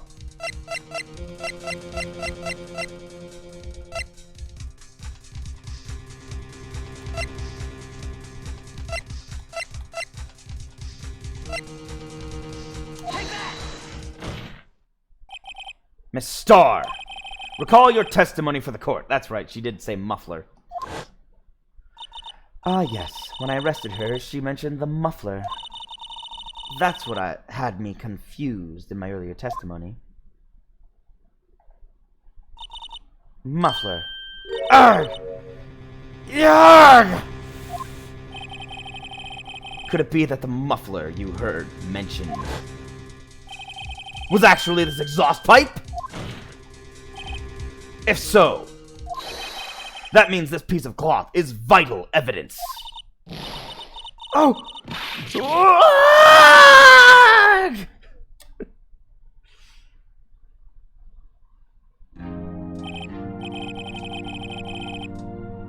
Well, it seems we will have to suspend the proceedings. Suspend? I find myself wondering about that piece of cloth. If we leave any question unanswered here, we do a disservice to the law. Have the car at the crime scene inspected at once, and bring me that cloth. The verdict will wait until after we've seen all the evidence. Agreed? I suppose so. Whew. That was close. But we made it. At least for now.